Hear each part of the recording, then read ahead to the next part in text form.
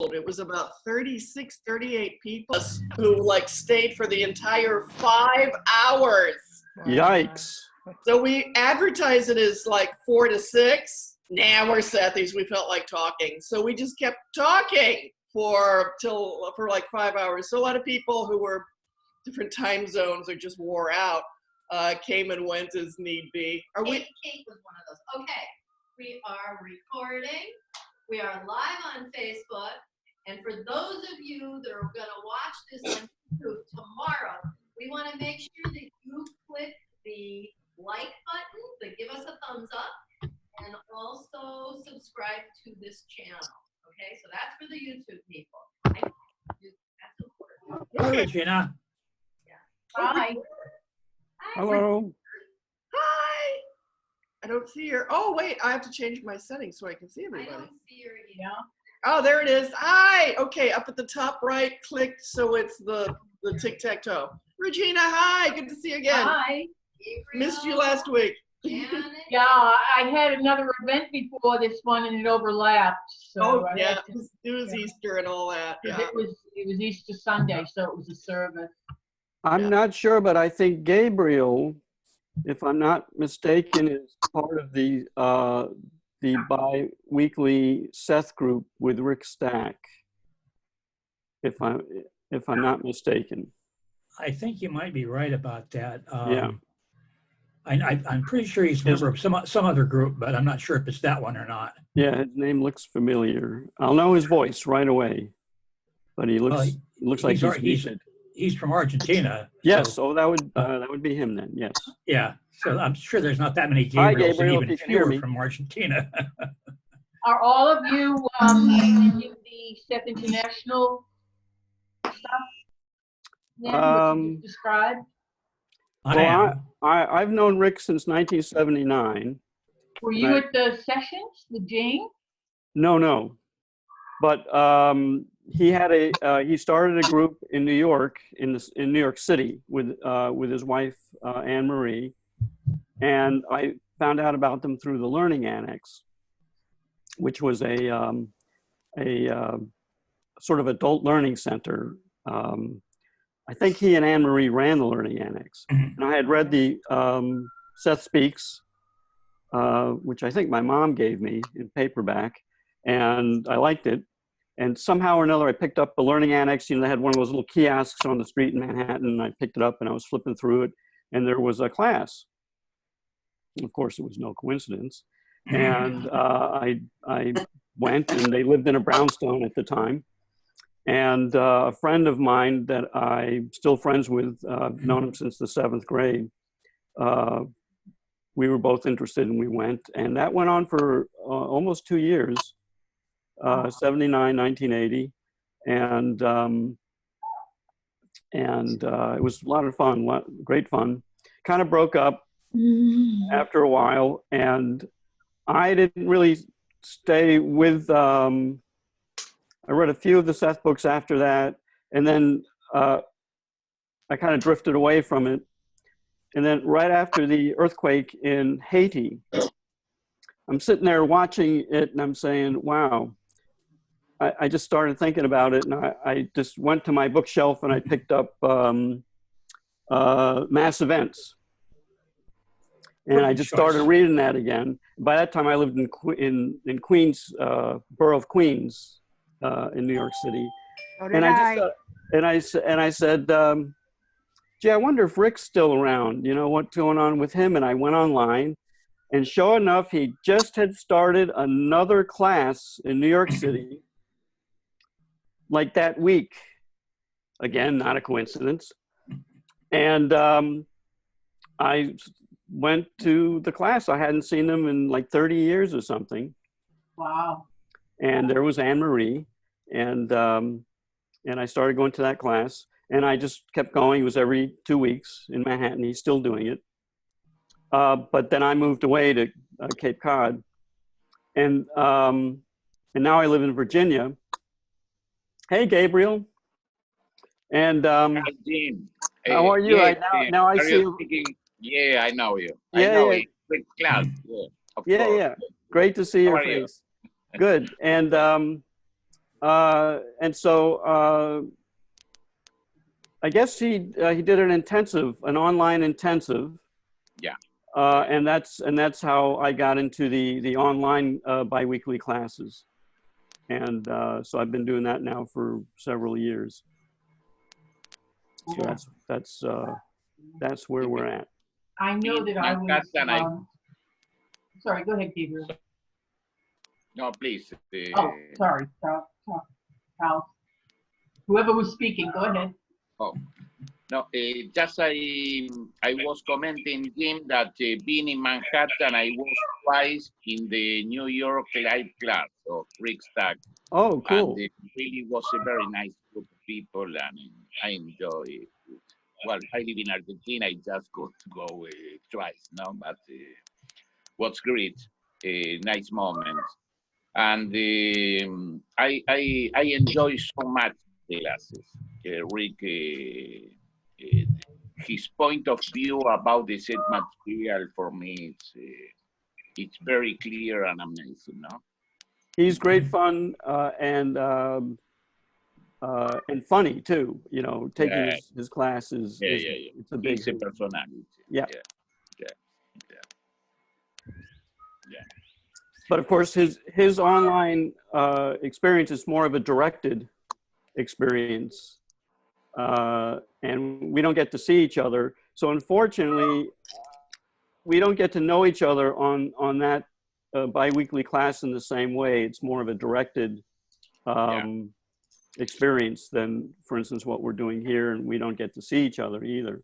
But in the class in New York, you know, it's in person and it's much more interactive. So I kind of miss that. And I'll say, for those of you who don't know, and I think there might be a couple of new people actually new to Seth, who they're talking about. Rick Stack was a class member of Jane Roberts' ESP class right here in the house. Well, let me do a little bit of introduction, and we're recording and we're getting more people on Facebook, Kate? We're not even on. Oh, okay, she's working it. Facebook is given. Okay, and Sarah? How's Sarah? Okay, more people are trying to join, but we're at the Seth house here. Just a little intro. We are recording, but it's okay. It's going to be posted on YouTube, so everyone will be watching you make mistakes. So feel free. That brings people back every time. Me too. I love laughing at myself. I can't help it. I just give myself so many reasons to laugh at myself. So here's one more reason. We're doing Zoom, and we welcome you all, and she's trying to get Facebook working, and we're waiting for at least one more person who's trying to get on and join the tech world here. I'm really excited about this. We've been doing it now. I think this is our 5th time now, and we are talking and talking and talking. Excuse me, O'Shara. I just got a message from Facebook saying that Kate is live now. Oh, she made it. Like 25 seconds, yes. You must have done something right because they're telling me you're there. So verification, you did it. You're on, girl. Hi, everybody in Facebook land. Come join us. Password is 458. We'll make it easy for you. That is the address of the house, 458 West Water Street. And that's where we are right now. Anything else, Kate? Is that working okay? I think it is. So she's very different from last week. So she's going to be moderating anybody who types things to us and asks questions or makes fun comments. And we had about 38 people coming and going last week. And last week was Easter Sunday, and we all had like Easter dinner together and talked stuff. So as I say, feel free to come and go as you need to. Last week we broke all records, and we talked about 5 hours. And there were 6 people watching live. 6 people watching live on Facebook now. Yay! Also last week, just to reassure everyone, we thought we might have lost some of the recording, but yay, it was all saved. It was all recorded. So if you want to sit through five hours of us talking about Seth. What did you talk about for 5 hours? Oh, well, let's start over. We're going to do it again, but differently this time. The easier question is, what did we not talk about? We covered everything. Yes, Ned, we did. We really did. It was very shortly. And all of them have been recorded, all of the, and this is the 5th, and this will go on YouTube too. And it's just, again, part of it is because of the current issues that happen, it just felt like we must reach out to all Sethies. And we were having a weekly group, and maybe we averaged 19 people a week live with our bodies in person here at the Seth House. And now we're touching the lives of 38 people, showing up. So it's wonderful. The Seth group we had here locally has just expanded, and there's such enthusiasm, and we want to keep, we might add another day of the week too. Who knows? We'll see how it all goes. But we're just so excited about this and meeting new wonderful people. And I swear, every time we have left here, even if it's 5 hours, 4 hours, we're like high as a kite. We're like, wow, wasn't this great? There was this Seth, and you remember he said this, she said this, and oh, I love that person. Hope they come back. So we're just zooming on this ourselves too. Well, I thought about you during the week. I haven't listened to the whole 5 hours. I didn't notice in the little marker that that's how much was left. So, when I just started to watch, but I did want to just mention, if you talk about lots of things, maybe not today, but eventually, I was going to put it in a little Facebook note, near the end of Seth Speaks, and I've reread a chapter 3 times, which is session 587, in which Seth talks about why we have an earth with this duality of suffering and good stuff.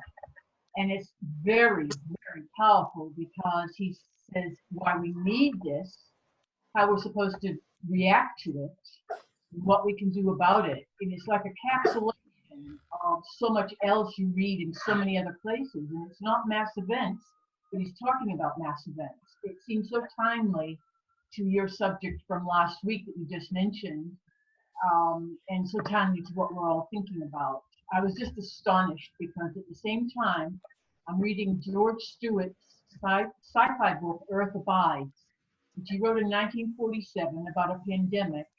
And it's prescient. It's mind-boggling to read this. I'm reading it very slowly because it's like a daily news report of our lives now.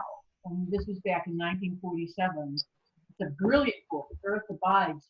And I was reading that and the Seth book, Seth Speaks. I did tonight for like 10 minutes each. That's the most I can handle. It's like I'm receiving so much information from both books, but they're also in confluence together because there is this amazing convergence of the theme that we're all experiencing now. And as somebody else said earlier, there's no coincidence, and of course there isn't. There's no accident I'm coming across these 2 books in this particular place in each book at this time. It's just astonishing. But it is amazing how that chapter 587 does deal with the mass event of being enveloped by something that appears not to be good and what to do about it. It's quite amazing. That Seth Speaks, session 587, and also Earth Abides. Who's the author again of that sci-fi book? George Stewart, Stuart. And he was an engineer and a naming person. There's an actual name for his profession where he goes around naming things on Earth professionally. It's very strange. But this book was touted as one of the best sci-fi books of the 20th century. And I had read it twice before, once in 79, when I was once in 79 and once in 1990. In 79, I was in New York. In 1990, I was in California, Northern California. And both times, of course, the book was fantastic, but its relevance was intellectual. I had none of the connection I have to it now, where I'm in the middle of the pandemic that Stewart is describing. And his way of describing it is of a solitary man going across the United States and what he encounters or doesn't encounter. That narrative theme is just extraordinary. I don't need to give you the book, and this is not related to the themes, but at one point really caught my my emotions. He described walking down a staircase very carefully, because if he broke his ankle, there would be no one there to help him heal. That he had to, that would be the end of him. And for a while, he lives in total fear as he's going through this journey. And when he enters the desert, in the Mojave Desert, and I took the exact same route when I drove out to California in '88 that he's taking going back. So it's just amazing. But anyway, he hits the desert and suddenly all fear drops away. And his description of the liberation of that is also highly indicative of what Seth describes in session 587. So it's pretty amazing. What was I going to say? Why don't you invite Sarah to come over here in person? She can't get online. Yeah, she's a friend of mine. And she can't get online with her phone. Oh, wait. Oh, we got a new person. Becky is new. Janet is new. Okay, we've got about 4 or 5 new people. Hello, new people. So I'm going to give a quick welcome to the new people who don't know the story. It's you, Kate? Okay. Basically, you are at the Seth house, folks. And just briefly, this is the place where Jane, all right, we got someone else here. Janet Petra. Terrific. Welcome, welcome, welcome. More people coming on board. You're always on time in a timeless universe. We are live here at the Seth house, and this is the place where Jane Roberts channeled Seth. And most of the material was channeled right here in this room where we're at. And we will do a little walk around too a little later as well. Oh, cool. For some of you who might vaguely recognize behind me, there is a famous photo of Jane at her typewriter at her writing table. And behind her are 2 bottles and a view of that house there. So I have the privilege of sitting where Jane Roberts sat. And right here is where like most of the books, the paperwork must have been laid out and all that creativity right here. And over there is where the rocker was, where Jane channeled Seth. So for all of us who love Sethies, oh my God, this really is the place. This is the room. So welcome to it. We're so excited to have this opportunity to invite the entire world in to hang around at Seth's place, at Seth's house. Kate, do you have anything to report there? Kate's kind of monitoring the Facebook world. I'm monitoring Facebook, so we've got 12 people on, and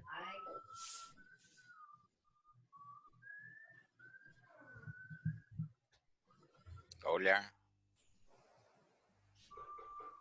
Can't really hear you, Kate.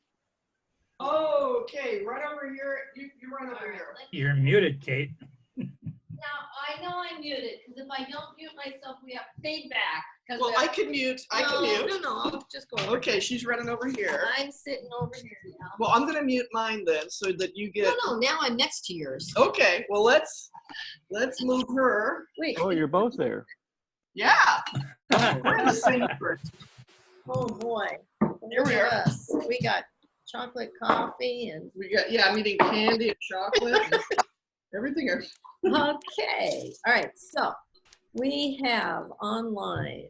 Let's see. Where did I write all these? So what you're seeing there is the front door between Kate and O'Shea is the front door to apartment number 5 at 458 West Water Street, and a refrigerator, because their actual kitchen is too small to put a refrigerator in it, as you may have read about in the book. But Kate is going to talk to her. Kate is looking. Okay. So who we have online is Gina, Miriam, Richard, Renee, Ned, BJ, Burned Morgan. Jurgen. That's BJ. Oh, I like Burned Jurgen Shadle, Yes. something like that. And Diane. And then we had some more people join in. Diane Kenny, Redfern. Leona. Oh my God, there's so many. We're So up many to people. 17 people on Facebook. Oh my now. God. Richard Allen just joined us. He says, let's see. During this auspicious time, this is supposed to be a time that we can reset our planet and our lives. What has Seth said about how we as individuals and a collective can help create a new sustainable and spiritual reality? Ooh, topic points. Wow. I like that. Very nice. Read it again and everyone will come up with brilliant animal. Answer.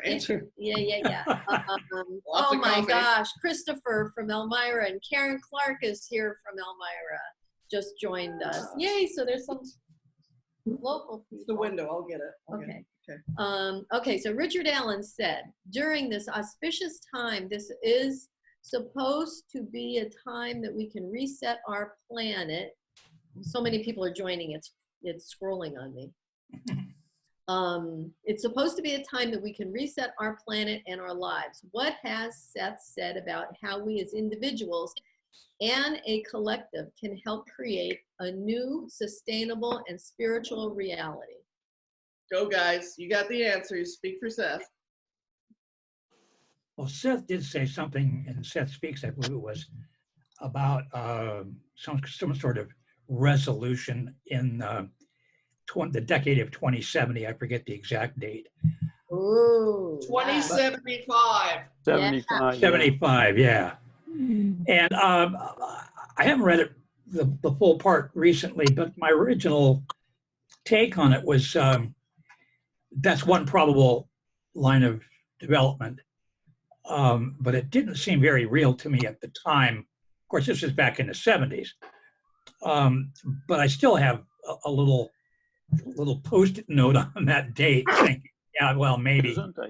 What I take more seriously, though, is looking at the state of the human collective psyche right now and what it would take for belief systems on a massive level to shift in a direction that would make that possible.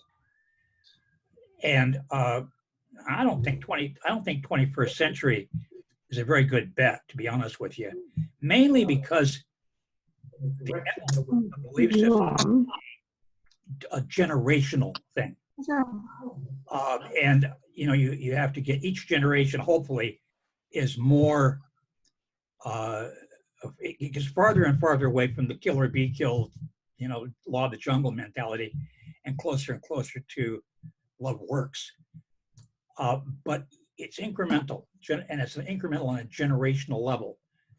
And people like us have a certain accelerating effect, but we're really a handful when you look at the 8 billion souls that are hanging around right now. And so I'm not real optimistic. I'm terribly optimistic about the ultimate outcome. We're on a collision course with everybody waking up. How long it takes, that's another question, and what we have to go through in the meantime. By the same token, it could happen overnight, given the right event. Yeah, I'm incredibly optimistic, and I feel like there's just this natural collective hunger inside us to want to know what's real and to want to make this a better place. And yeah, it does seem like a lot of things thwart that natural tendency that we can make this better. I want to know what's true. How can I help? So I think that's something that's very innate within all of our souls. And I think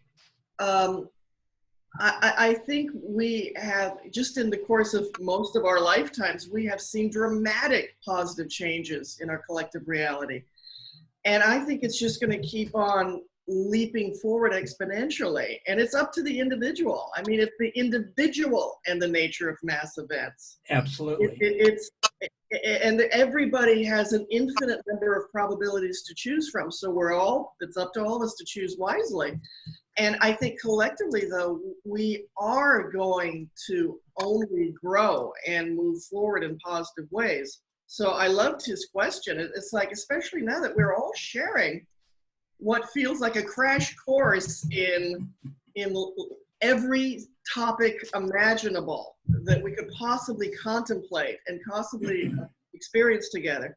So I'm tremendously positive, and that's going to lead me into a more positive reality. See you all there. I love Seth as guiding light for maneuvering our way through realities. But Absolutely. does anybody else have something they might want to say along the lines of the subject matter? Anybody else that wants to chime in? This is some good topic here. There is one more thing I'd like to add, and that is the biggest obstacle we face as a species, and even as individuals, is fear. And fear is a natural outgrowth of beliefs that there's something to be afraid of. And without a change at that level, nothing's going to change. So that's what we really have to focus on, is the beliefs that demand us to be afraid and how to get rid of them and transform them into beliefs that lead us to expect wonderful things. So Maria on Facebook said the belief that you can, first and foremost. And then she also said Jane's book on psychic politics is a great read. And that's very good. And everything is affected moment by moment. So coming together with like-minded people changes a lot. And that's why we're here. And didn't FDR say it himself in his inauguration in 1933? We have nothing to fear but fear itself. Did you ever hear what he said next in the next sentence? I don't remember what he said. I was young at the time. I was an embryo at the time. No, I wasn't even that. Anyway, he went on to say that it was blind, unreasoned fear. So he had a little more depth of understanding than his original quote would lead you to believe. But I mean, I keep going back to that. I basically stay away from the news. Good move. And, yes. well, and I've been doing that for a long time. I mean, for occasionally I'll tune in, but when this whole coronavirus thing started, I just for a while it was kind of like the car crash, you know, that you can't keep your eyes off of on the highway, and then I just had to stop. And even really social media was getting to be too much because all my friends on Facebook are just, you know, all coronavirus all the time. And same thing on Twitter. Those are my two main social media outlets. So I just had to kind of tone that down. And just kind of, I am social distancing. I have no choice really. I'm not going to run around and kiss toilet seats, you know, and things. But I, you know, but I am, you know, doing some of the protocols. But I mean, one of the things we talked about early on when I first was learning about Seth was, you know, I remember talking about it in Rick's classes. You know, no, it's not like you're going to jump out a window because you don't believe, you know, in gravity. You're going to do some common sense things. So you're not going to, but there was one guy in our class who he was a Vietnam vet, and he was walking around with a .45 automatic pistol because we didn't know about PTSD at the time, but that's what he had. And he was afraid of being attacked. And he talked about this. Was that in Rick's class? Yeah. Oh, really? Yeah. And we kept talking about this, and eventually he stopped carrying the weapon because we talked about how a weapon basically attracts violence. And I still believe that. And he stopped carrying a weapon, but then he was on the street or in the park or something, someone attacked him, but his martial arts skills, he fended the guy off and the guy ran away. So instead of going back to carrying a weapon, he just felt better about himself. But then over time, he just felt better about not being attacked anymore. And his fear levels just went down, and his PTSD went down. And he just stopped feeling afraid over time. And that's what I'm doing. For a while, I was afraid about this coronavirus thing. And I did get sucked into the hype by turning off the news and toning down on the social media, and doing more sci time, and kind of keeping a little Seth journal next year. I have a little sort of, I keep my books, next to me here and things. I'm just generally calming down, and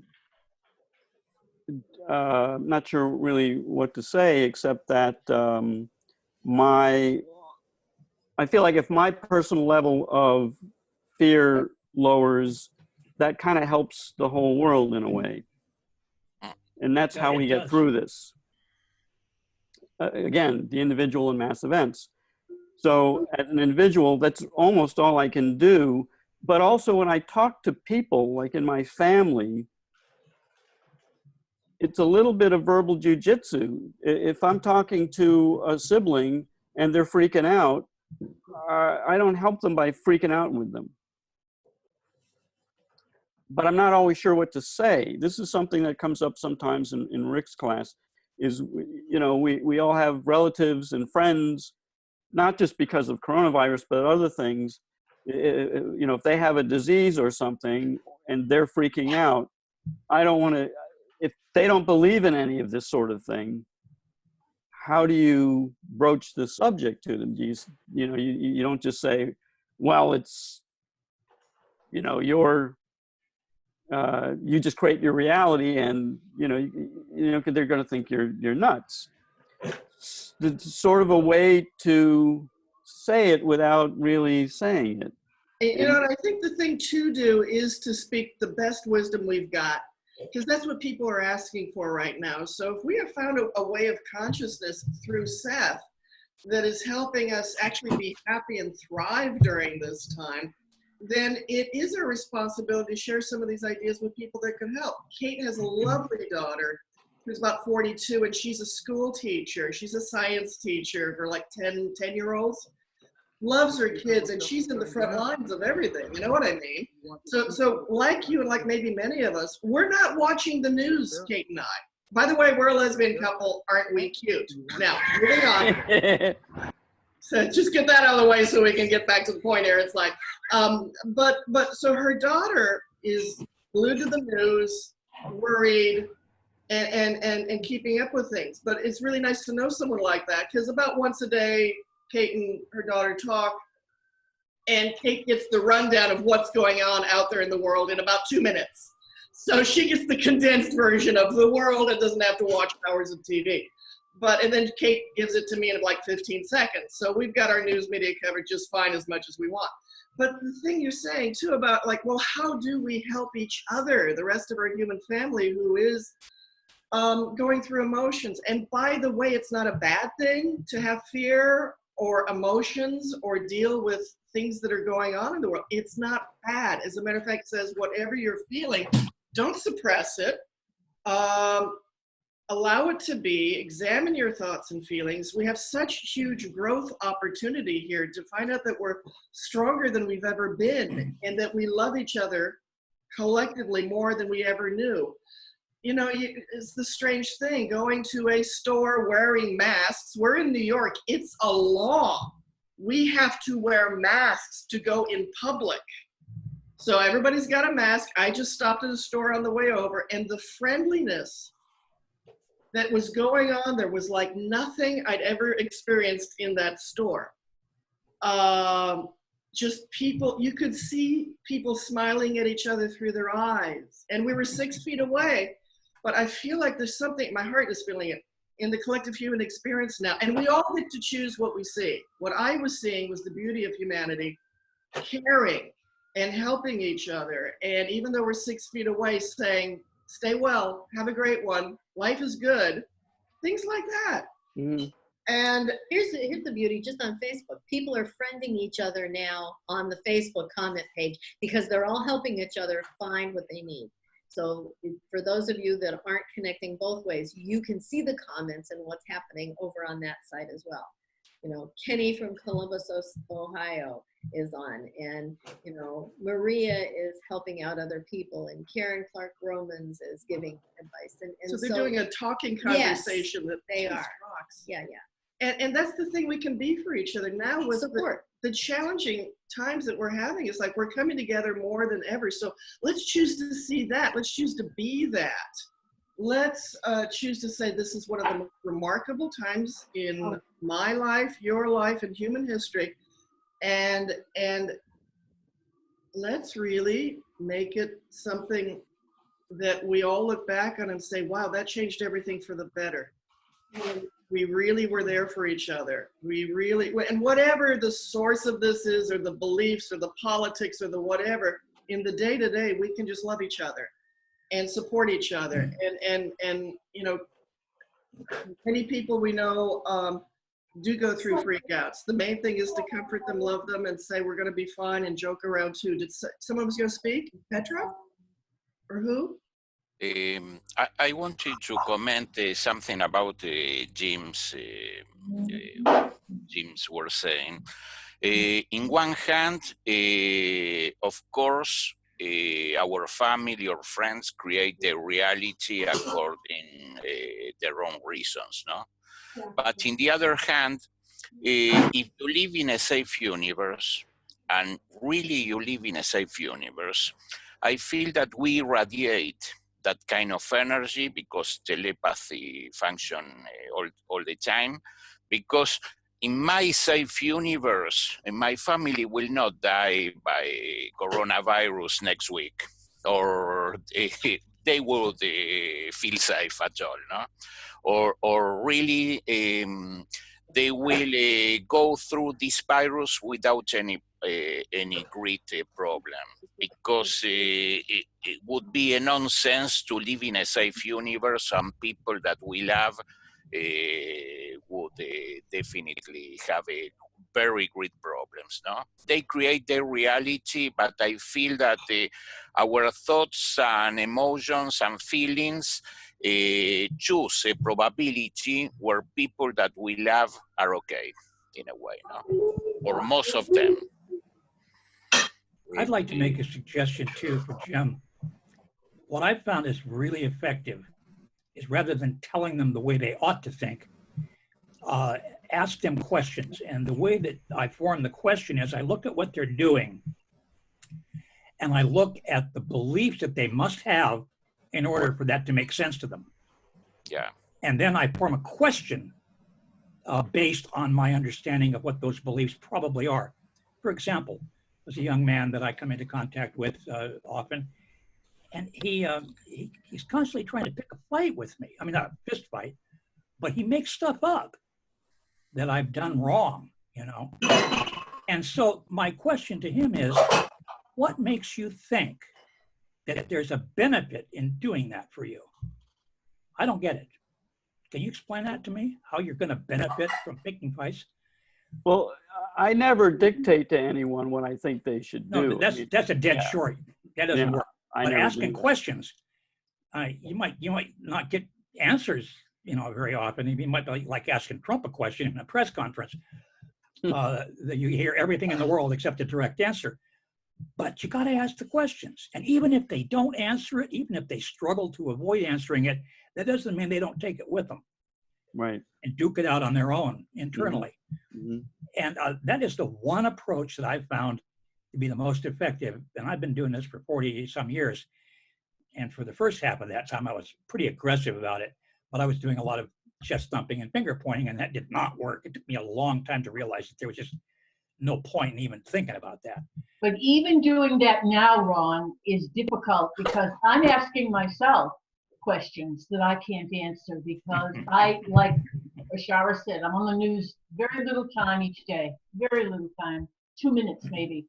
There's still enough time for me to get a feeling of reaction to something I think is ludicrous or ridiculous or bad for the country. All those kinds of emotions will come up. So if I ask questions about how to streamline my consciousness, how to enter the Seth version of life, I don't do that in those 2 minutes. In those 2 minutes, I'm reacting emotionally. And the person I have to question is not someone else to help them see clearly. I have to question myself, help myself see clearly. And I wanted just really short excerpt from that session I mentioned. Seth says, and the reason I say this is because I have a point of view and I'm listening to the opposite of that point of view on the news. And I'm saying, this just can't be true. This is ridiculous. But Seth says the effective opposites that you feel between what's right and what's wrong is derived from your lack of perception. Since you must operate within the world as you perceive it, and we're not saints ourselves, then the opposites will appear to be conditions of existence. These elements have been isolated for a certain reason. You are being taught, and you are teaching yourself how to handle energy, to become conscious co-creators with all that is. And one of the stages of development of learning process includes dealing with those opposites as realities, so you don't deny them. Then he says, in your terms, the ideas of good and evil help you recognize the sacredness of existence, the responsibility of your consciousness. The ideas of opposites also are necessary guidelines for your development ego. The inner self knows quite well already that there's just unity. Now, I think that's just fantastic. Oh my God, that last line, the inner self knows. Say it again, please. The inner self knows quite well that it's all unity that exists. Is that in 587 or? Yeah, that's the end of that session. I was just looking for that, and there it is. I'm so glad you. It's just amazing how. But my point being that unlike Ron, I can't wait to ask someone else a question because I haven't answered them all well for myself. I'm still grappling with the opposites that define my reaction to the current crisis, you know? So I've got more work to do, in other words. I want to touch on what Gabriel said earlier also. I happen to have a very good feeling. I have elderly father and stepmother in Manhattan. And they're doing very well. And when I talk to them, I wouldn't say they're freaking out. My stepmother is very anxious, but they've been taking very good care of themselves. They were ahead of the curve as far as, the social distancing and all of this and isolation. But I have a very good feeling about what they're doing and how they're going to do. And I impart that on them when I talk to them. And I say that to them. I said, I think you're going to be fine. And sometimes my stepmom says, what makes you think that? And I said, it's just a feeling that I have that you're doing all the right things and you're going to be fine and you're going to get through this and live a long life. And she's 75. She has Parkinson's disease, but she's doing well. And that's really what I say. And I mean it, I believe it. And my dad's 93 and he's in great shape. And, I mean, his attitude is, I've lived a great life. If he says, if the Rona gets me, it gets me. But, and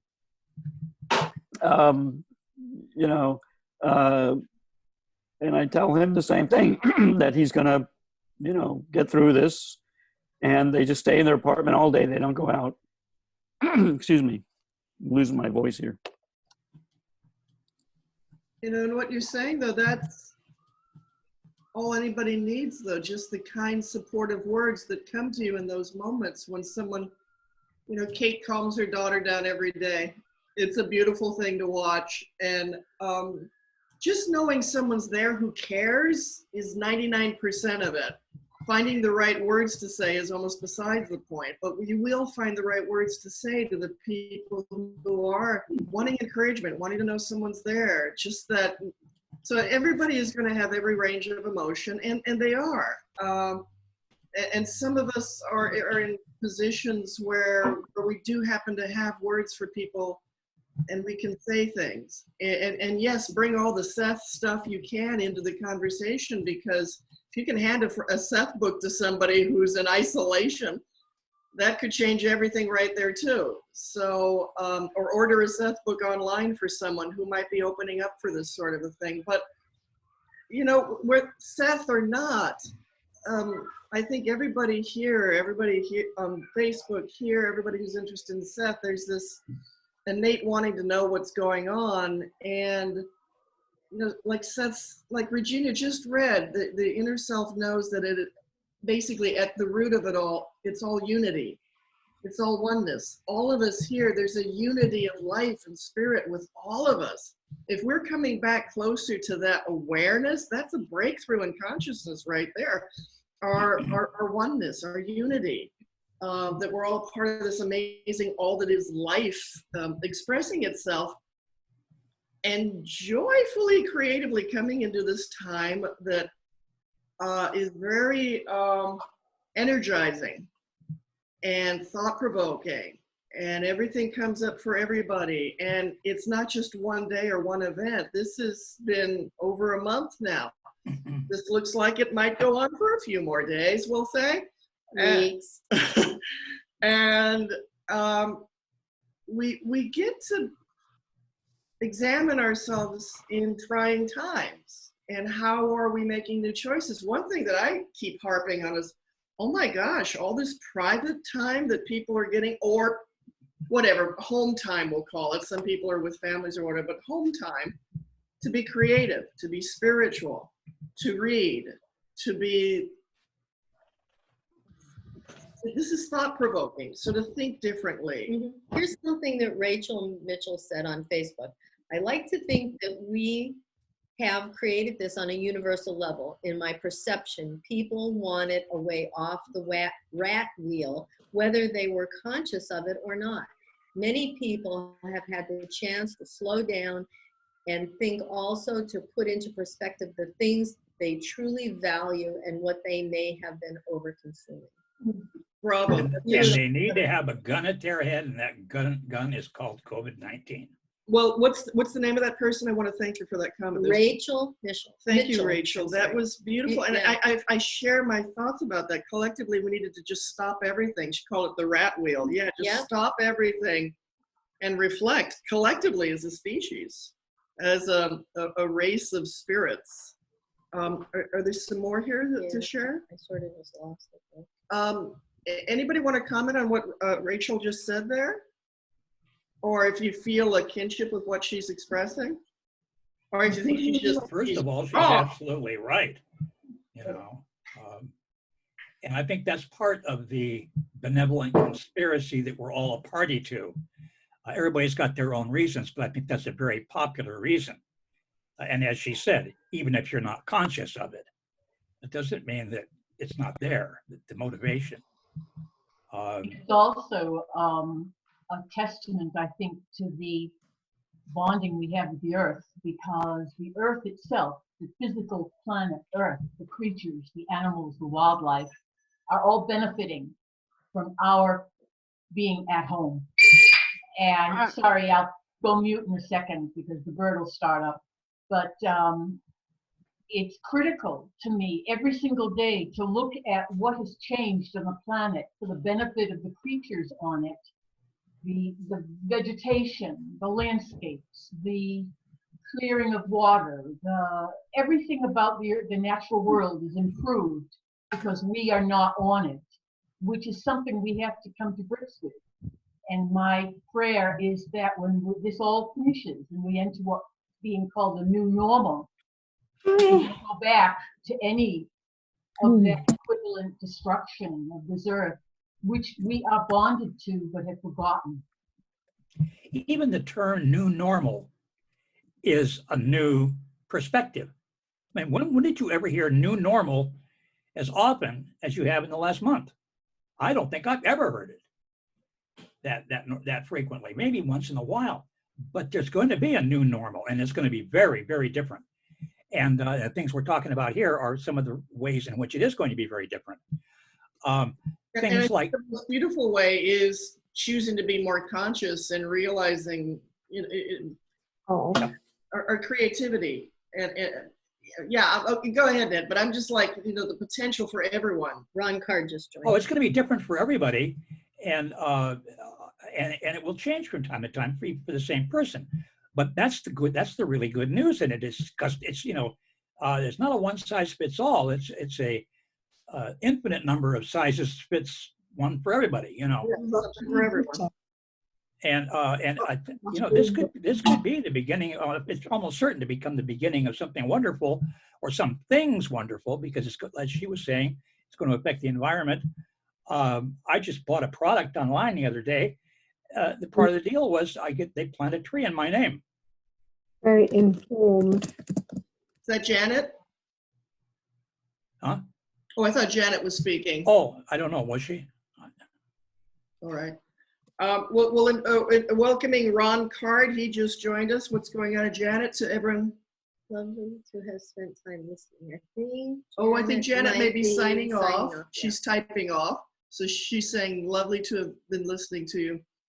Please join us again if you're leaving, or stay here if you're. She's in the UK. It's nearly 10 p.m. and Oh. she's off to bed. Hi, Janet. Sweet dreams, Janet. Bye. Janet, you were the first person to sign in, and we're so glad that we got to meet you before showtime started, actually.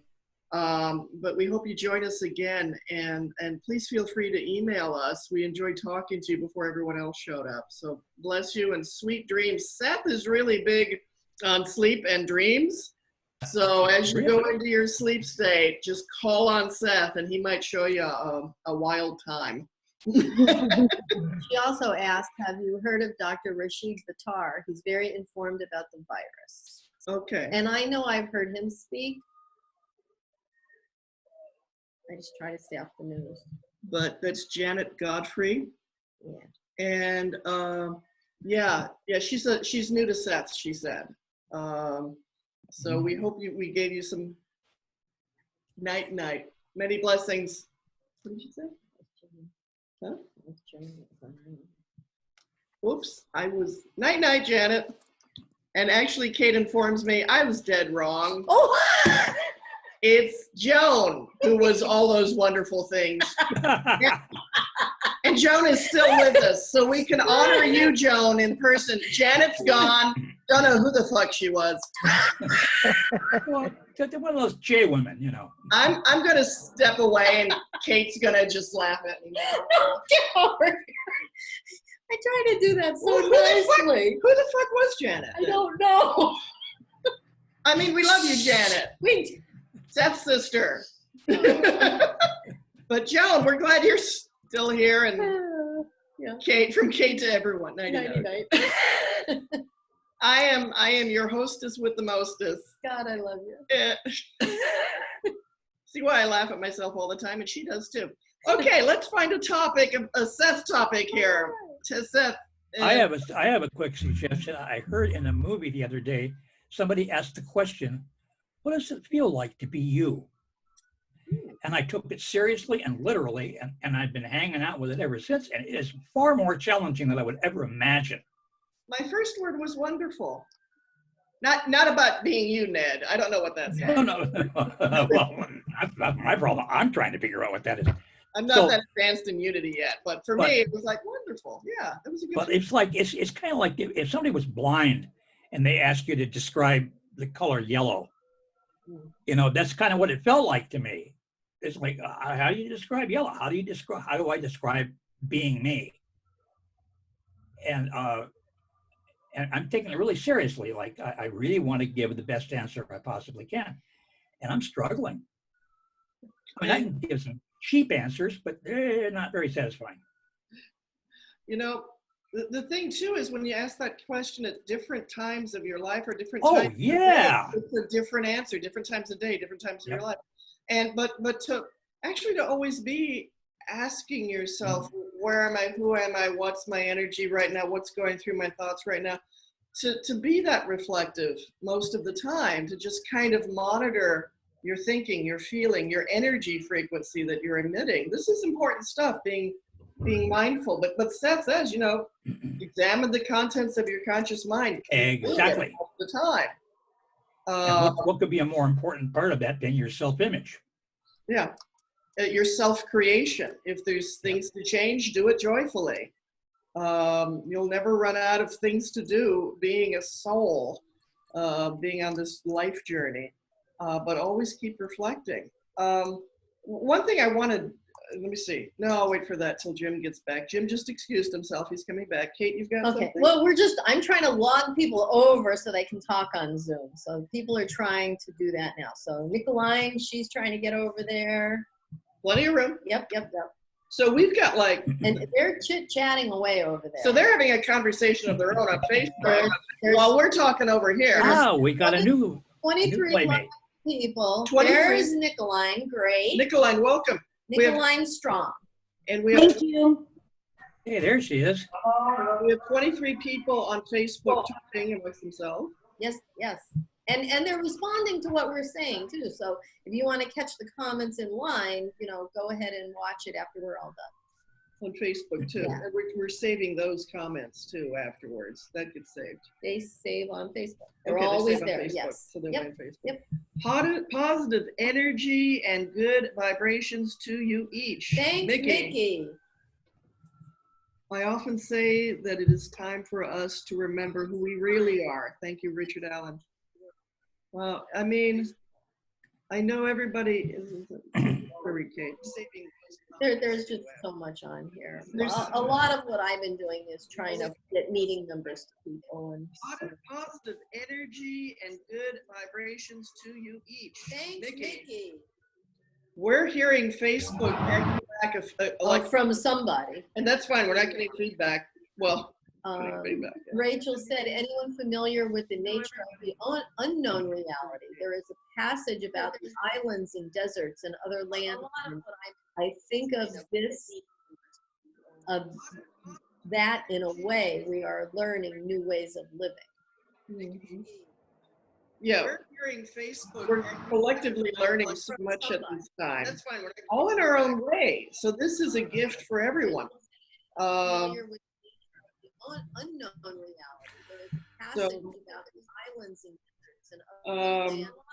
Nicoline, welcome. Yes. We're talking. Oh, okay. We see your name and we hear your voice. Nicoline, do you read us? Yes, I do. I am so excited to finally join the group. I lost my job on Wednesday, so sorry. Therefore I am able to join you guys. So that's the good news. How are you doing, Nicoline?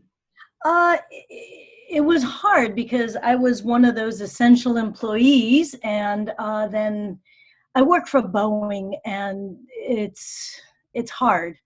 So I'm furloughed right now, and layoffs are coming on Friday, I believe it is. But I'm okay. I'm taking the time to get a lot done in my house, and it is what it is. Mm-hmm. Mm-hmm. Now, are you a Seth reader for a while, or are you new to the material? I am very new to the material. Seth came to me, if you will, in September last year. Yeah, and it's completely changed me completely. I never really believed in anything. I was always so fascinated about what people thought and what they believed in, but I never had a need to believe in anything. And then when Seth came to me and what he said, it just felt like the truth, and it's changed me. And every single person that I've heard from in this group has had a very similar story as far as the change in their life, and certainly including myself. Yeah, Seth is definitely life changing. I look at my life as being BS and AS, before Seth and after Seth. Everything before Seth was definitely BS. Yes, but never mind. Nicoline, which book have you read? Okay, Seth Speaks. Right. And I started on the nature of personal reality. Mostly, yeah.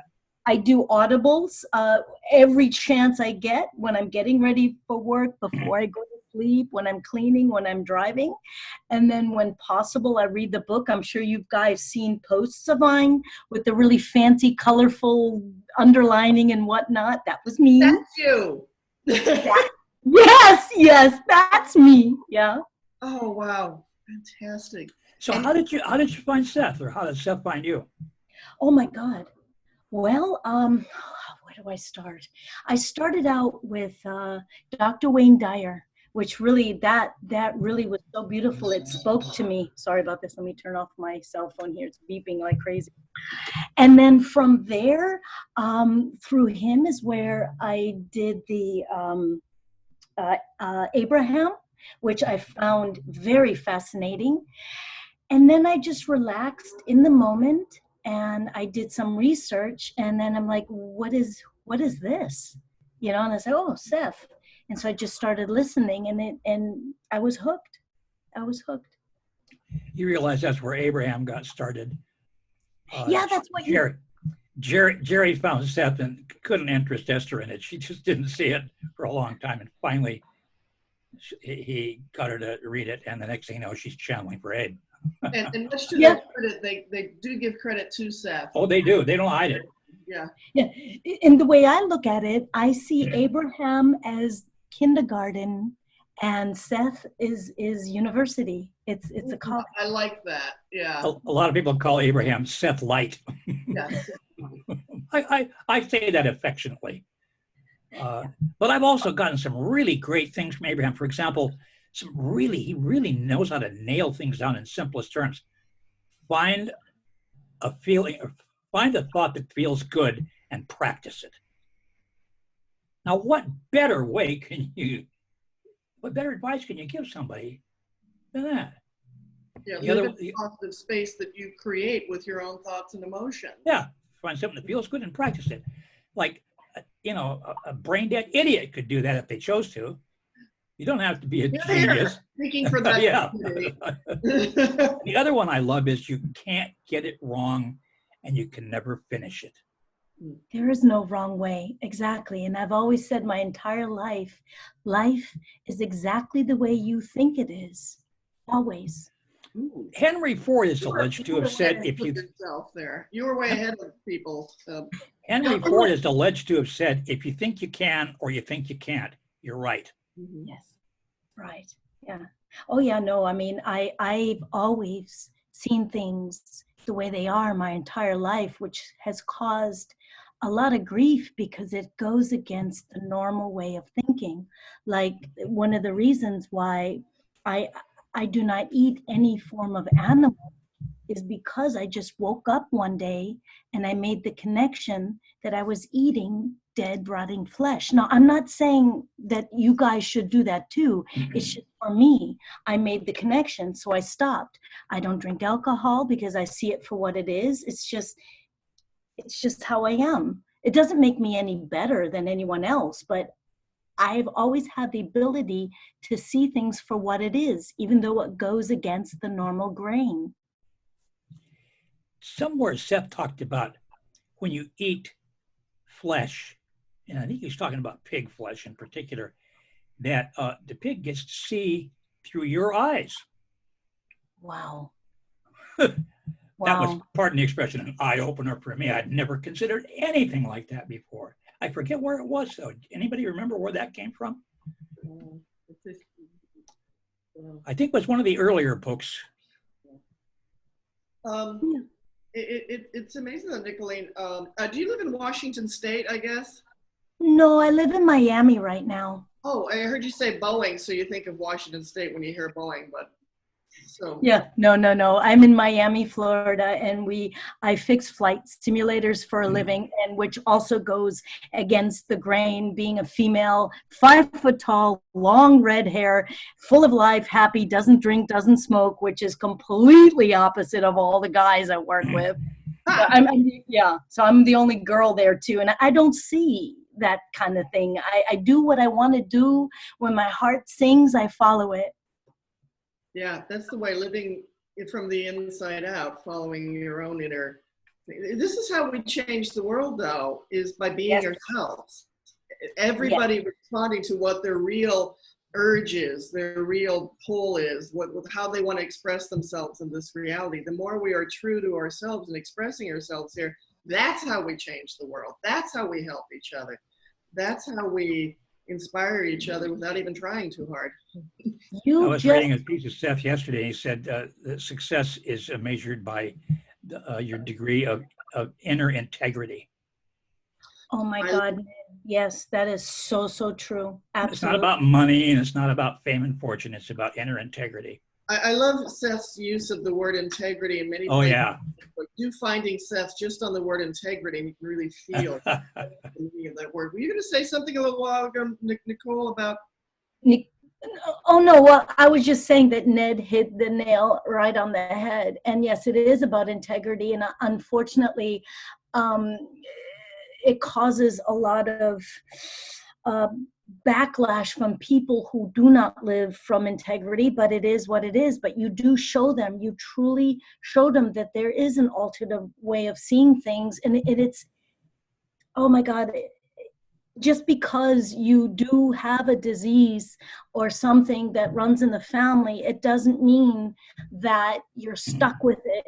You can change your entire life around by your thinking and by doing different things too about it. You're not stuck with what you have. You have choices. We have more control over so many things than we know. But most of us feel that no, you're stuck with it. A bad life, depressing, whatever, shitty job, etc. I know you guys, I'm preaching to the choir here. So Well, that's what a choir is for. A choir is for that, so we can sing together and really belt it out and really affirm this rocks. Right on. And then DJ just joined us. And then other people can enjoy the tune too, but we got to keep singing out loud. And Nicolene, I love what you're saying there. And that's the thing that we're all echoing here is that, Seth is what gave us some of these ideas that are liberating our lives and our thoughts. Change your mind, change your life, you create your reality. And this is what we have to remind each other of every day too, so we keep we keep on track with what reality really is, and try to help bring others to just we can call it just a positivity, a positive outlook, if people don't want to hear that great ideas came from a dead guy. A ghostwriter. Yeah.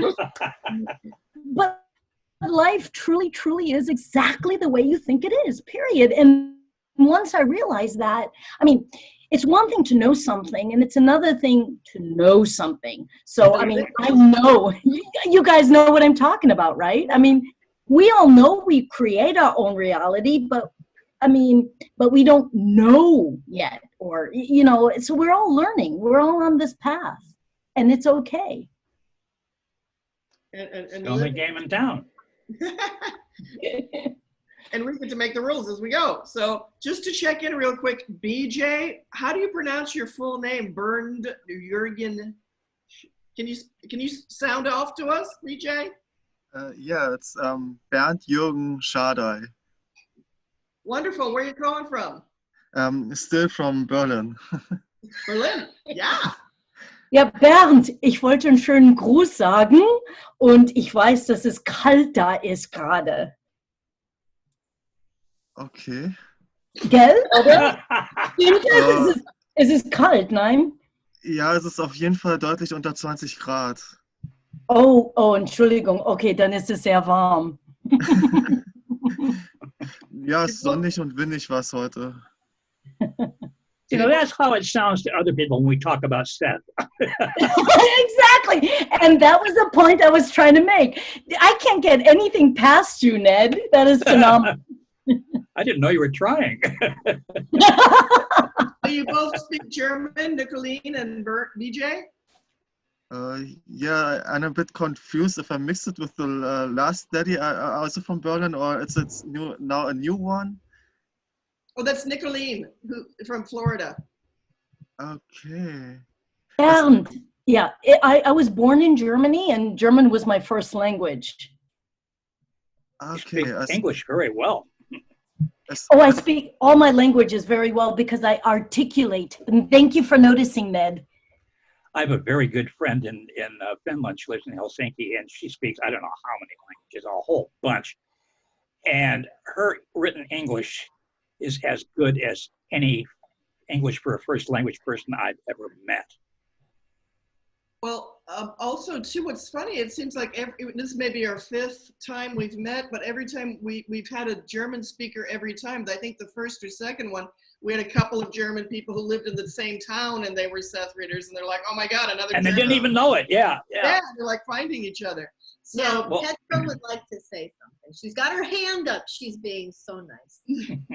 Petra. Go ahead. Uh-oh. We can't Uh-oh. hear you. Speak again, Petra. We can't hear you. Is your mute? No, Is she's your- not muted. No. Your microphone might not be plugged in if you have one. Is your Oh. mic on? Yeah? Yeah, I'm part German, so I just know yeah. That's all you need to know. That's perfect. Yeah. Talk to us, Petra, see if we can hear you. Petra, we want to hear from you. Keep making noise. Oh. There's a button at the bottom of the window that says mute. If there's a little arrow next to it, if you click on that, it lets you adjust your microphone. And He doesn't camera look settings. Sometimes pressing the But space you know bar will help too. I'm gonna mute her and then unmute her and let's see what happens. All right. So And mute- guys, I'm sorry about the video thing. Trust me. Well, maybe I'm not very appropriately dressed at the moment, so that's why I have it without video. that's fine. Petra, can you try to speak now? No? Oh, can you type something, Petra? We can't hear you. Oh, darn. Tell her to press the space bar. Sometimes that opens it. Really? Petra? Can you hear us, Petra? Can you hear us? Lift up your hand if you can hear us. Ah, Actually, okay. you know what? Regina's right. Hitting the space bar will open up a menu of choices you can make. Push Make the sure- space bar on your keyboard. Push the space bar on your keyboard. If you know sign language, go ahead and talk to us and I'll translate. She knows every language. And she works for Boeing. Well, used to, sorry. Yeah.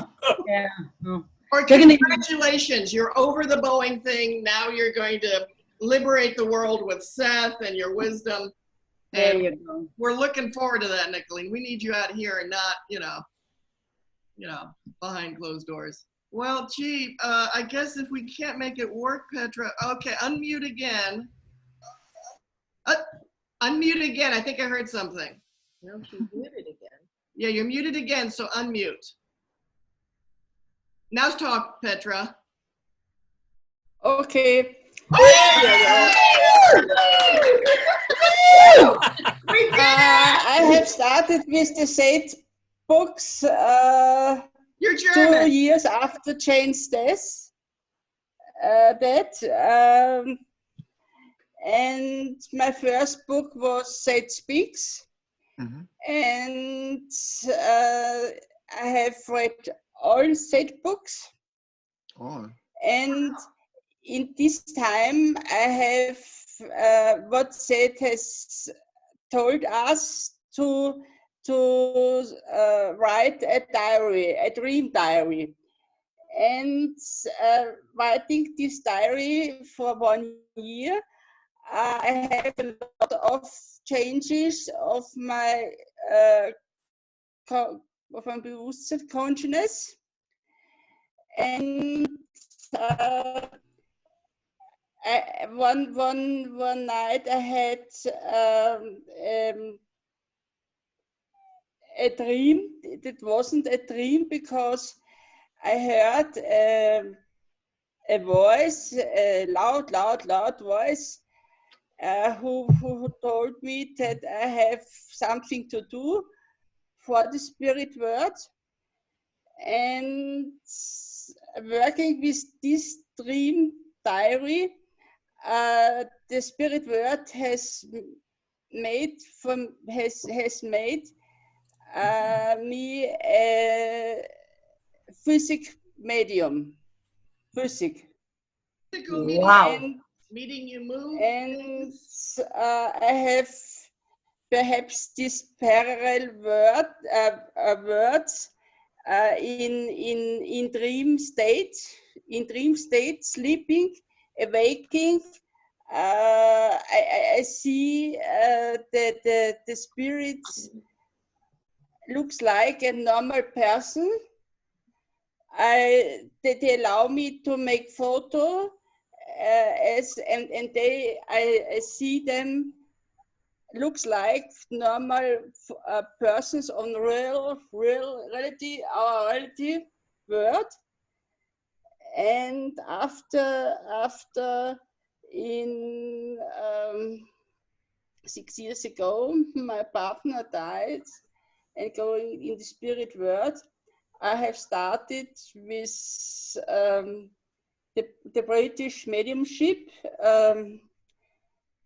with Mr. Tim Abbott.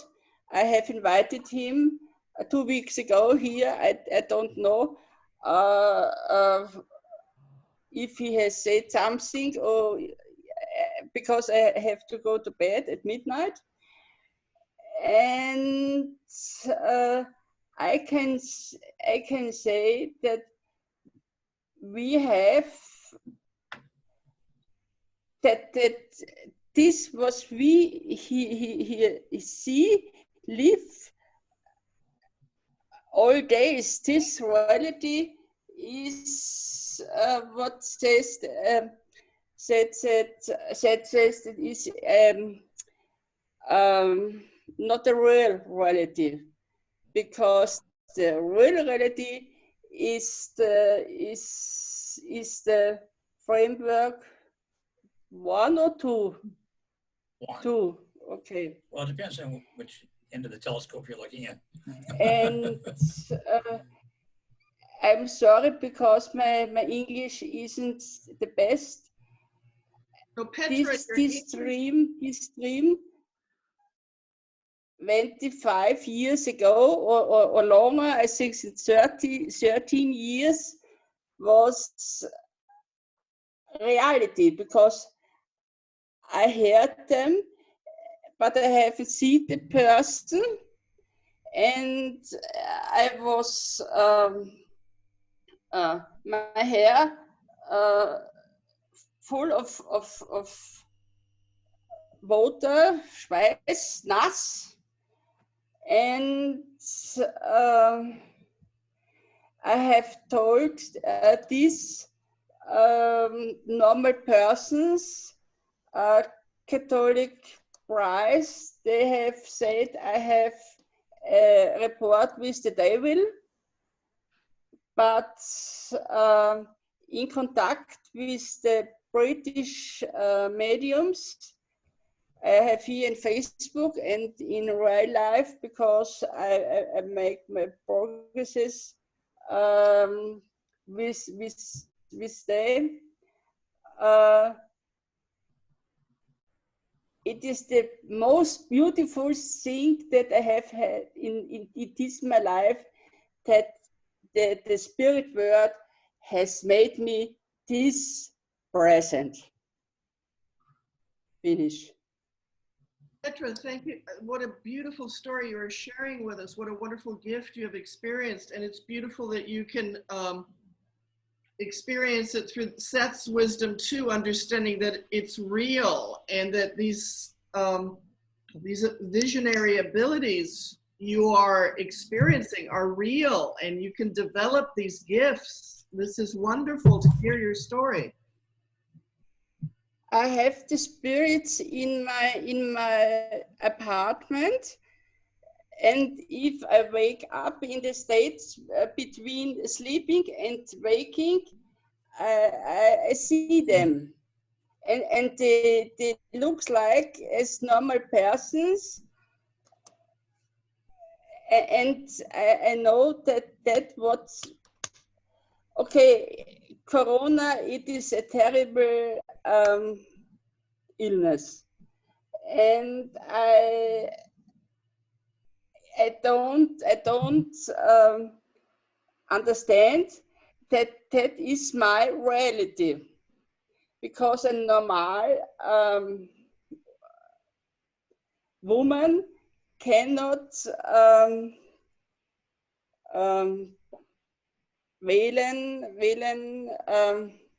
illness for reality. You understand me? Is that last sentence? It's hereditary. Hereditary illness. You have a hereditary illness? No? Oh. No. COVID-19. Yes? Pandemic. Oh yeah, we've heard of it. Yes, we know. We all. Where's my?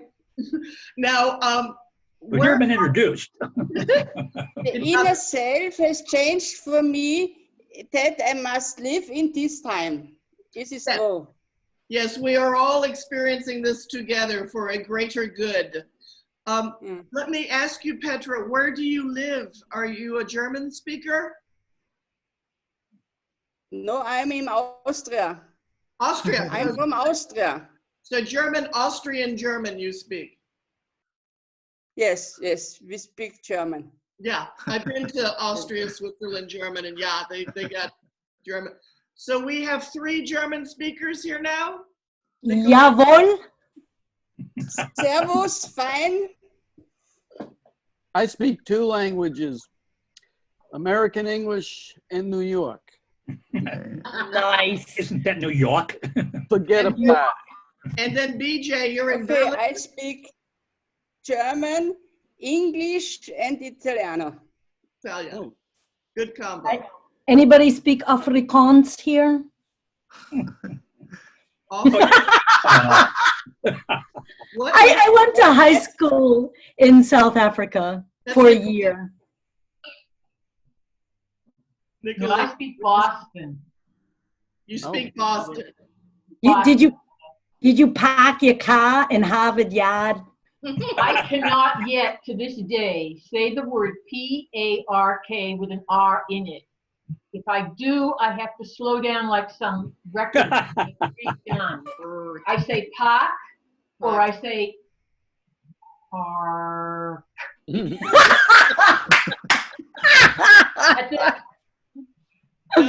Now, Petra, so we're obviously, everyone here is multilingual one way or another. Some speak New York, some speak English.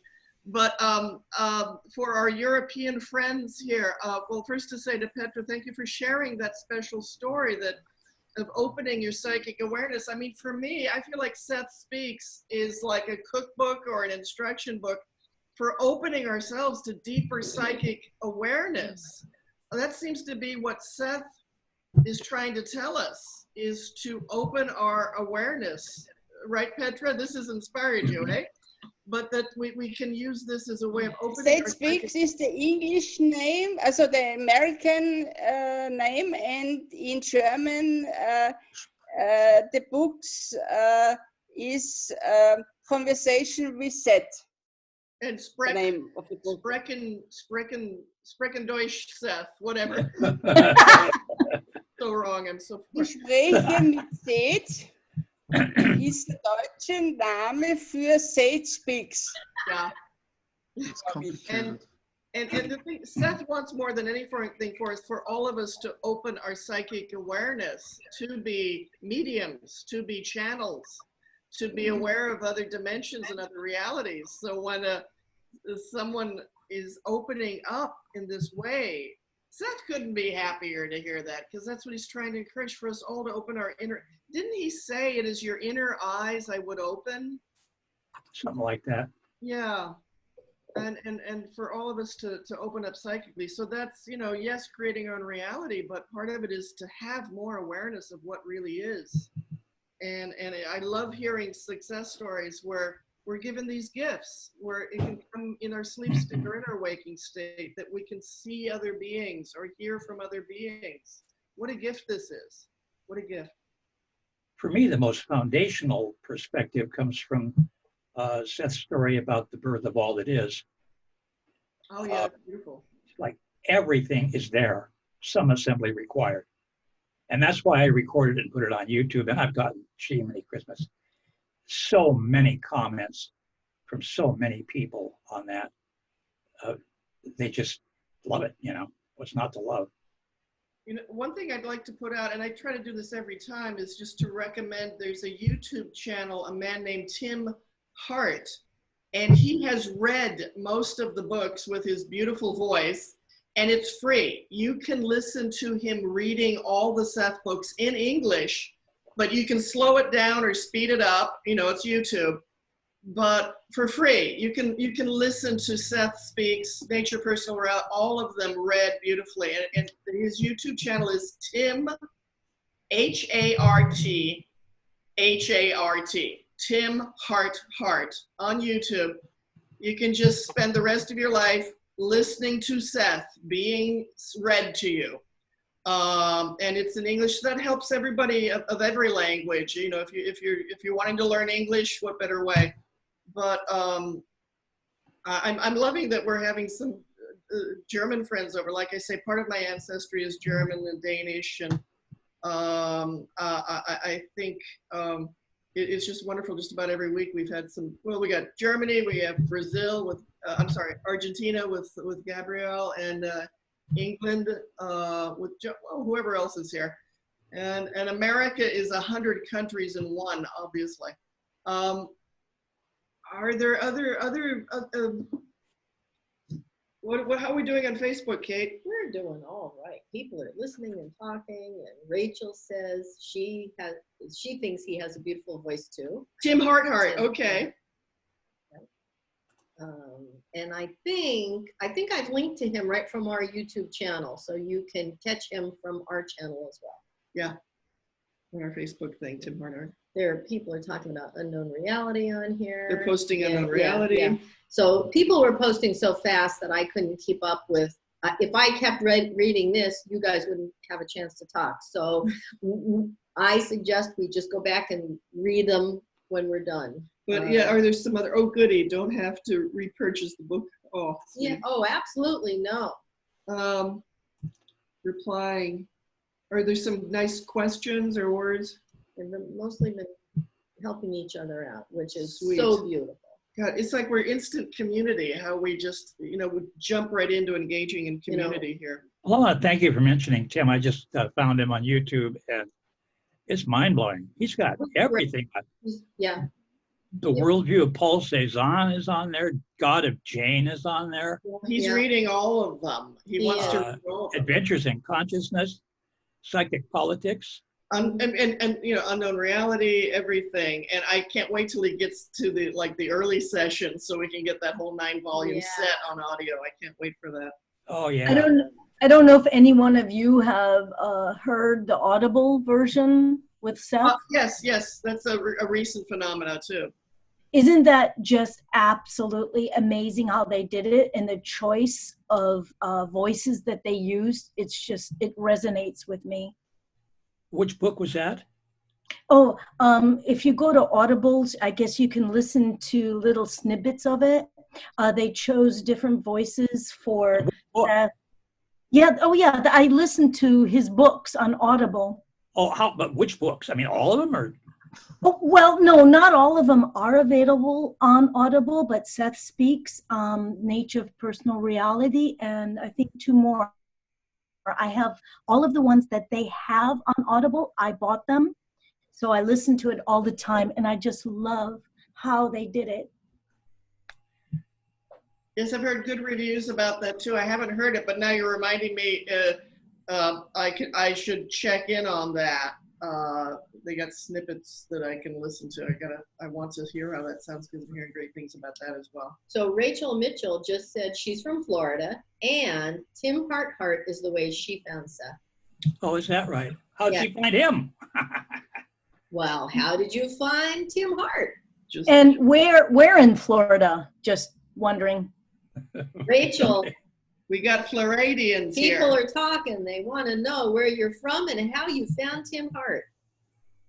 And we got Nicolene, a Floridian woman. No, I live in Florida. I'm German, Hungarian, Romanian, Russian, all that stuff. And it shows when you told us what you have, the mix you are, it shows in your beauty. I can tell that a little bit from every country I can see in you. And I can see it in you too, even though it's like third eye completely. Again, guys, it's a good thing. We're not. The guys would love to see me right now, but I don't want to. Yeah, I don't want to get dressed. It's warm in here. It's Florida. God. We're a funny crowd. No, waiting for that answer. Okay. Oh, you're typing to her. Okay. Yeah. Yeah, and if anyone else, it's Nicoline Strom or Nicoline Strom, if you want to look me up. Yeah, it's the German word for electricity. Strom. And yes, and Nicoline comes from Greek origin, comes from the name Niki in Greek, the conqueror. Nicolina is conqueror of the people. My middle name means small in French. What's the middle name? Paulette. Ah. So you're an electric small conqueror. Okay. Of the people, yes. You go, girl. Hence the video is off. I'm sorry, I wondered about BJ. I hadn't seen him before. Yeah. I wondered, had he been here before? And I missed it last week, maybe? Yeah, let's welcome He BJ. was here the first time. I But was BJ.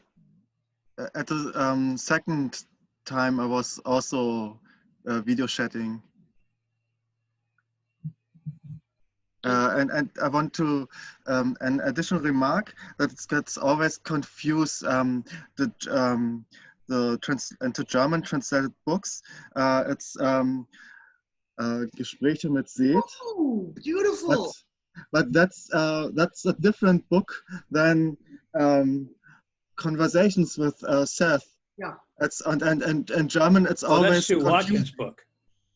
It's always confusing in German, but because they translated it not literally. So it's always you can mix always, if you say someone in German, you mix them always up. Yeah. Gespräch mit Seth. Hold that. Gespräche mit Seth. Oh, that's it. That's what sticks. Gespräche mit Seth. Yeah. Oh. Seth. I grew up on American television. There you go. The Germans, they can't pronounce the T-ha, T-ha. The Germans, they can't pronounce it. Mm. I said that in my German accent that I had long time ago. BJ, how long have you been reading Seth? I can't recognize the correct date, but I think it was maybe 1990, 1991 around. Oh, long time, long time. It was from this the Buchclub.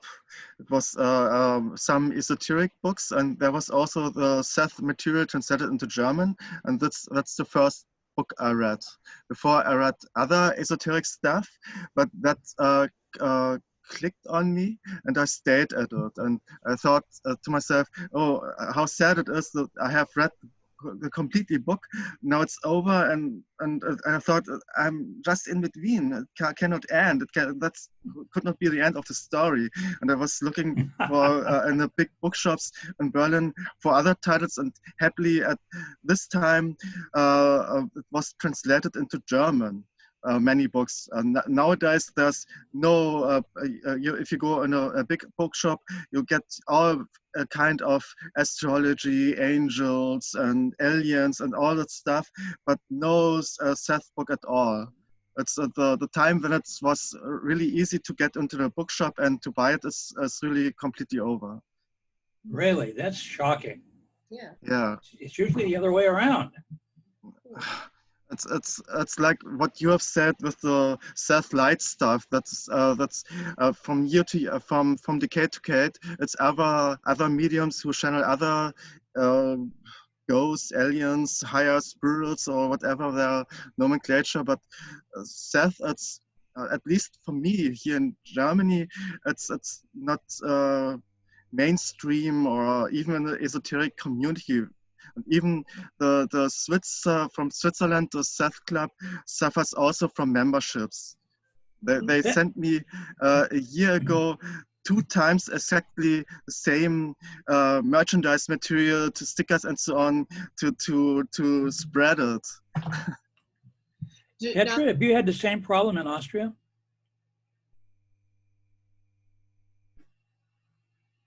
You're muted, Seth, Petra. Sorry, I haven't understand. Yeah. Repeat, please. Are you having the same problem in Austria as he is in Germany? of not being able to find all the Seth books No, online? because in my age, I have all Seth books bought in ebooks. All right. Ebooks, okay. Ebooks from Amazon. Yeah. Now, what I've heard In German or in English? And we have in Switzerland there is Seth Freund. a bookstore, no, ein Verlag, kannst du das bitte übersetzen, wo es alle Set-Bücher gibt, die am Markt erhältlich sind. The two, a woman and a man, Maurizio and Ursula Lang, Maurizio Furig, they channeled or they used the pendulum with the husband from Rob, husband from Jane Roberts, in the end of the 90s, and they asked if they should translate all the English work into German, and it was approved. And since then, the early works was the early sessions, and now they have translated the first From the Unknown Reality into German, and they have their own dedicated website, and also Amazon Kindle. You can purchase them, also books on demand and print. Now, it's not the completely works. Well, Rick Stack is really he's pretty also much in charge of the Amber Allen and his website. They're working on translating all of the Seth books, all of the materials into as many languages as possible, including Arabic, German, Japanese, Chinese, you name it. So his company, along with Amber Allen Publishing, they're working very hard on getting as many languages as possible to get all of the material translated. And most of them will look something like this, but translated into as many languages. And I can link that Rick's website on the Facebook page. Has anyone used any of the artificial intelligence-based translation tools like Google has to see if they do a credible job, or if it's just, bottom feeder stuff? I had to use them because I had discussions with someone in Turkey. Tried to see, and also discussions with people in Belgium. And the Google translations were ridiculous. Okay, that's all I wanted to know. It takes a human mind to really capture what the author means, especially with Seth. I've heard some people say, well, anyway, but one thing to respond is that I think there's 3 websites that might be useful for German speakers, and I think you guys were talking about one, Seth Verlag. Mm-hmm. That's the one where the German people are translating it and selling it, Seth Verlag. And Seth Freund, they have a website, and that's the main German, I think that's what you were talking about too, BJ. Seth Freund, they're in Switzerland, I believe, and they have a yearly conference, and then Seth Freund also has a Facebook page, Seth Freund. And Freund means friend, so it's Seth's friends, or something like that.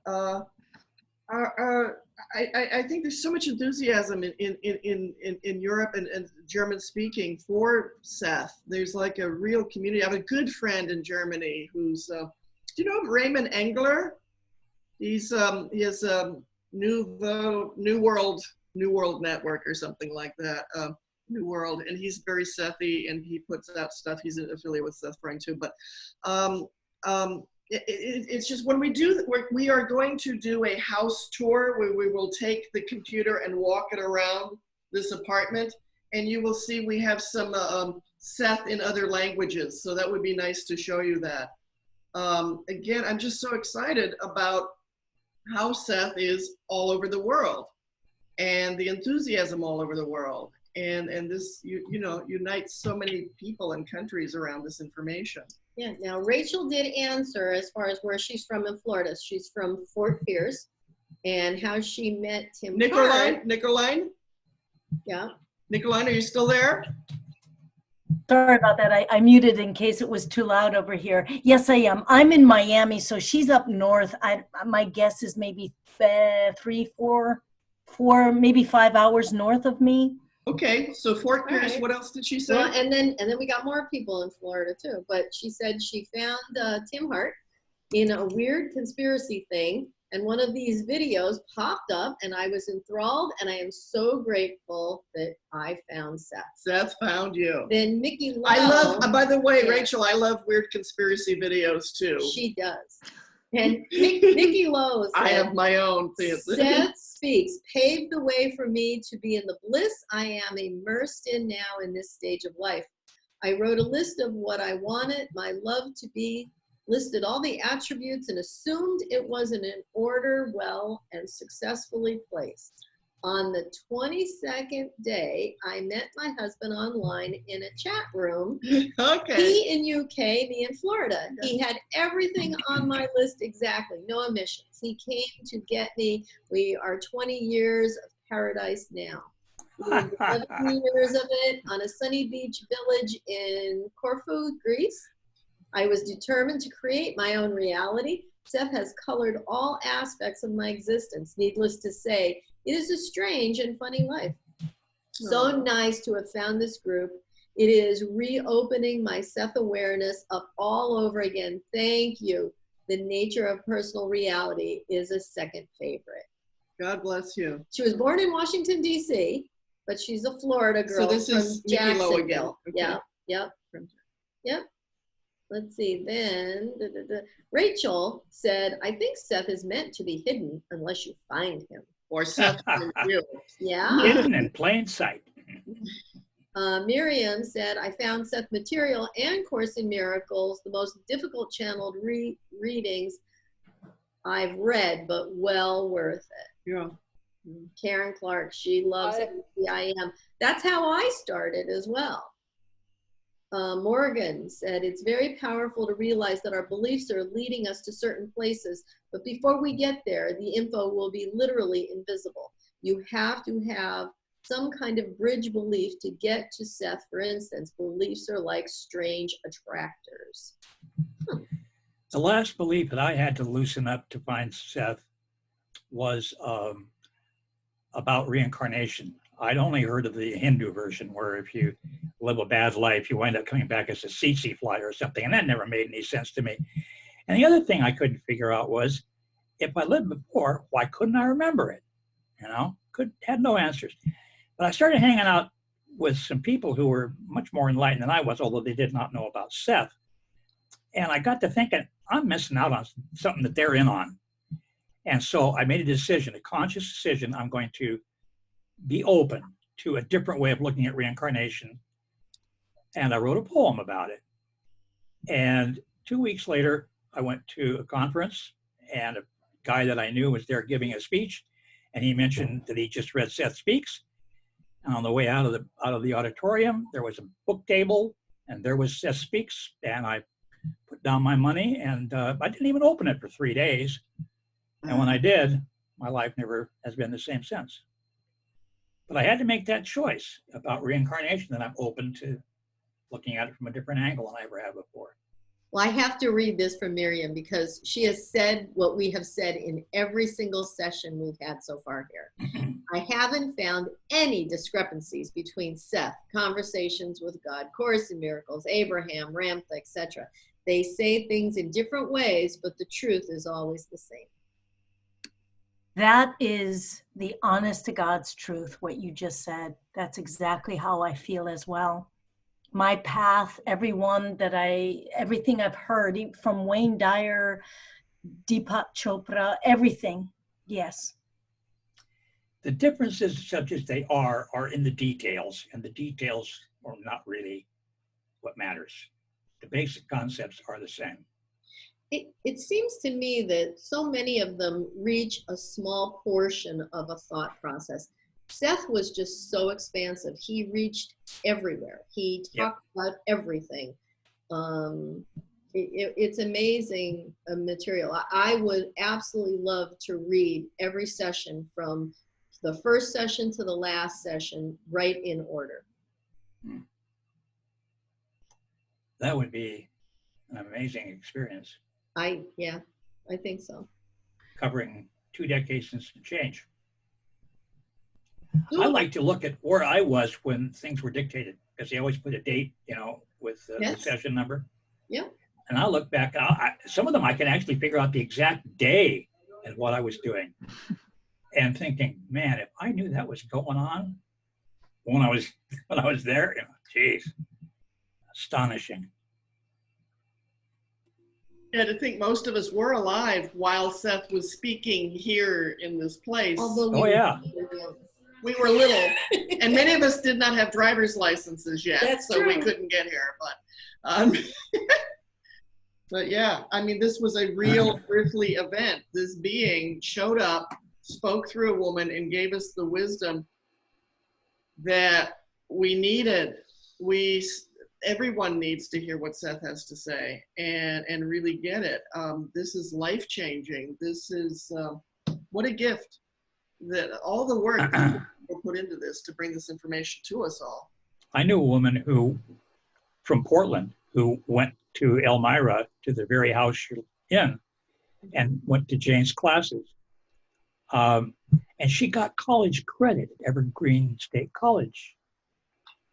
Well, that's smart. Well, yeah. And she had a notebook. Huh? Are you still friends with her?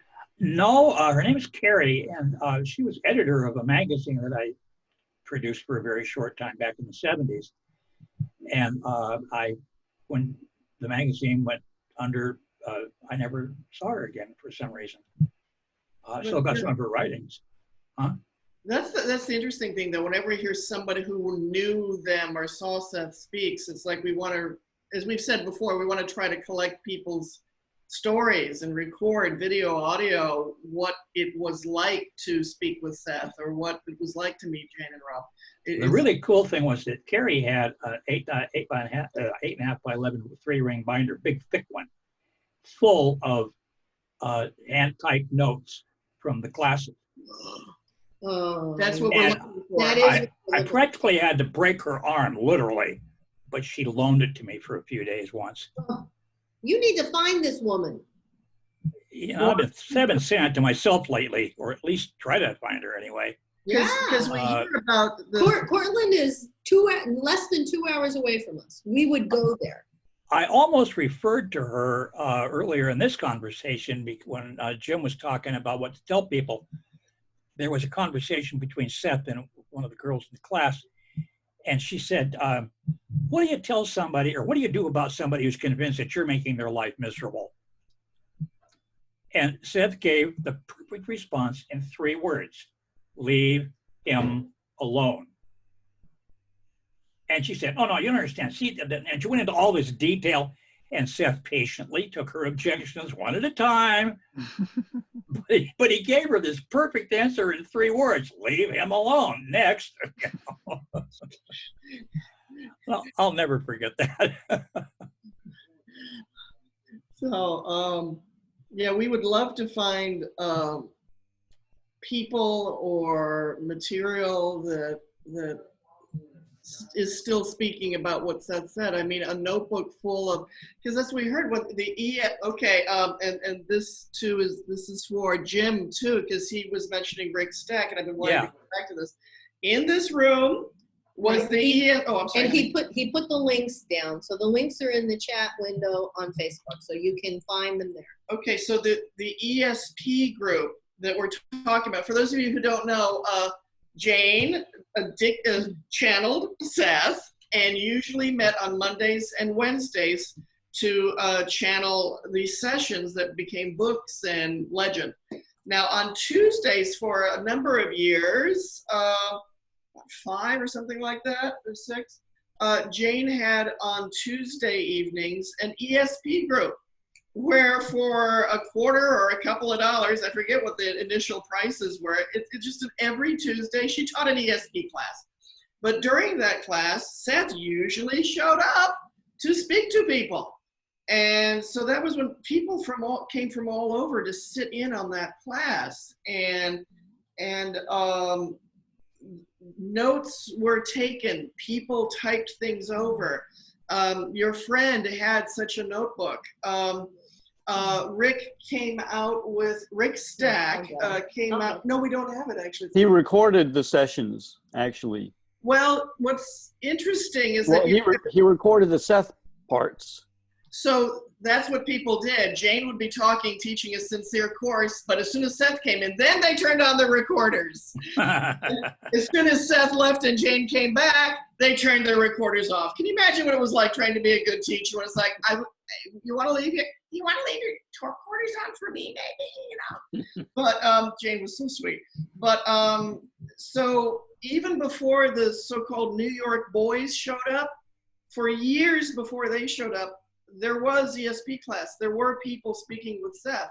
Now, the New York Boys is the fond name for a group of people from New York City that include Rick Stack and Lawrence Davidson and Richie Kendall and other people who carpooled it up and drove over 4 hours, no matter what the weather was, from New York City to Elmira to sit here in this room and speak to Seth. They even rented an apartment. They only last for 3 days, I think they said, and they're like, there was nothing to do in this town except talk to Seth. So they moved back. They said it was worth the trip, the driving trip, to not live here. So, but Elmira's a lovely town. It's just not New York City. It's quiet. But we're glad it's not New York City. We're glad it's Elmira. Especially now. Eesh. So, but just to say that ESP group met here, and there's a lot of those documents from the tapes, and there was a guy named Hugh who typed over a bunch of stuff from his tapes too, and we're wanting to find some of those original ESP group documents, because there's before the New York Boys showed up, after the New York Boys showed up, and those were where Seth got to talk more candidly person to person, and like you were saying, everything from relationship counseling to here is your universe, here's your spiritual name, here's your reincarnations that you had, so all over the board. So we would love to find more of that. And yes, some of that is in the 4-volume set that Rick put out, ESP class sessions. Fascinating stuff. We love it. We have Post-its on every page for that too. So another thing that I wanted to say about Rick Stack and the ESP class is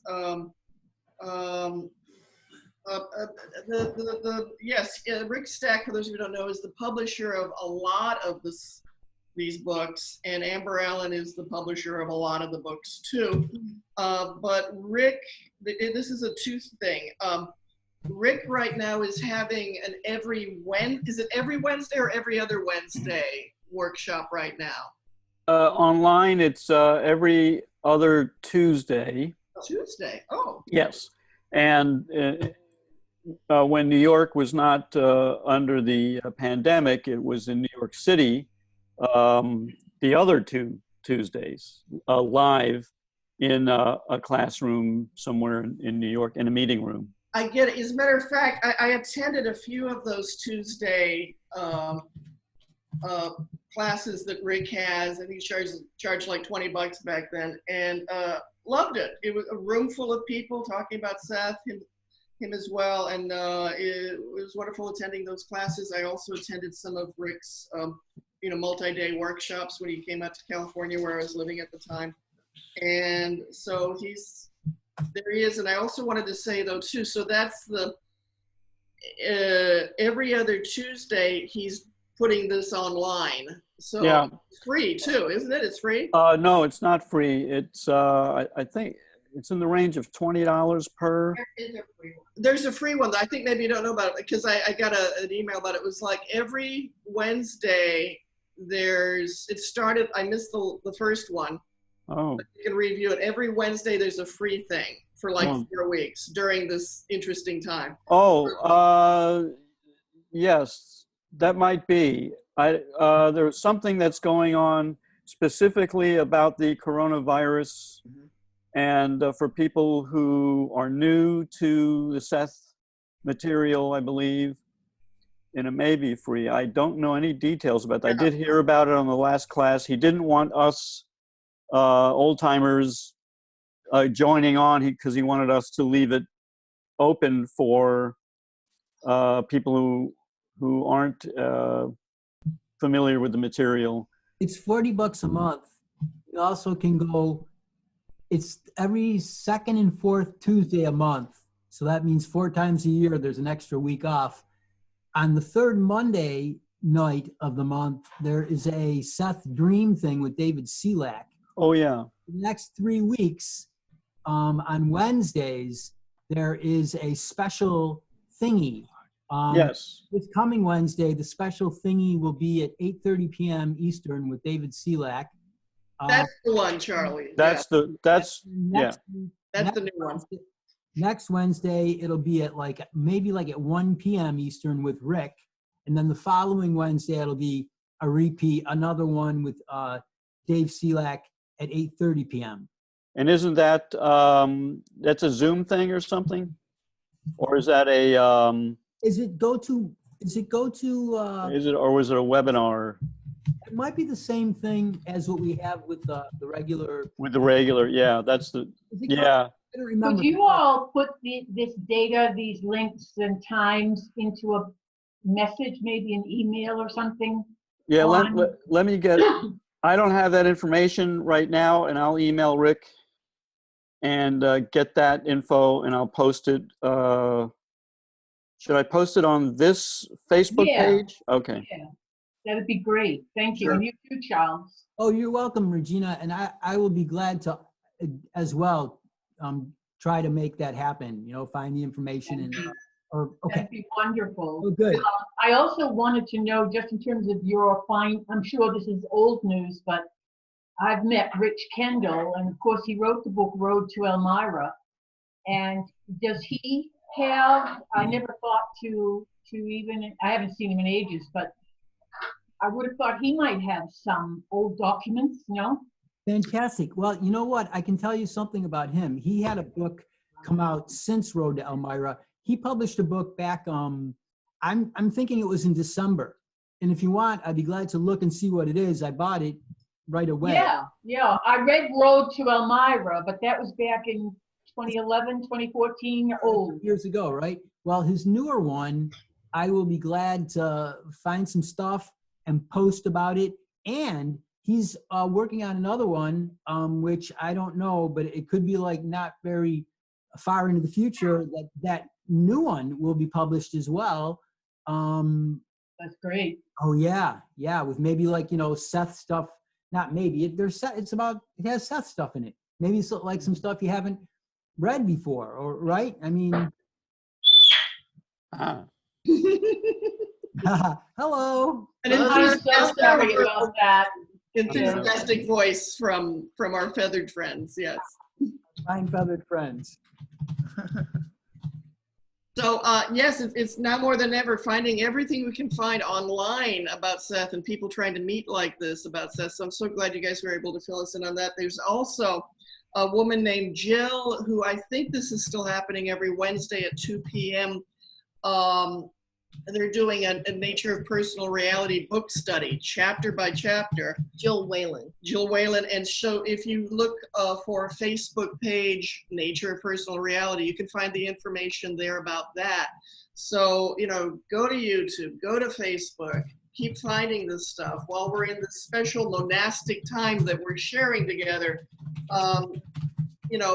Especially Tim Hart, who will just give you those beautiful words straight on for you.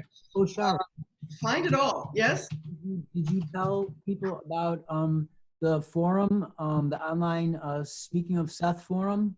Oh, 2 things. Let me do what I just remembered to have a note. FindingSeth.com. FindingSeth.com. A genius put together a search engine for Seth. He put all the Seth books in, and you can search a word and find everything Seth said about it. FindingSeth.com. It'll help you find well, what did Seth say about dreams? Oh my God, he never stopped talking. So we're throwing all this out at you. If you don't have a pencil and pen with you, that's fine. Listen to it again, and you'll get, or look at all the notes we're making. This is important to get as many websites, pages we can to find. There's so many ways to suck Seth into your brain. Oh, Shara, I just thought of another one. Go for it. Linda Dow Madden. Now, I'm not familiar with her that much, but I hear really, really, really good things about her. And believe it or not, I bought like her 4 of the Living a Safe Universe books. Well, yeah. Linda Doll has several Facebook pages. So yeah, what's her name? A lot of Facebook pages for Seth. Well, you're going to be saying another thing. Go ahead, Charlotte. You're going to say something. Oh, Jim just asked what her name is, so I was going to say her name again. 3 words. Linda Dahl, which might be spelled like D-A-H-L. Correct. So that's like the middle word. And Madden, last name is Madden. Yeah. Linda Dahl Madden. Living a Safe Universe. She's got like I don't know how many volumes. You had mentioned something else you were going to say before I jumped in with Finding Seth. There was a site. Deb's website. Oh, Deb Tejada, because she's a friend of ours too. And that's it's called Speaking of Seth. And so again, these are Facebook pages that you can, but it's a website. It's a website. An online forum website. Yeah. And her last name is Tejada, Deb Tejada. So the great thing about this little Seth community is so many of us know each other or know of each other.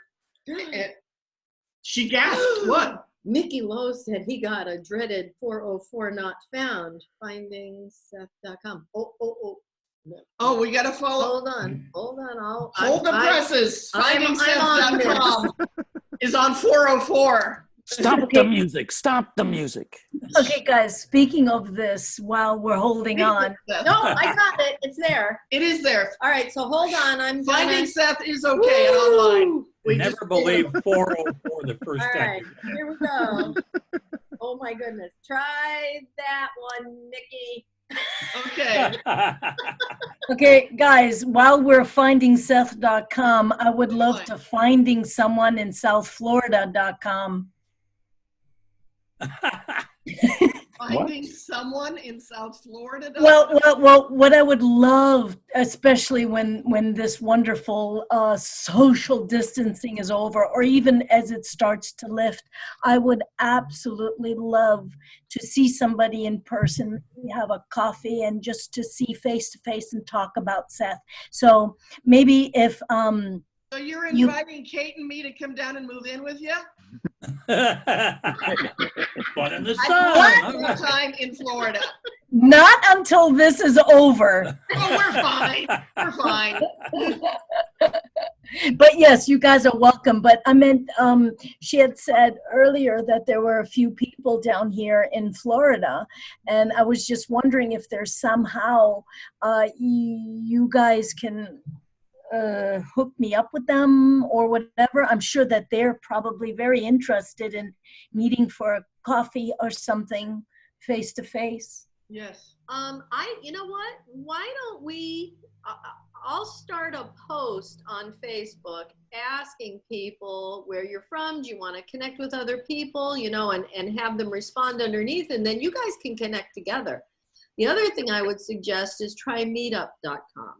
Oh, I already been there on the meetup thing. I haven't been there very recently, but there was absolutely nothing. Okay.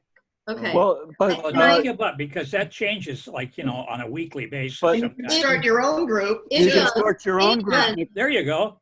And they are also doing more virtual now. Like before, it was always meet in person. They are now doing, I don't know that it's like Zoom, but they're doing something to make this work. Nicolene, I have a lot of experience with Meetup. I'm a co-organizer for a liberals group here in Richmond, Virginia, and I belong to some other groups. So you can easily start your own group for Seth or anything else you want to start. It does cost about $90 for 6 months to be an organizer. More than that. which is not that much really in the big scheme of things. And right now they're doing a virtual organizing, but you can start they don't have their own proprietary thing, but they make it easy for you to start a virtual meetup group, and you would do a Zoom, which is free. Yeah, no, that yes. Like I said, my last full paycheck was Thursday, and so I have to be very cautious Okay. of my spending. But yes, that's a very good idea. Just to keep that in mind. Yeah, I mean, what I do for a living is so, how should I say? Not many people do what I do, so I'm sure that they're going to ask me back. Okay, cool. Okay. Nicolene, I would put it out there, and I've offered this to other people, is if you wanted to do a Seth Zoom at different times than we do it here, that I would be more than happy to share. I mean, I pay for this. I would be more than happy to share with you the login, and if you can find the people. So if we can put it out to the Facebook people to connect each other in different locations, then maybe we can do something. And you wouldn't have to pay for anything. And let me add to that too. Like maybe if some of our German friends would like to have a German speaking Zoom, you could pick a day and a time and we would give you this Zoom to utilize. Because like, I think we must be up to like 7 or 8 German friends who come to visit this way. So if those are only the ones you know about. Yeah. So if we can put it out there, there's a German Zoom for Seth, and you can use all of our codes to get in and pick a day, Saturday, Wednesday, whatever. Right. I mean, I would just set up different meetings for each different person codes so as that to each, what time you wanted it. And then we'd advertise it on everything we got. But that's one idea we'll put out there. If anybody wants to run a German-speaking Zoom, we'll send it to you, pal. Yeah, just message. Or French, or Italian, or anything. Swahili. Brazilian, we'll do it all. And in answer to your question too, before I forget, I take notes as fast as I can here. One thing about the meetup, I've started so many Seth groups through meetup. I'm a Seth group junkie. You know, I start Seth groups. I move to a new town. First thing I do, I'm on meetup starting a group. I love Seth. Now I'm in Elmira. First, you know the story. You know the story. But my next point though was for what you're asking for. You're saying, you know, to meet other Floridians after this is, you know, there's like these 4 words.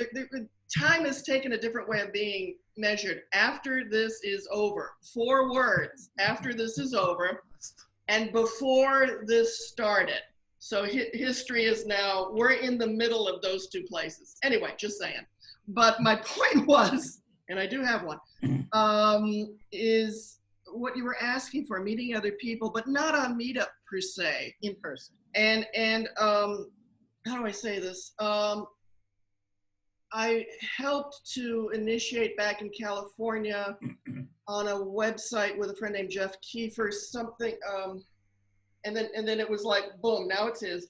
It was a Seth focal person things where people could put, it started out with one of the Linda Dahl website, and she went on to cancel the website, and all that information that was on there erased about 3 years ago. So I've spoken with Jeff Kiefer since then, and we are bouncing the idea back and forth. We need something that's like a website where Seth readers around the world can just put their contact info there and say, like, here's the Florida people, here's the New York people, here's the whatever, so that Seth readers around the world can just find each other on one website. And I've been wanting to do that, but we've been so busy with the website we have been working on. You know, I was even trying to do that at the early stages, and it could have killed me. So Jeff and I have gone back and forth about trying to start it again, and maybe having it as a link or from Seth House to that. But that is the next vision, the next idea of having a solid website that's just about Seth community worldwide, and people can just say, I live in Florida. Who wants to meet for coffee? And That sounds amazing. I could hug you for that. No, you can't. not till after this 6 is feet over. apart. After this is over, yes. You're And we'll gonna be have a sleeping hugger. on your couch, okay? You are welcome into my home, period. You are too. Come on As up. you guys are welcome to the Seth house. Come on over You to know? Seth house. Come on to my house will come up. That's a song from the 50s. Never mind. But You know, I just wanted to say the idea of having a place where we can find people in our area is fabulous, because I've lived in quite a few different areas and only once found the Seth group. But that was because there was no way to get in touch. So I think that's just a beautiful idea. I also did want to say, though, about the worldwide thing is that I rather like having people from other countries in our group. Absolutely. Yes. Yes. You know, if they do establish, for example, a German group, I hope they still come to this one. Yes. You know, so that we have Of course. a mix of people. Of course. Yeah, additions, not replacement. Right. Just more, make it grow. More. There are more places to meet and talk.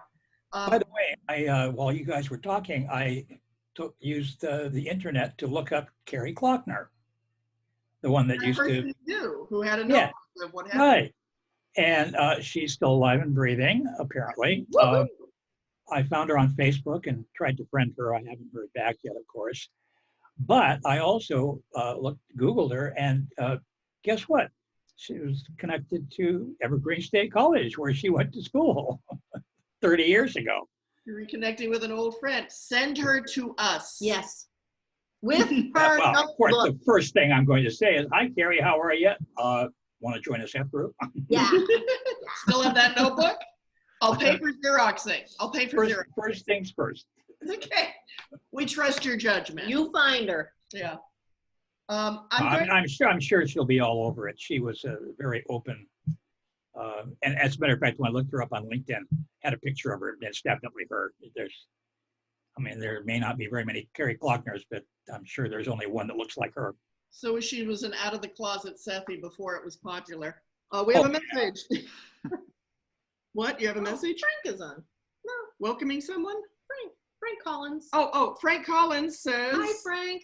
He says hi. He just, yeah. Hi, Frank. Hi, Frank. Have you been in touch with Mary? I don't even know if it's relevant because her work is collecting so much data, but for what, 15 years or more, 20 years, Mary Dillman has been typing in the Yale collection. I don't know if any of that material is shareable or can be copied that would be useful to you or not. Yeah, Mary Dillman's been here. I got her in before we had apartment 5. When somebody else was living here, Mary came to visit, and I asked him if we could show Mary around, and she got to see the place while it was. I met her in 1998 along with her sister, and that was the New Haven conference, which was fabulous. I met Rich Kendall there, and just so many people. And I still have a statue that her sister gave me of a southwestern mythic creature who she said conveyed a lot of the Sethian ideas. Only from a Cocopelli. Okay, no, all right. Yeah, but the idea being that the origins of shamanism were floating through the messages of Seth.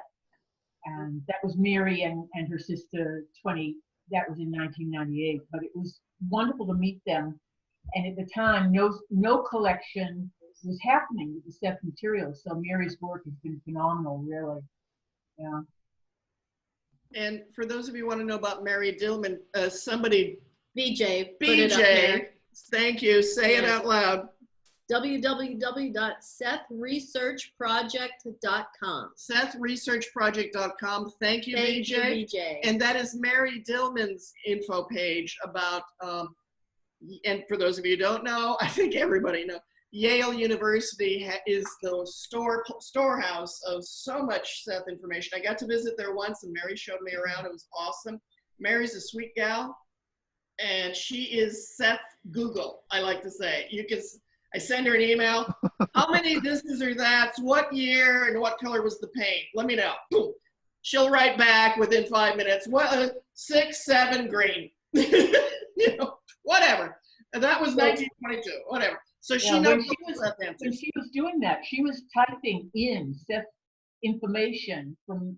In fact, we got a message from people to support her work for a while until that all got regulated. She was typing in information in Yale for 8-10 hours a day for months and months and months. It's amazing. She before it stabilized and it got funded and so forth. But it was phenomenal because without that, that was what Rob and Jane wanted, to have everything in the Yale collection. Yeah, and she is ushering that forward every day, and she's a delight. She's a storehouse of knowledge, and going to her website, there's also a video up there where you can see Seth speaking. She found this video. It's no audio to it, but on that website, there's a page where you see a video of Seth speaking. And it's real choppy, but it's like, there he is, and he's right in front of that door. So more tingles. Sorry, would you repeat the web name? It is SethResearchProject.com. That's for Mary Dillman. And Mary has been such a good friend to the Seth House. She has donated books. She's donated 2 prints of Seth and Rupert and Joseph. She's done wonderful things for us. Very supportive. Bless her. Bless her. Yeah. There's an interview of Jane and Rob from like the Village Voice or something like that. It's an audio, like maybe like 4-part thingy that Mary has for sale on her website. And the first part is free. And then if you want the rest of it, it costs whatever it costs. Just saying, okay? And if you want to hear Jane talking and getting interviewed or whatever, and it's a joy to listen to her. Really, she sounds like such a sweet woman. And Rob is talking along there too. Yeah, whatever, just so you know. It's, from like the 80s or the 70s or whenever. You're right. That's a wonderful long recording, and I heard it all too. And you heard it all? I heard it all. I love it. I should buy the rest. Like them, it's really just them talking to a reporter and for hours, and it's good. So is that on the website? On her website? On Mary's website, which again, I exchanged some emails with her in the late '90s. Okay. Probably by the time that Regina was talking to her. Anyway, I've always wondered, though, I never took the time to ask her. Maybe somebody else knows. Who at Yale gave the green light to Yale becoming the repository? Isn't it actually Tam Mossman's? Okay, here I think his alma mater or somebody went to Yale and had that connection. And for the Tam Mossman was Jane and Rob's. Okay, well, that's the connection I hadn't made yet was Tam. I think it was, he had gone to Yale and he had that connection and he talked to people. Well, and he was an editor for Prentice Hall, which is a not inconsequential imprint. But somebody at Yale still had to say yes.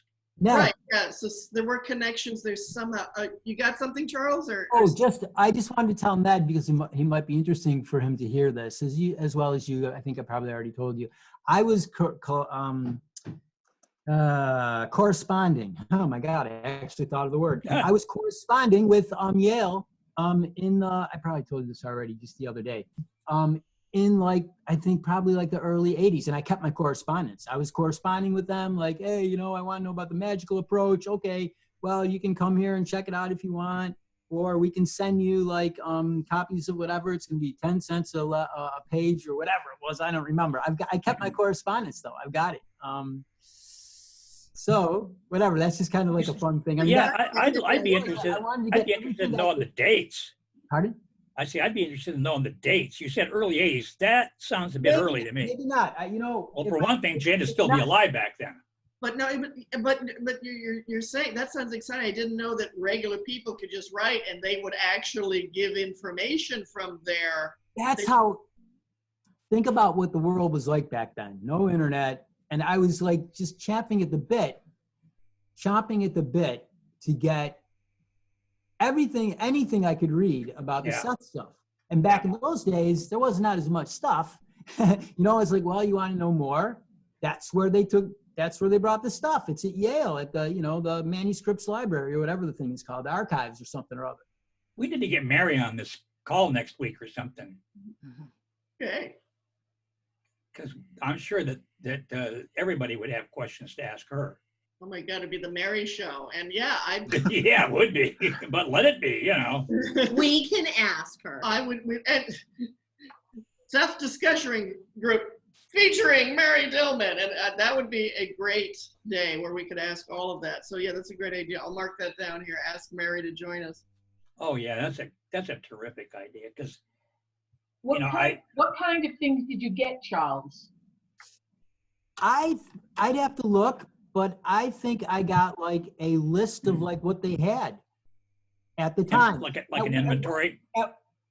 A list of what they had cataloged at the time, because maybe at that time they had, God knows, Mary knows how many Mary knows it all. how many boxes of stuff they had. And they had only gone through probably some of it by that time. Oh my gosh. Mickey Lowe just said, you could even reach Jane herself back then in the 80s. I just called her up. She and Rob were listed in the phone book. Yeah. Wow. They were listed in the phone book. Yeah. So Mickey, you got to talk to them. That's wonderful. I had one of my readers of my very first book look me up in the phone book and call me. And she happened to live in Portland, and we actually got together for dinner one night. And I was blown away. A lot of people were able to just call her up and come on over. Now, one thing to say is, it wasn't so long ago when Seth first started channeling through Jane. It was years before they even had a telephone. So this is not so long ago. They didn't even have a telephone. They wrote about it in some of the books. We just got our telephone installed. I don't remember the date, but let me show you where I think that was. Oh. Yes. Here goes Oshara. I think the telephone was right here somewhere, because I also daydream it might have been a trim line that would have been here. But this was a really, really, really old telephone jack that looked like like Alexander Graham Bell made it as a first draft. So I think the phone was originally hooked up there. When we took away a few things, we had to remove the phone jack, but I have it in a sealed clear plastic bag, clearly marked the phone jack. We are saving everything. Maybe someday we can rehook it up and... Oh, Shara, Jane's channeling was wireless. Way ahead of her time. Way ahead. Was it Wi-Fi? Was it Wi-Fi, or did it come from a satellite, or what? The mothership. Yes. Yeah. It's in the Seth Speaks, one of his notes. Rob says we finally had to get an unlisted number. Yes. Yeah. Because they were stopping so many. There was 71, I think, if he said that, sometime around there, because it was so easy. Can you imagine? I'd have given my eye teeth to have been able to just dial the phone, which it would have been dialing. Hello, say, hi, Jane, how are you? You know? Gosh, yeah. Well, the thing was, their address was known too, and she would get knocks at that door, and strangers would say, "Is Seth here? Isn't Seth expecting me?" Can Seth come out and play? Yes. All right here. Oh. Oh my gosh, Mickey says, yes, a couple of times. She was very helpful. I had questions about channels. I was getting an entity too, but was not sure if that was good or bad. She gave me good advice. Wow. She was so available for people. She was such a sweetheart. I can't see all the comments for some reason on my Facebook, I can't see very many comments. So who's called her up? Mickey Lowe. And this is on Facebook. This video is airing live on Facebook. And on Facebook, people are responding. I went to Facebook just to see the comments, but for some reason they're not listed there. I don't know. Are you watching the Facebook Live? That's what it's on. At the top? Oh, I didn't turn on the live because I didn't want to interfere with this one. Okay, so you'll be able to see them afterwards, but I am running it live, right? Simultaneous, yeah. Hey, a thing about, oh, sorry, go ahead. Oh, I just wanted to say we have effortlessly been Seth talking for 2.5 hours. This is how easy it leads into 5 hours. Keep talking. We love it. Go ahead, Charlie. Okay, I wanted to mention just one thing about Tam Mossman. Maybe you already knew it anyway, but he channeled somebody too. Maybe like, and his person that he channeled was named James. Correct. Possibly? Yes. Or Yes. and I don't know if he like wrote a book or whatever. That's all. I just want to mention that, just in case you didn't know it or somebody didn't know it. And I believe the title had something, A Grander Self. Ooh, okay. Yeah, and Tam Mossman also. Tam Mossman, who was their agent editor for Prentice Hall. He was a young man when they met, but he outlived them by a number of years. He only passed not so many years ago. But he also put out a magazine called, was it Metamorphosis? I have 3 copies of it downstairs. Yeah, I have 2 copies. Yeah. Okay, and it was channeling other channels, writing an article or putting something. So it's amazing to look at the people who back then were known or unknown now today. But anyway, so other channels writing articles and what they were saying. And so that was a magazine that Tam put out. I think it was quarterly. Right. Still, he had to have been an amazing person to have gotten such a prestigious publisher to publish what had to have been such esoterica at the time. Oh my God, this was crazy shit. This wasn't just esoterica. It's fun. Go ahead. But yes, Tam did put out those magazines and a book about the grander selves where his own entity, James, spoke. And go ahead. The only thing I wanted to say was that when someone earlier mentioned Abraham, I have a friend that I reconnected with. I hadn't talked to her in a long time, but I can remember Abraham from years ago. And I could not really tell you much about Abraham at all right now, but I can remember years ago, I'm got to be talking 20 decades ago, 20 years ago, decades ago, where, after Seth came around, shall we say, and was, Jane was publishing his books and stuff. Now, within a certain amount of time, within a certain number of years, other channelers started popping up and stuff, including Abraham, and maybe like a few or a bunch more. And the only thing I want to say is that, to me, it's a little interesting to, with the perspective of it now being 30 years later, 40 years later, whatever it is, years later, to look and say like, okay, where did things what do people think now that they've had some time to think about all this? And it's interesting to hear, well, we think this about Abraham, we think this about Seth. I mean, the comment about like, well, Abraham is like Seth Light, and Abraham is like kindergarten and Seth is like the university or whatever. Believe me, I am by no means making any opinion about any of this. I'm just saying that it's interesting to the perspective that you get, like all these years later, to go, because like back then, it was all really new. Seth had not been around for 50 years back then. Seth had been around for 10 years or whatever, not a long time. And it's like, which one are you going to listen to, right? If you got like a few different sources, well, oh no, I'm going to go with like Ramtha. I'm going to go with like, I like this one. I like that one. I still like Seth, whatever. That's all I said. That's all I had to say.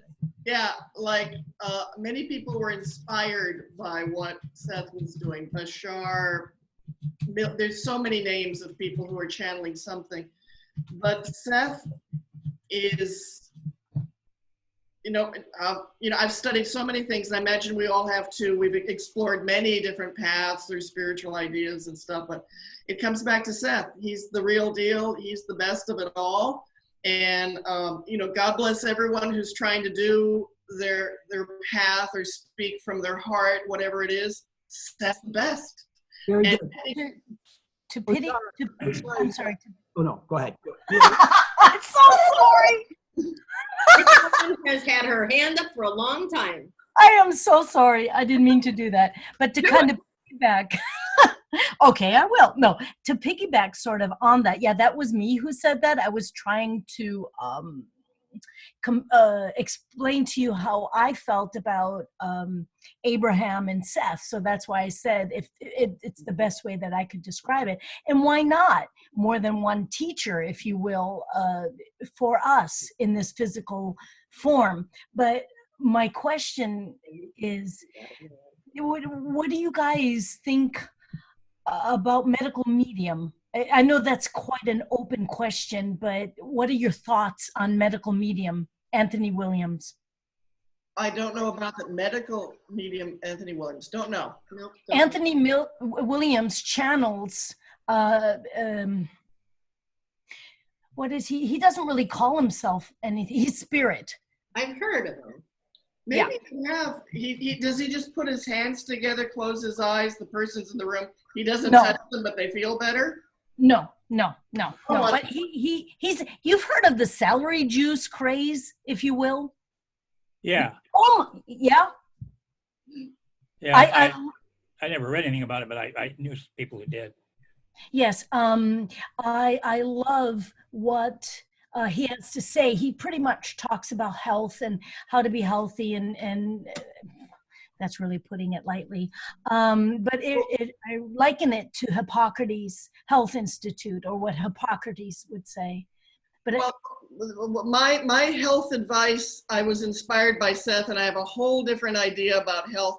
Yes. For me, I think the most important thing is to eat lots of sugar and do not exercise. And I am a living proof that this works. Lots of chocolate? Oh, ice cream, chocolate, donuts, candy. People, listen to me. Eat sugar and do not budge. Yeah. Well, it would be and eat sugar, and you will be healthy for the rest of your life. I have tested this. It works because I read Seth. There you go. I think which is a long way of saying whatever you think is going to happen is going to happen. Get it? Yeah, it's a thought process, but I think a life without chocolate would be one very difficult for me to accept. Definitely. I also wanted to say, in terms of the origins, when Charles was talking about that, and we did have, in this country anyway, a lead up to the Seth channeling, I think. Not that Jane and Rob had any awareness of this, but from the turn of the century up until they began their work, the ideas of spiritualism were very dominant. Yes. And there were many people who were not that familiar, although at various points in time it became a great news flash and then it would fade away. But it was a force, a momentum, spiritualism, that continued and affected many people and speakers and groups. And I think the continuation of that never left us, so that there was some receptivity, not huge, but some receptivity to what was going on with Jane and Rob that otherwise wouldn't have been there. They, of course, I feel, were the catalyst for just this extraordinary transformation. And I think most of the people who have come since then, be they channelers or interpreters, willingly mention the gratitude they have to Seth, from Wayne Dyer to certain other channelers I've read and listened to, never mind just Abraham. This feeling that there was a turning point, it was a fulcrum, it was a transformation of thought, but that the spiritualism led up to the point, and then that became level, as it were, a plateau, and the Seth books just raised the frequency. Yeah. It didn't just come out of the blue, is all I'm saying. Exactly. This tradition, I'm so glad you bring that up, because it was like with Jane and Rob was kind of the next generation of channeling and spiritual communication, but I'm a big fan of spiritualism too. Tons of books on it, studied it, go to spiritualist churches in different countries. I think the spiritualist movement is a little bit tainted today because it got regimented and strangled to death by rules. Anyway, but spiritualism kind of burst into full life like in the mid 1800s and continues to this day, but it was such a huge movement of mediumship. And, the whole thing about a seance and sitting around the table, touching hands, that works. Group energy, a group getting together with dedicated meditation to contact other beings, it works. And using the Ouija board like Jane and Rob did was part of spiritualism, using a Ouija board. Now the spiritualist churches forbid the use of a Ouija board. What do you say? And later on too, people like Edgar Cayce came forth as the sleeping prophet. He was channeling things. And Seth even said that Cayce was in contact with a high level spook, whatever. So there have been so many people. Sorry, just quick note. Seth did say Cayce was a speaker. Same way he said Ralph Waldo Emerson was a speaker. Yes. And the speaker meaning they're kind of not just speaking for themselves. They're tuned into something greater that is giving a greater depth and wisdom to the conversation. To me, speaker really means a multidimensional teacher. And one of the dimensions they're teaching in is Earth. Mm-hmm. And maybe more related to kind of a team spirit of bringing a multiplicity of wisdom through to this dimension. They all wear the same jersey. We're on the same team. We all share the same team spirit. In New York, I went to a channeler named Julie Winter, and I went once, and I really only went because I was interested in a young lady who was going, and she invited me to go. But I had been studying Seth, and I had been to Rick's classes, and it was nice, but I was not terribly impressed by. She was channeling a spirit named Micah or something like that. And her husband, a guy named John Child, who is related to Julia Child, as it turns out, he was a videographer and he was videoing the session. And so at the end, there was about 8 of us there, and we're all sitting, around on little pillows and stuff. And it was very quiet and everything. And I was feeling a little bit snarky and I was a Seth snob, let's face it. And so they were asking what we thought. And, and so they asked me what I thought. And I said, well, just because you're dead doesn't mean you know anything. And John Child, he goes, cut, that's it. And they asked that I not return. And needless to say, the young woman who I was interested in was no longer interested in me. Yeah. So that was that. I kind of blew that whole thing up, embarrassing her terribly. But I was just sitting there, and it was just not comparable to Seth in any way. It was like, yeah, I heard all this, and it was just not nearly the same. I'm a Seth snob. I hate to say it. Don't hate to say it. That's a good thing. Oh, by the way, if many of you may have this book, but if you don't, this is a wonderful book. Oh, is it backwards? No, it's forward. It's backwards to you, but we could see it right. Okay. Nancy Ashley? I mean, is that Nancy Ashley's book with a new Yes, Nancy Ashley. Okay. But I had been looking for something like this, and I don't know if Rick told me about it or if I just found it online somewhere, but it's been helpful because, the way the exercises are kind of spread out all throughout Seth's books. And this condenses things in a sort of a step-by-step way.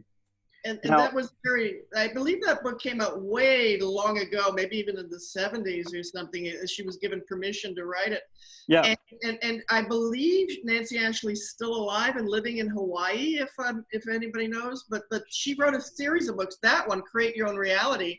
Another one, Create Your Own Dreams. And there's a third. I think there was 3, maybe 4 books she came out with that were companion workbooks to Seth's stuff that were very helpful. And she was the first that got inspired. yeah, this is the only one I have, but I do know there are other ones. This is 84, she came out with this. And for people who are just listening on audio, the book title is Create Your Own Reality by Nancy Ashley. And as I said, she it was helpful, kind of a companion for Seth. Go ahead. Now I have a younger brother. He'll be 49 this month, and he's interested in the Seth material. He's read the Seth material, and let's see, what did I also give him? I sent him The Nature of Personal Reality. And I'm going to send him The Individual Nature of Mass Events because of the coronavirus thing. Yeah. And Okay. so we talk every week, and Well, I wanted to respond to something Yes, you've she's said. from Hawaii. Oh, who? Oh, Michael Schultz said yes from Hawaii. Oh, Michael Schultz says yes. I think they were responding to your. Nancy Ashley is Nancy, from Hawaii. oh, She was at a Seth conference about 2 years ago. Oh, great. Okay. Still kicking it. Good. Thank you, Michael. I wanted to respond to something we've touched on, and you brought it up too. It's like when we see other channelers who aren't quite Seth enough. And I gotta say, I have tried to see everybody who says they're a channeler too. You know, I lived in the San Francisco Bay Area, and there's always who's channeling this week. You know, I've seen a lot of people, and it's great. Even though that one video we have, or a couple of videos we have of Jane channeling Seth is kind of shocking when you first see it. Like it scares the shit out of you for the rest of the day when you first saw Seth channeling through Jane. It scared me. It scared her away. She didn't want to read the books about 5 years ago. She was like, oh. It's so powerful. It's so profound. It's so clearly a distinctly different, huge personality and very male inside a teeny little female frame. So I love the authenticity of Seth. I love how this is real. Oh my God, this changes everything. And then there's the flip side where you can see someone who says they're channeling and you bust out laughing because there's no difference. They say, okay, I am now about to channel. Now I am channeling. Oh, come on. You know, nobody's there. Nobody was there before they started channeling or after. It's empty.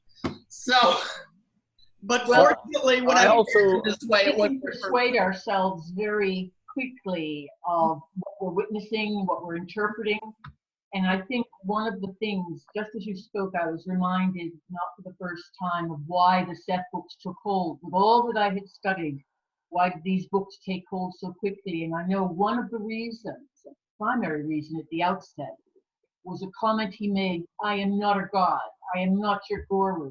I am not someone in whom you should invest total authority.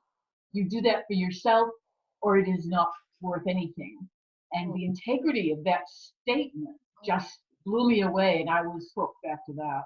And the fact that Rob and Jane themselves, particularly Jane, eschewed guru-ness, and and she was a picture of skepticism herself. Yeah, well, to her own detriment in a way, yeah. almost. I mean, she was she went a little over stubborn, the top. But that she didn't turn herself into a guru, much to her credit. Yeah, and just it was all about the material. You could tell they weren't trying to take something from others. They were trying to give. And that was something in the Village Voice interview. It's like, we thought this could help. We wanted to help. and also in another a recording of them when they're really talking their own voices and audio, where, you know, maybe this could help. Maybe Seth could really help people, and he did. And thank you, Jane, and thank you, Seth and Rob, and it is helping people. Now, my brother is skeptical about whether it's channeled from another being or whether it's her subconscious. But I just say to him, it really doesn't matter, does it? It's the material that counts, and he agrees with that. So that's a good first answer. Is like, doesn't matter where it came from, as long as it works. But also, too, nobody's subconscious ever did anything like this. Not that many volumes. And nobody was ever so distinctly different. Yeah. Well, not only that, but Seth, the stuff that comes up is much of it is things that she knows nothing about. Right. Yes. And that would always be interesting when Rob doesn't quantum physics and things like that. Physics, history that we don't know about. She knew about. Stuff about Freud, stuff about Darwin, stuff about like so many things. It's like William James, for instance. Yeah. Okay, and it's like she wrote an entire book from his worldview. Yeah. How could one person know that much stuff about that much stuff if it was not if Seth, I mean, if Seth is really true and that's really the explanation, okay, then fine, then that's how it is. But if that's not true, then where did it come from? If it's not as they're telling us that Seth, a higher being, gave us this information, where did it come from? Yeah, right, exactly. And for it to come so articulately that she was able to just speak like this. Dictate. You know, something else that books in finished form, Oshara. Dictate books in finished form. Right. Not skipping a beat. Paragraph after paragraph. Perfect. About so many subjects. Yeah.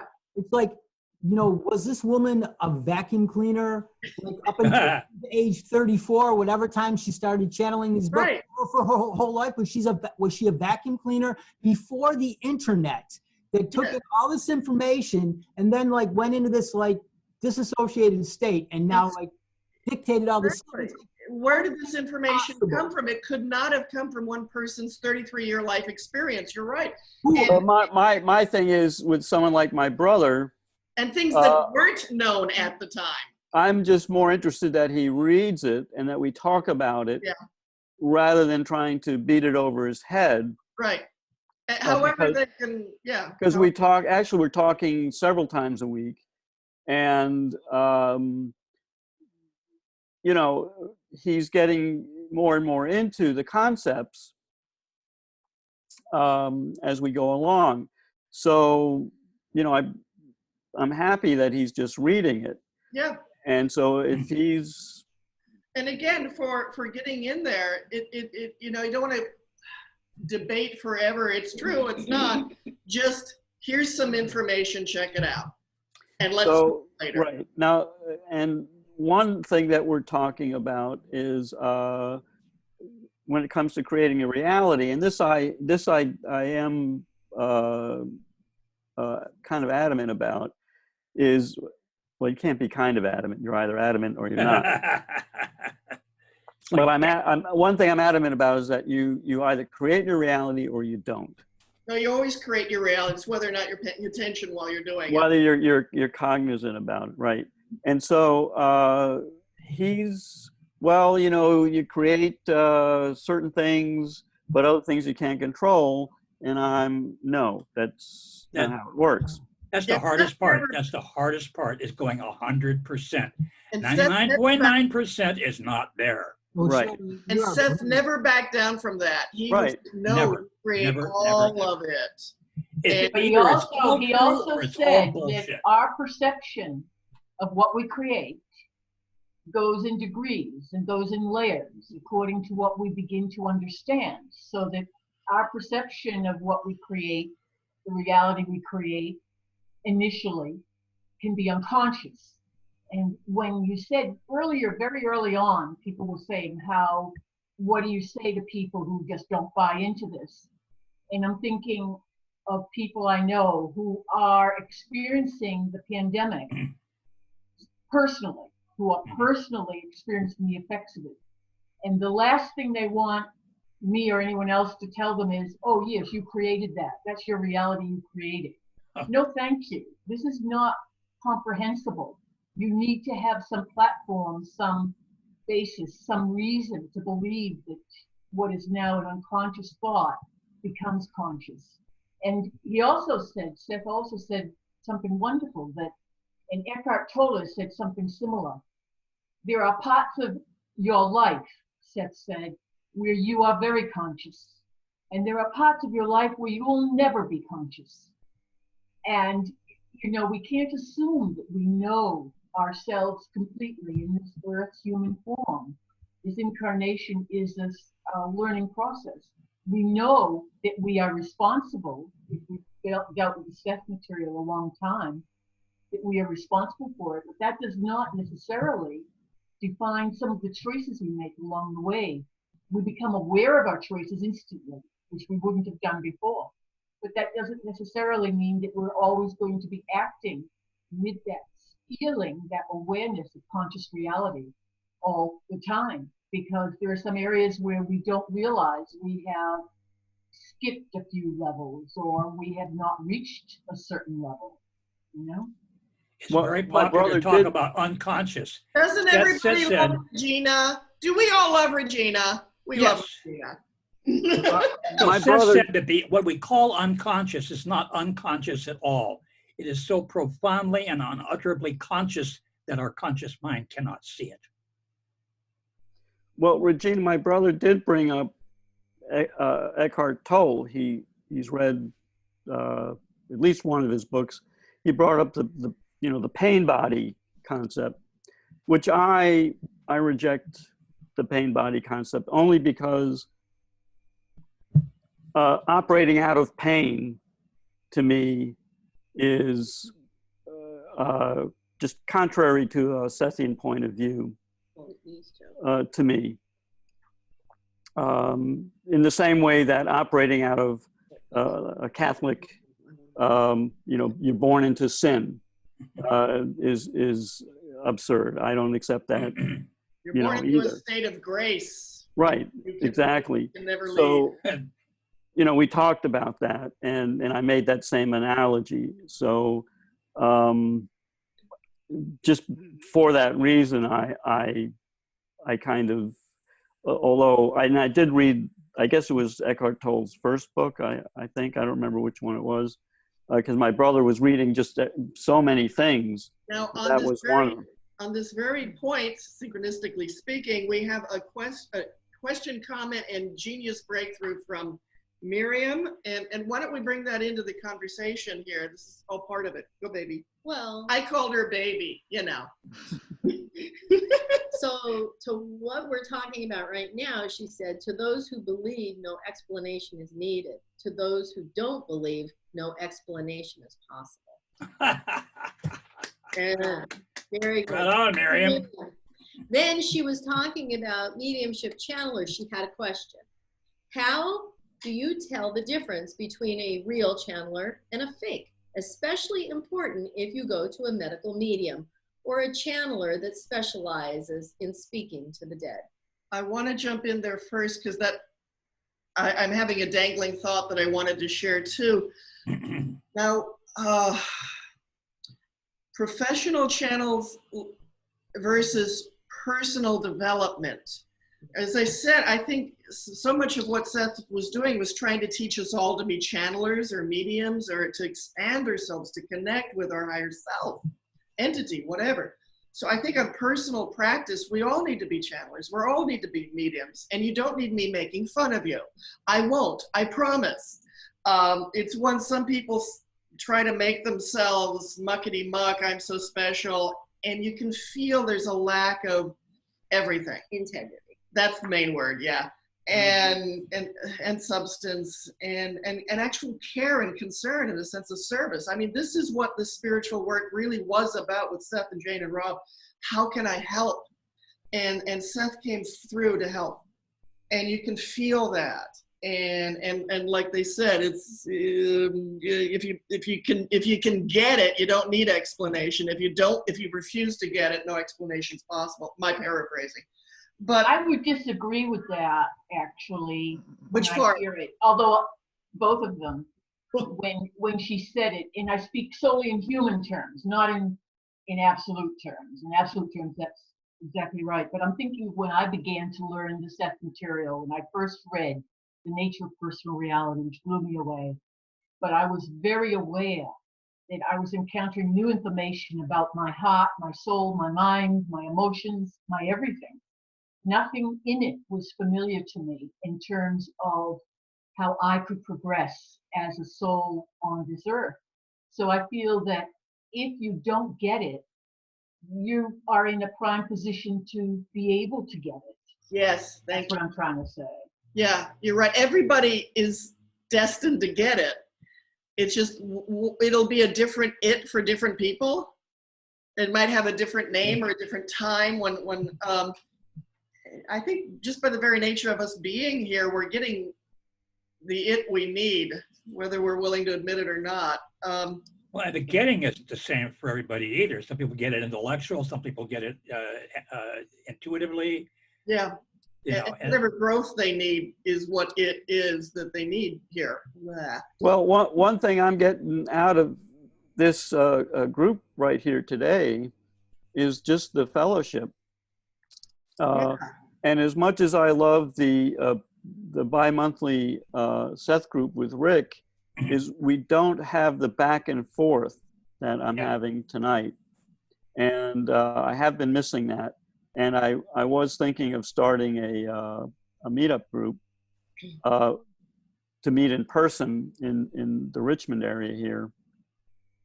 And I didn't start it before the pandemic, but after this is all over, I'm going to start up something just to meet some people in person. And I'm pretty sure I'll get a good group going because there's a lot of spiritual stuff in this area going on. I'm going to say goodnight and wonderful to see you and meet you people. Is this going to be an every Sunday thing? Every Sunday. Every Sunday, has been for the last month. channel. Okay, same bat time, same bat channel. Exactly. Same password, same login, same everything.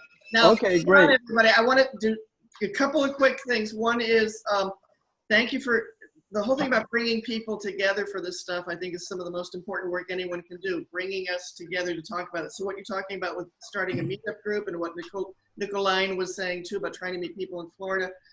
Yes, let's try to find others. And I'm going to make a little commitment in my own mind, and I have to say it. Like I said, I know this guy, Jeff. We have talked about it before. I want to connect with him this week again and try to start some kind of a website that is the Seth organizing principle to help bring us together. Seth Community. Seth Community. So I hope I will have an update for you next week where I say, here's what we are moving forward in, because this is the most important thing. To be able to start emailing other Sethies who live in town and say, let's meet for coffee, let's meet in the living room, let's have mud wrestling in the streets, whatever. I'm in. I'd like to see that. And just a reminder, I did send an email to Rick earlier and about the Wednesday online thing for new people about it's like the next month or so about coronavirus. I don't remember exactly what it was. It was like 4 weeks series Kilo or something. So I'll post that on is it on the Seth House? Oh right? yeah, our Facebook page is long. Seth Discussion Group at the Seth House. We just crammed everything into one title. Seth Discussion Group at the Seth House. Most of you know about it, but if you're watching this on YouTube, check out our Facebook page too. It's a lot of fun. Yeah, Jim, yes. I am so sorry to interrupt. Jim, you said something about Richmond. Where? Is it Richmond, Texas, perhaps? No, it's Richmond, Virginia. Oh, okay, because my mother lives in Richmond, Texas, and that I go there often. Oh, okay. I guess there's a few Richmonds around. Yes, that's why I asked. Too bad. I would have loved to meet for coffee. Oh, all right. Yeah, Well, well, let's see. If you drive up to Elmira, you kind of go near Richmond, so you could stop and have coffee on the way. Get all the hot spots. But Ladies, I will definitely try to make it up there once, once this is free. over. as we used to say in New York City, y'all take care now. And every You town too. they have a Seth. Take Now, care. It must be the southern part of New York Thanks City. a lot, Yeah, that Jim. would be. no, you can all stay here too. If some of you need to leave, we'll kiss. I do actually. I can, when you have these sessions, I can't do it past 7 o'clock. But this has been a wonderful time. I echo everything Jim just said, and thank you all. It's just been grand. And by the way, I have to say, this is one of the easiest 4-hour conversations ever. Effortless and invigorating. So 4 hours, 3. I'm sorry. We did 3. It's all right. She's good. Feel with good. numbers. Feel good with 3. 3. I love you guys. So- I'm out too. I got to eat dinner. Hugs and Say kisses. goodbye. Bye-bye. Bye-bye, guys. Thank you. Love you all. Wiedersehen. Stopping by. Gruß von Miami. Auf Wiedersehen. Ron Aloha. Carter just signed on to Facebook. So who has And stayed? Ron says, time for Seth. Ron Carter's here. If Ron Carter has a Yeah, comment or question, we will receive it. So who's here? We have still have Kate 12. and Oshara and Yeah. Ned and BJ. BJ. I'm so sorry. Charlie, Audrey, Audrey, Nikolai. Gabriel, and Nicoline. I Well, thought she you said were- she was leaving. Nicoline said she was leaving, but she's it's still hard, there. isn't it? Yeah. Nicoline? Not so easy. Microwave something and come back. What are we doing? Yeah, next time come dressed so we can see you. Or not. Never. Facebook would turn us off. We're not that kind of a site. That's right. I Oh, and said, then how I said be dressed. I didn't say be naked.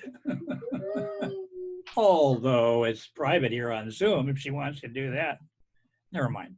Let's not go there. That's right, because we're live on Facebook. That's true. Yes. Yeah. Never mind. Yeah. Oh, look, there's Hallie's comet. I'll keep the group on the right path. She I'm all about the rules. she keeps me, feet on the ground. Yeah. Interesting what we're talking about. Have any of you, I have a question to throw out there. Have any of you out there ever felt like you were engaged in something we could loosely or tightly call channeling or mediumship or spiritual communication of some sort? I had one dream years ago. That's all it was about. And and I remember it like it was 20 minutes ago. There was a small meeting room with maybe 20 folding chairs in rows. And in the back of the room, there was a table with a kind of an altar almost. It was a stepping stone kind of thing, like a slice of a wedding cake, And there was a white satin strip that went up to the top of it, and it was printed on it, "Let it be." Okay. So I came in, and it turned out that this was a weekly meeting of these people who were interested in channeling. And every week they had a guest channeler, and it was my turn. So I came in and sat, huh? That's how life should be. Well, yeah, and so I came in and I sat down in the front row, and when they said, "Okay, Ned, you're on," and so everybody closed their eyes. I closed my eyes, and I started to actually feel something happening, and it freaked me out a little bit. It didn't terrify me, but it's like, whoa, it's shocking. And I snapped out of it, and the gal in the front who was leading the parade said, "Don't worry about it. It happens to everybody. Go do it again." So I did it again, and this time I went deeper and deeper, and then I heard this voice. It was kind of androgynous, but it was kind of male-ish because very resonant, and it felt like it was way far away, and it got closer and closer and closer, and it said the same thing over and over again. who's forming these words? And it started out almost like a whisper, and it got louder and louder and louder, and then when it got really close, it jumped into my, oh no, that first thing is I fell forward onto the floor, onto my side in slow motion, extra slow motion. And then all of a sudden, when it entered me, I snapped back up into my chair like I was on a rubber band. And but then it was me saying, who's forming these words in a bellowing voice, makes Seth look like a canary, you know. And the woman sitting next to me was an older gal, and she'd been knitting the whole time. This was like business as usual for her. And she said, oh, well, I'm glad we got this far. Now we can start talking about Tennyson. And the personality in me looked at her and said, who's she? Meaning Tennyson. And everybody laughed, including me. But I laughed so hard, I squeezed him out. And in a moment, if you can imagine a big tall barn with lots of hay lofts on top of each other and a hole at each level covered with hay. And it was like I dropped through like that through about 5 levels and wound up in a haystack on the floor and woke up. But I figured that was like I dropped through that many levels of consciousness before I got back to the part of me that was laying in bed. And I'll never forget that feeling. That was the most real experience I've ever had as myself, living asleep or awake. I've never experienced anything that was profoundly real. And it was amazing. But the choice of word, who is forming these words? And I still don't have a satisfying answer to that. I wrote that down, just that who is forming these words. Yeah. I heard it from a whisper, then louder, and then it came through you. And then it was coming from me, and I was still there. I thought about that in context of Jane's description of what it was like for her to, be channeling Seth. I was still there. I voluntarily, willingly stepped aside and let him take over my body, I guess, my dream body anyway. Until we started, Leslie cracked a joke that everybody laughed at, and I started laughing too, and it was game over at that point. But it delivered you back into your body with full memory of the experience. Oh, absolutely. It's almost like it was still going on someplace, And a class, a showing, that's a place that we could all be going to as well, a channeling class, channeling development class. Well, as it turned out, that was about the time that I encountered someone who channeled for someone called himself Dr. Duran. And he was the most Seth-like channel entity I've ever encountered. He had a sense of humor. And he didn't teach like Seth does, but he answered questions and explained things in a way that I could imagine Seth, let's put it this way, didn't contradict Seth at all. And at one point, this was done in somebody's living room, like maybe 15 people there. And at some point, I think I had the dream before I talked to him, because at some point he said something. I said something about you suppose that channeling is in my future or something like that. And he said, well, it's your choice. He said, you certainly have the capacity. Whether you choose to do anything with it or not, it's up to you. And I haven't. Never had anything like that since. That was in. I think everyone, I think that is very inspiring. I'm thinking the door is open for you there to go back. I never felt like it closed. I just never went through it. And that was in like 1981, I think. So you had that experience that's very inspiring, and it can inspire us to hear it as well, too, knowing that others have these experiences. I want to try to find the right way to say this, too. Like earlier, maybe I may have sounded a little harsh about people trying to channel, but as I tried to also come back, say, we all need to learn to make these connections, because this energy who's forming these words is trying to reach all of us. And we need to listen, and we need to. I think what you're saying is the intent behind it is there. Yes, all of us. I think I agree with that. The intention to communicate with us is sincere.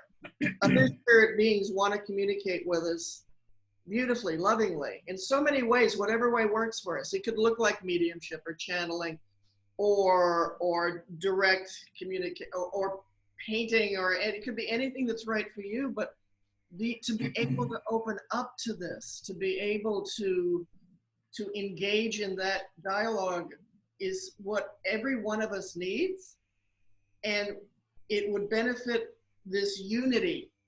Oh, if yeah. more people were tuning into this. The thing of it is, it requires a certain amount of surrender, you know, that is pretty scary to a fragile ego. That's and it's like, whoa, I don't know, I'm afraid to go there or not, you know. And so let's interpret it differently then. Let's interpret it differently. Here's something we have printed and framed in the Seth House, and tip it down a little bit. It's glaring. Out loud. Oh, okay, that's good. That's okay. She'll read it. Oh my God! Anyway, Go ahead and read it. Yeah. Well, here. Yeah, I'll read it and then I'll show it to you. But Seth said that in this room about this. It was and it was early. It was 1970 that he said it, November 10th, 1970, at an ESP class. At one of the ESP classes, he said this in this room to his beautiful little audience of real people.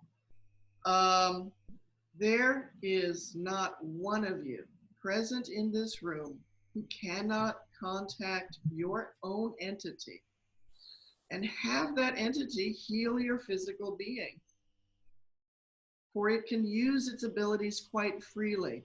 And I'll stop there and say, okay, he's talking about healing, but he's talking about communicating. He's talking about entity. There is not one of you who cannot contact your own entity and have that entity heal your physical being, for it can use its abilities quite freely. It does not have your present hang-ups. It can erase your difficulties as easily as you can erase a mistake on a painting, easily and swiftly and beautifully and well. This is what we're part of. Let's have coffee with it. The closest I've ever come to that was and this happened back in the 70s, first time I did it, was my middle name is Burton. And so I started using it. It was using a typewriter. I started having these conversations with Burton. Burton's my middle name, so it's my middle self. It's not my soul. It's something in between, you know. Maybe Seth would call it inner ego. I don't know, but that I called it Burton, middle self. And so I'd start typing to Burton about a problem I was having, and Burton would come back. And I think, you know, the style with which I did it was certainly inspired by Seth, but it wasn't really Seth either. And I was fully conscious. It was not automatic writing. Mm-hmm. And I'll be darned if it didn't evolve over, you know, several switches of dialogue to a point where stuff came up that I didn't know was there, you know. And never solved the problem for me, but pointed me in directions I had not yet thought of that did solve the problem. Mm-hmm, mm-hmm. And I came back and did that again about 25 years ago when I was going through a rough patch. And this time I did it on the computer. And I still got that. And I went and, in fact, I started a journal just for that. Yeah. Didn't keep it for very long, but I still got it. I didn't keep it up, I should say. You know, one thing I hope this online global conversation we're having helps inspire all of us to go deeper into what Seth kept pointing at. He kept saying, it's in you, it's in you. You got this entity thing and your parallel selves. Go deeper and allow all that beauty to emerge fearless. Allow all that beauty to emerge beautifully, joyfully. Have fun with it. This is putting me back in touch with another dream I had in the same era. It wasn't like the same week or anything. It was pretty close. And in the dream it was a series of vignettes, very short ones, and each one. You were saying, well, Ned, how about we take a little break and then come back to that? Yeah. Okay. We're getting some Ron, Q&A. I want to kind of bounce back and forth. So Ron is posting regarding Ron what Card. we've already talked about, and he's usually in and out. So I'd like to do this while he's actually on. Yeah. So first of all, he said, "My, what a super collection of Sethians, Ron." Then he said, "Channeling is a two-way street. The entity helps you create your own reality. Think of the entity as a grand sheep herder, and you're one black sheep." Thank you, Ron. We love you. Ron. We love you. How about the two-way street? Seth used to talk about how he enjoyed looking out the window at the snow falling and stuff. That window right there. Yeah, that's the one. Right there.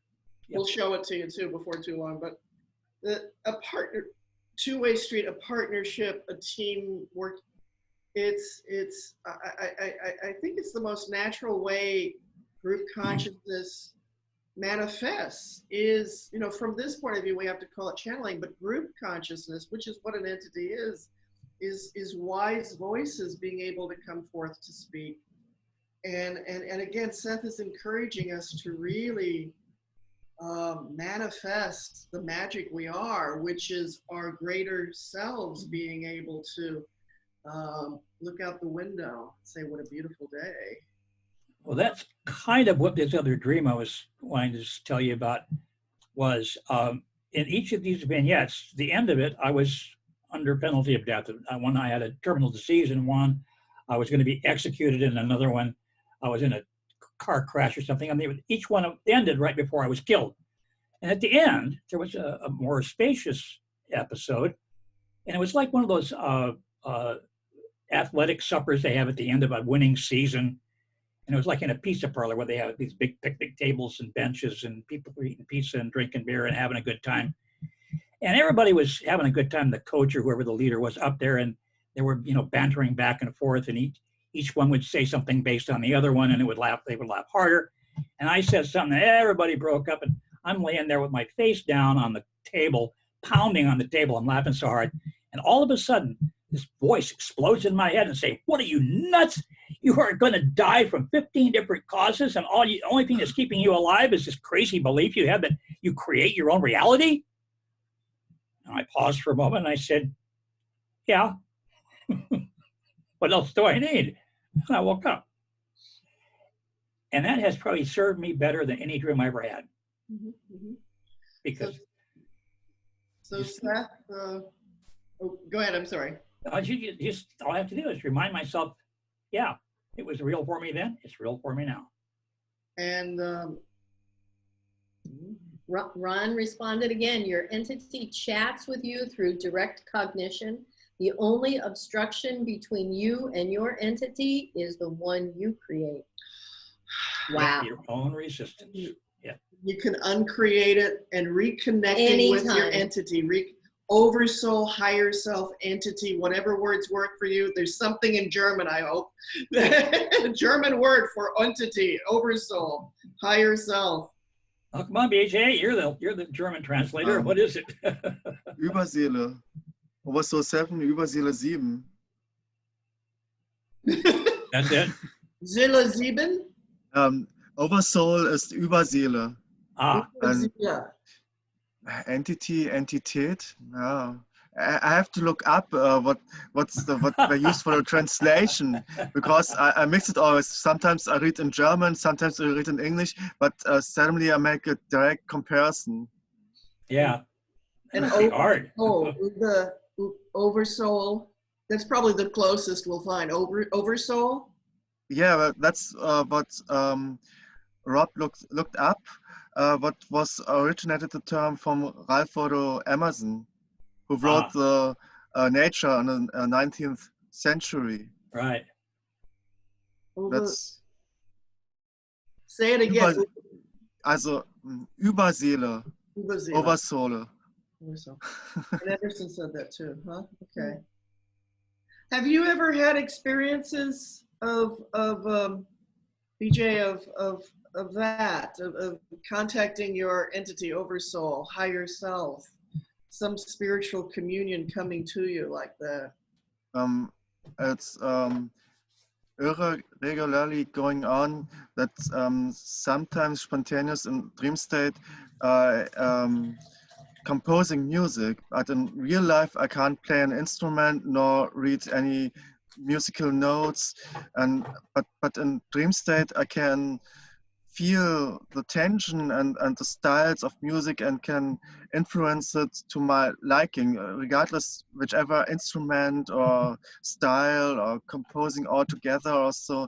And that's I think an amazing ability that's just like a gift that maybe another reincarnational self or has this ability and shares it with me if I'm open enough or so. And it's really gives good energy to me and inspiring to me. And I hope I can more consciously influence it and bring it also in my daily life.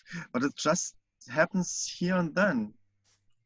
Maybe you should study it on an instrument. No, that's beautiful. That's, you know, channeling music, hearing the cosmic spheres, the melody. It's like it can be classic music or techno or something else, and I can really say, oh, it should be have this beat and this instrument should take this part over and so on. And it's like really like a movie composer sees or has the storyboard of a certain movie scene, and it says, oh, here's the tension, here's the plot, here's the twist, and it's this emotional upbuilding. I can feel the emotions and can translate them into music.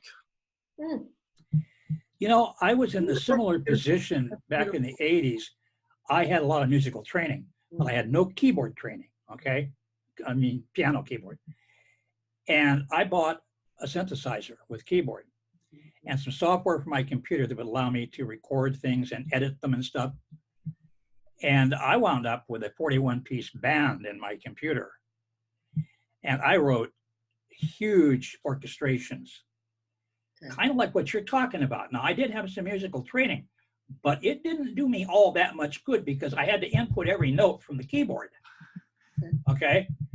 BJ, do you record your work, BJ, or do you are you listening to it, or do you record it, or do you make the music, or it comes to you and you?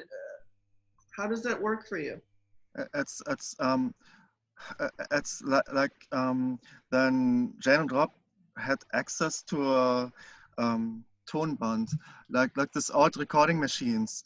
Maybe it was Rick or Seth, or they bought someone for itself that Seth in a session used that as an analogy that you can switch between channels, between aspects or the focus.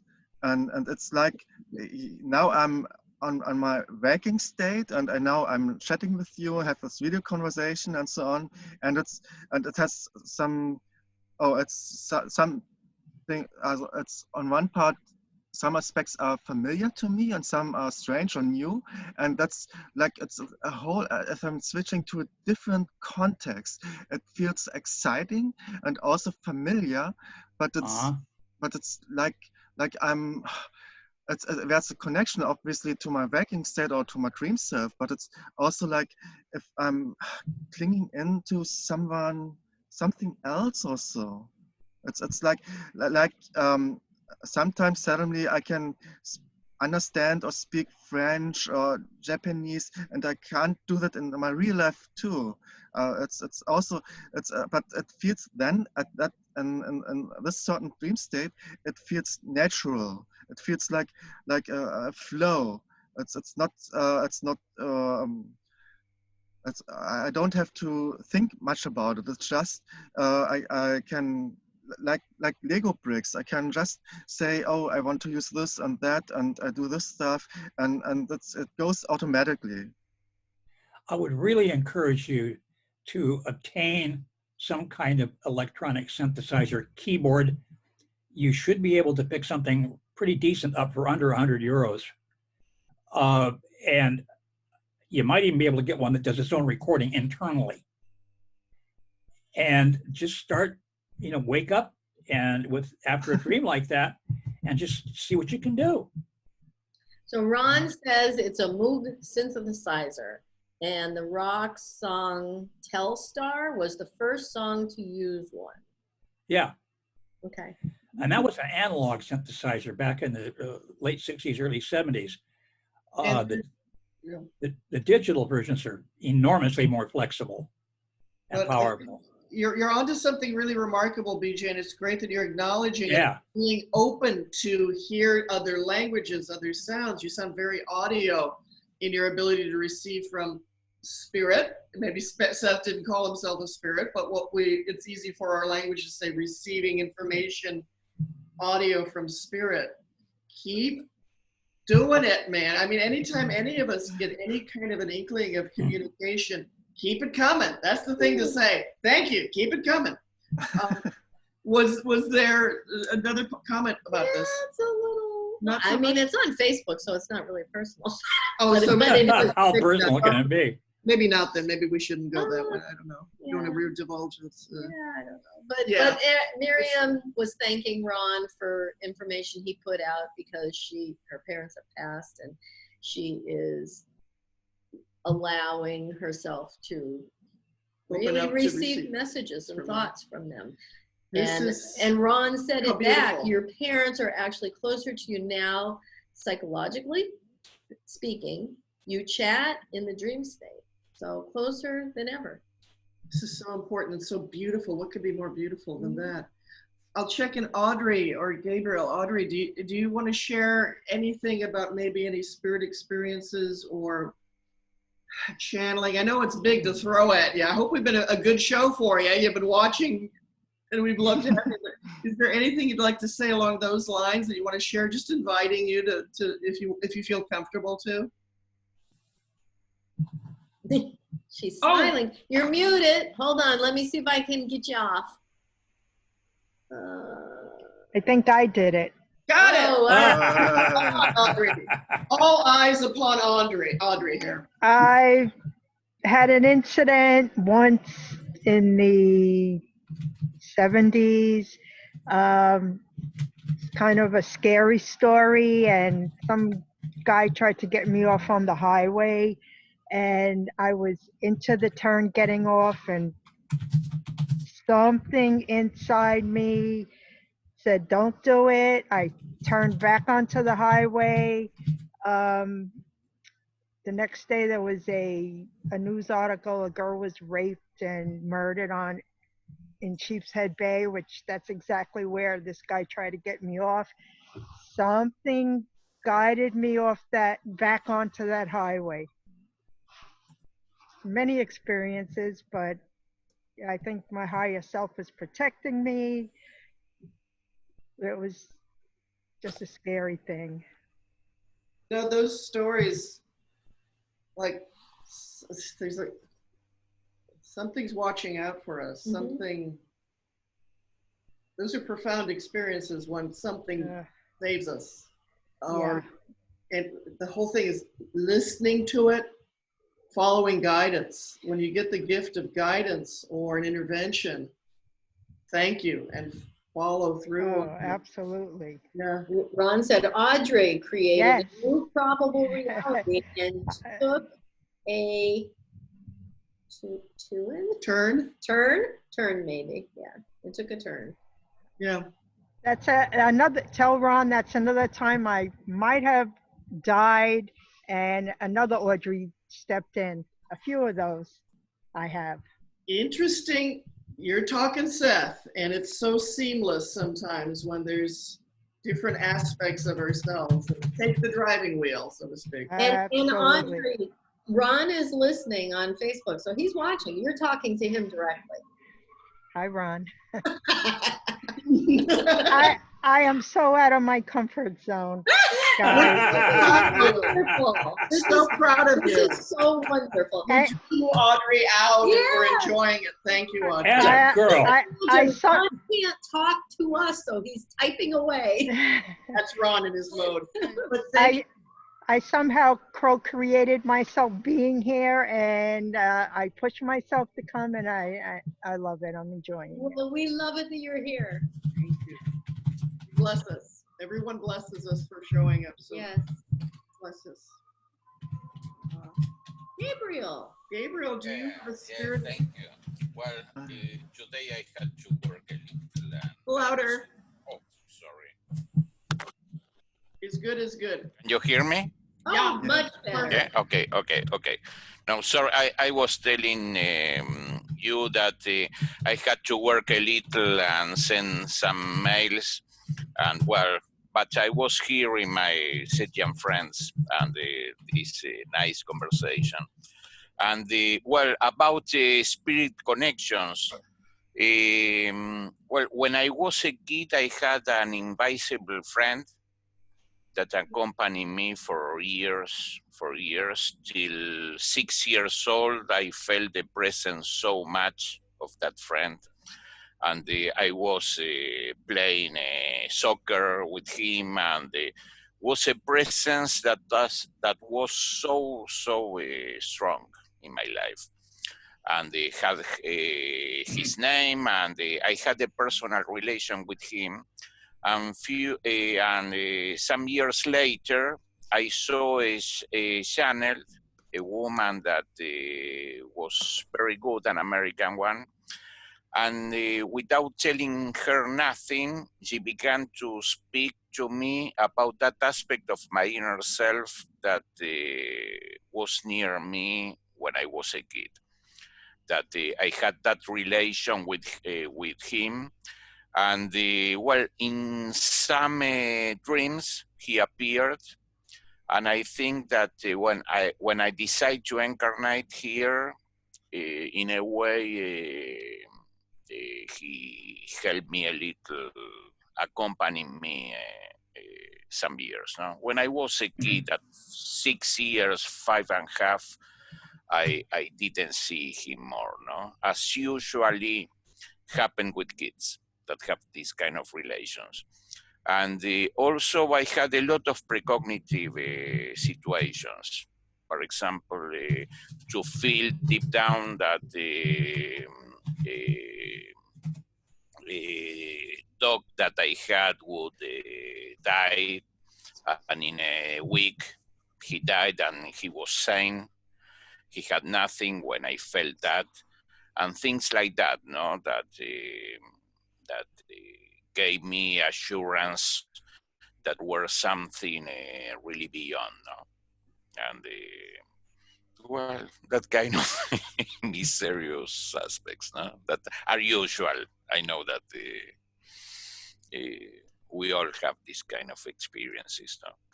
But that relation with my friend, my invisible friend, when I was a kid, was so strong. For example, I was doing something wrong, and my mother asked me or what did you do?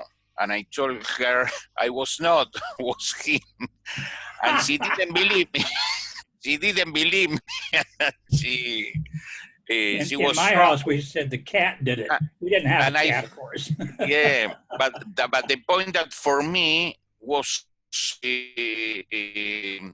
I was thinking why she could think that I was lying if she was not here, and she would know if I would do that thing or was my friend, no?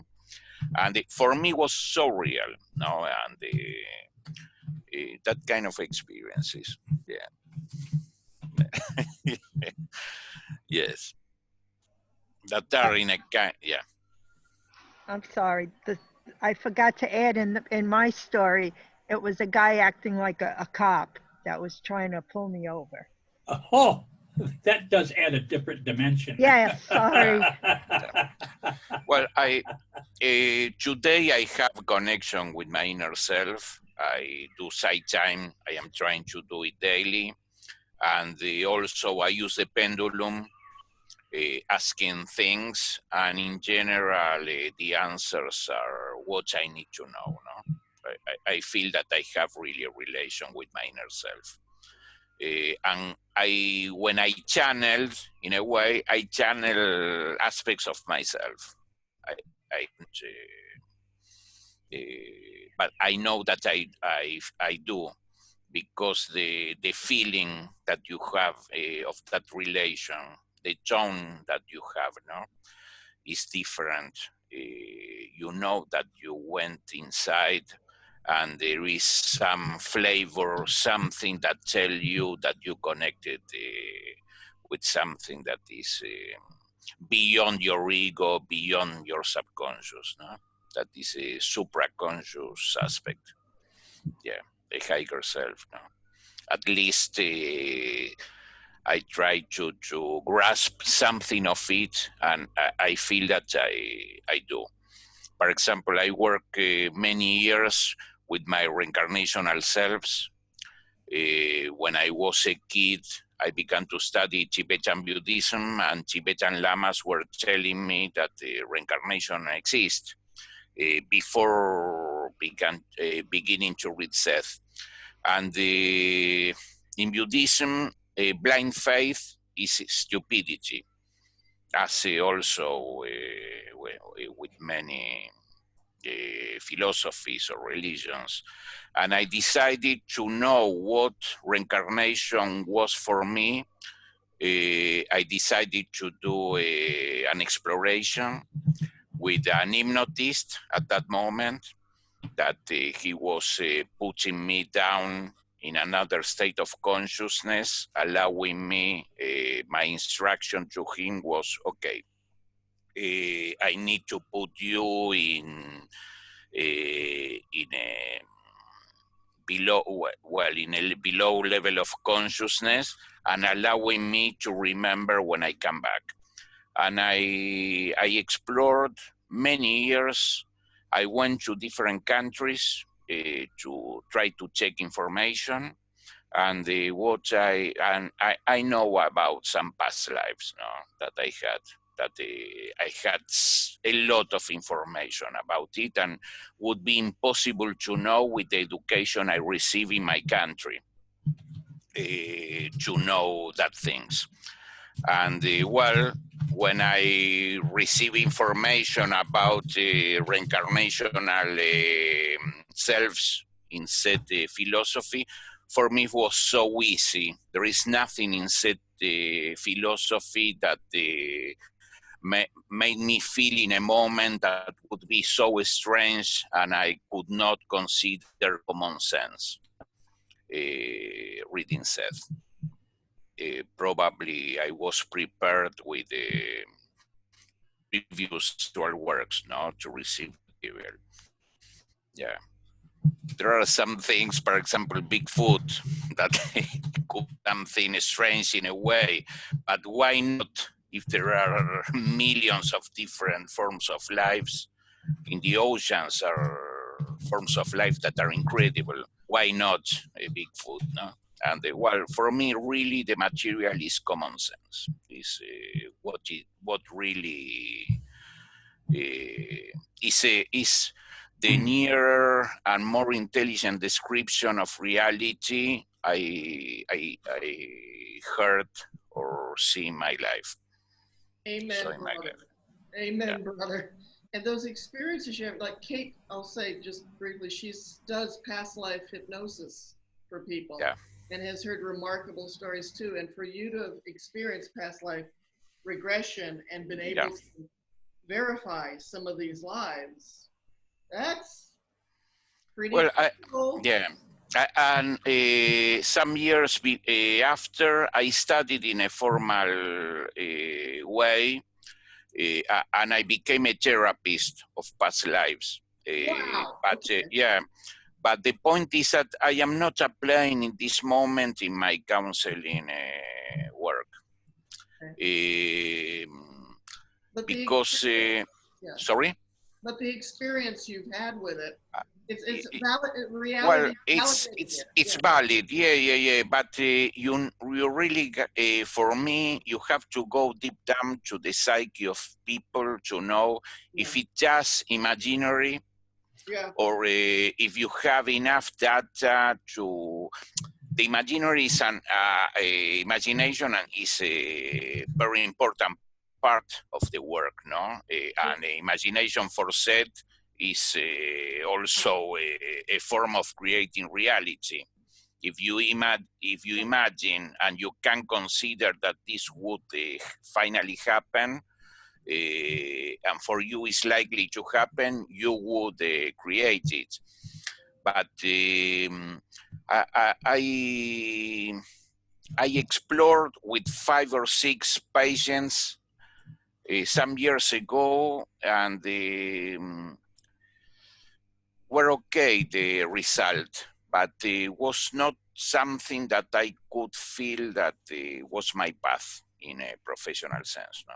Yeah. I get that, and you bring the word imagination, but also layers of the self. So imagination, to start, Seth said imagination, really important to start. Imagine is taking your consciousness to trying to go to these places. So start with imagining, but layers of the self, like you said, is this a real life?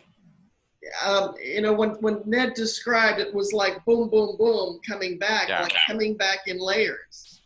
Like how to get deeper and deeper into the true self, into the heart of the self, into the oversoul, the entity, to where is the true of the true. So this is a journey of keep going deeper, to keep drawing from what is that source, and we can hear it. We can hear the music of it. We can see the vision of it. And you can even, we need to get our ass paid sometimes. It comes to us to communicate, and if we keep on sincerely going deeper, showing up, and saying this is real. This is what I'm showing up for this and doing the work. It's amazing what emerges. Well, really, all is about hypnotism. The OLC is hypnotizing us all the time with that kind of negative beliefs, and you can hypnotize yourself with the positive beliefs you want to achieve. That's said. And do exactly that. And all is hypnotism in a way, no? If you, for example, something that I was thinking this week is that before began this pandemic, I thought to decrease my health plan. I decreased it in the last 6 or 7 years 5 times. And I am paying like 6 times less than what I was paying some years ago. And I thought to continue it because why I would pay a penny in a health plan if I do my belief work and I have not the slightest, if I have not any expectation that I would become ill, I would not get this infection, I would not have another illness. And but when these things were happening, I was in a moment to decrease again my health plan, thinking to rule out probably completely, and I decided not to do. And I realized that I had not all the confidence I would need in myself to do that, to stop my health plan, not to pay nothing. And paying a health plan for me is a sign that my work is not complete in a way, no? That I have to work, and I have not absolute confidence that I would go through every situation without being ill at all, achieve any ailment. And but in my last 7 or 8 years, I had not a flu. I was perfect. And I increased the quality of my health, but not enough to cut my health plan, you know. I am still working. you know. Yeah. Well, you know, Seth said, if to the extent that you still believe in medicine of any kind, you probably better use it. Yeah, I know. I read it, And but so yeah, but allopathic medicine, I don't have a lot of confidence on that. You know, I No, have I more didn't- confidence in the material and in myself, but not absolute in a That's my way point. completely, just to catch everything. You know, Well, I am a yeah. I went over 40 In a years process. without seeing a doctor in his professional capacity, without insurance, without anything. Yeah. And I did have some moments at which I was concerned that I'd made the right choice. But outside of a few fractured ribs that they can't really do anything about that anyway, except tape you up, you know, you're looking at 6 weeks of decreasingly excruciating pain, and then it's over. And that's about the worst thing that happened to me in 40 years. And so, unfortunately, when you get to be my age, things like that sometimes change. And I'm trying to do it on purpose now, getting away from it, rather than being my default condition as it was for a long time. Well, Seth says that you can have your aging and, Right. and finish your life in an excellent way. That all, in a way, all death is a suicide that you decide when you will die, and you can achieve that moment in a perfect health situation. Well, I'm going to do that someday, somehow, but not today, I don't think. And by the way, Oshara, I wanted to thank you for reading that piece that you had had on screen. That was really timely for me. Oh, good. What I'm finding is that joining this group has kind of been,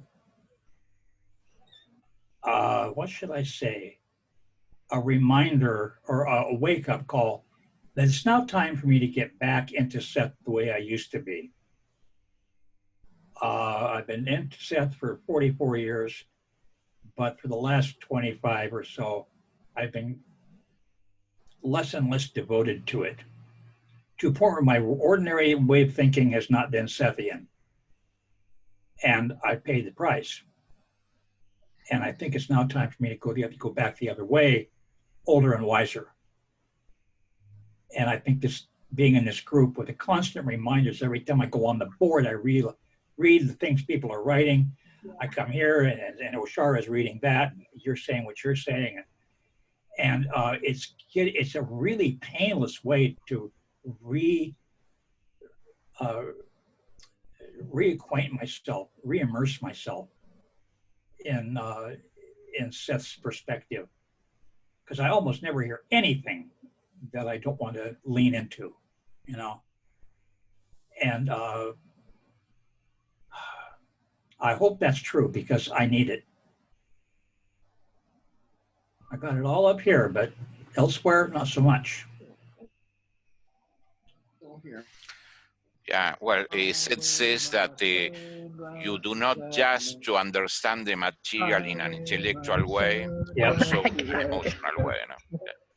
Yeah. I am somebody singing. That is the unfortunate truth. Audrey, you were Unfortunate. I'm going to say goodnight. I'm freezing out here. Seemed like it's a good time 3 hours ago, right? And we're just getting ready to do the tour of the apartment. Aw. On Facebook, we're waiting for that. So if you want to hold on for a little while. All right. I'm shivering. Yeah, shivering. And then we're going to No, I'll watch. I wanted to say too that while we were here, it's starting to get a little darker. Yeah. The sun is just Yes. set. And within the last, it was so strange. You know how it is when it's light inside and a little darker outside? 2 different people waved at us. And I think, and it was just like they walked by, they looked up, they saw us sitting at the table in the windows and went, like that, and we went, hey! So this is a very visible bay window situation. When people walk by, we're like on. And right now, let's take this stuff. And is this the one that I Yep, walk around you with? should be good, and I'll just sit Let me- here and make sure. So what I need you guys to do to see what Oshar's doing is pin her to the forefront. Big screen, whatever she's showing. So, and this will go, as our Facebook friends are seeing it. I'm just, And you guys know how to pin it, right? If you click on the one that Oshar is walking around with, right? And there's 3 little dots up in the upper right corner, and hit pin video. so what you're looking at right now is what you see when you first walk in this door. So you should see my back and the beautiful windows in front of me. And I walk forward, and those are the windows. And Ned, when you said that, I think of it every time I look. It's like, this is the windows in the early sessions, how Seth said, can I get up and go look out these windows? Yeah. These are the windows. And I kind of feel like it was the one on the left, because he says something about a lovely corner you live on. And this is the one that looks out on that corner that Seth looked out on 57 years ago. Right before you said that, I had the feeling that my eyes went immediately to that left-hand window. Yeah, this was it. Right now, the Water Street Bridge, they're making some repairs, but beyond that, you see maybe that little sliver of the Chemung River. And just the sun has gone down, and it's that beautiful dusk and the bare naked trees that allow you to see whatever you want to see. And here, You know what you might do sometime that'd be really cool is to take us on a tour of the neighborhood using a phone instead of the computer. Sure. Get in the car and or take a walk and just walk us I'll around. show you Mark Twain's grave, like Oh, 3 I'd love to miles see from that. here. I'd love to see that. Here we are going outside the kitchen window into a beautiful, here, I'm just gonna do the view that Jane and Seth and Rob and Willie the cat saw. Here comes somebody on a bicycle. Can you see, am I doing it right? Oh, yeah. Yeah. But just real people in real time. That's and this is the world outside their window. I imagine there were more people out there a couple of months ago. Yeah, but it's it's a beautiful night. It's a beautiful night. And the kitchen. That doesn't have room for a refrigerator. The stove. And how real it is to touch things like cabinets where they just cabinets. You know, we got stuff in here, but and how small the kitchen was, and there's only one drawer, and here it is, and it feels like it hasn't been painted since 1960, really clearly. But we cleaned it really well. We cleaned it, but it hasn't been painted. And that's kind of the thing. You know, Jane pulled wooden spoons out of this drawer. And it was probably hardwood floor originally. It's been covered with really crapping linoleum. Like, this is layers of linoleum, but we have pictures And where this was sticky, hardwood. yeah. Sticky and layers. And we can, here's the other angle. This is where Jane Roberts would have sat to have the view of the bottle, the view of the house. Here is where there was a bookcase that had all the notebooks. There's that picture of Jane reading the notebooks from here. Another picture of her sitting on this wonderful old heater, probably from the late 1800s, this heater, this register. This window, we saved this window. There's a cord holding it together, and it was ready to fall right out. It was so broken, but we saved it. Let's see. You already saw that. Hey, German guy. Whoa! That would be BJ. I'm coming. Here's We're in the closet now. all these guys, right? Yeah, I have the 100th issue of it. They sent it to me a few weeks ago. I can show it to you. Aw.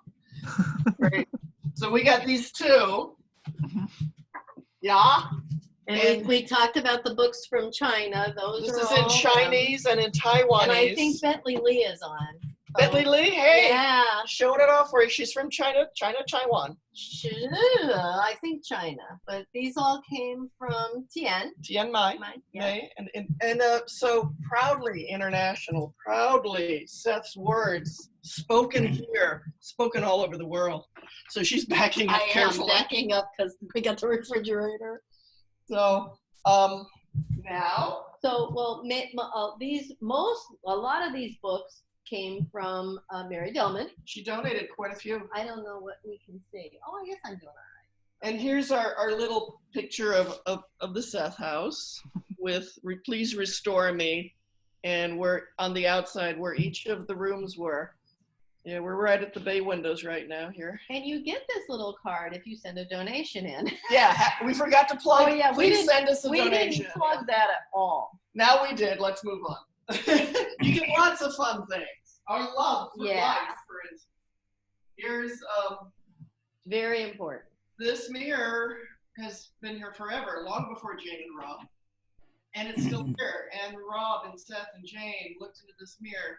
They had psychic experiments where lots of things happen in this mirror. Yeah. It's here. They looked in here. Were you gonna say something over there? No. So this is here. We're gonna turn the light on so there's good lighting. Thank you. This is the famous bathroom. Famous bathroom. It is double the size of the kitchen, if not triple. It's triple the size of the kitchen. Yeah. It's 4 times the size of the kitchen. So I'm not even in the bathroom yet. Yeah. So this is a marble shower that has 7 spigots in it. Cabinet. Hey, we have toilet paper in America. Did anyone get that joke? Never mind. It's the virus joke. Oshara. Yes. Make an interactive exhibit where you can move the refrigerator out of the bathroom. Someday. It was probably right here. We're thinking it right there. In another reality, I'm standing in the refrigerator. Actually, I think it was probably right there next to the toilet because that's the only electrical outlet in here. Oh my God, you're right. We just figured it out. Yeah. Was the only electric plug. No wonder Seth says don't keep the refrigerator and your food next to the toilet. You can flush the toilet and open the fridge with one hand. There you go. One look. Every man's dream. No, it's 2 women. Anyway, here's, look close, 2 plugs. This hasn't been replaced. No. It's 2. It's the old fashioned. She wouldn't allow anyone to touch it. Because there's a whole bunch of the sockets in here that are only 2 plug. They don't make 2 plugs anymore. It's against the law, I think. But it's the 2 slots. Not grounded. Not grounded. Right. So They're it's not the old grounded. style. So they probably use those sockets. So the landlord's like, great. You don't want me to replace anything. We love you people. They're period perfect. This is from the 1800s original. This is beautiful, whatever it is, glass. Leaded glass. This is beautiful mirror, original on the back. It's see Oshara over and over. Oops. And there's a mirror over here, but this is really old. It has paint splots from past paint jobs in the house, maybe back to the 1800s. Who knows? House built in 1888. This also is original, probably 1840s. They looked in 3 mirrors in this house that are still here. You know. Right. They don't make this stuff. This is original subway tile, and these are little bitty. What is that called? Marble tiles. Yeah. Marble tiles. Okay. This is Oshara's favorite. Peggy the Pegasus and Unicorn, who loves you and welcomes you.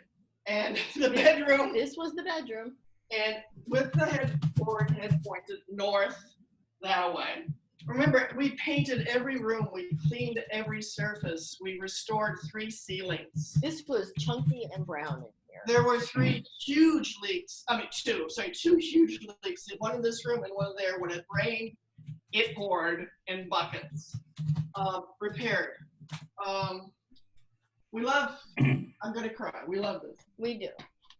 We don't have any good lighting in here, so I hope you guys could see. We have Christmas we have lights. Christmas lights. That's our lighting. That come on every night at sunset and stay on till about 11:30 or midnight. Just keep the home fires burning and keep the light on for all to see in this room. And where we are now is this was Rob's art studio. So these windows went around. Beautiful glass. They original. used to go all the way around to where Oshara is And we now. want to restore that. We want to reinstate these windows. Right now, that much of it is real. Those are beautiful original. view. And it's an incredible view of the trees and the neighborhood. Beautiful. Back here, this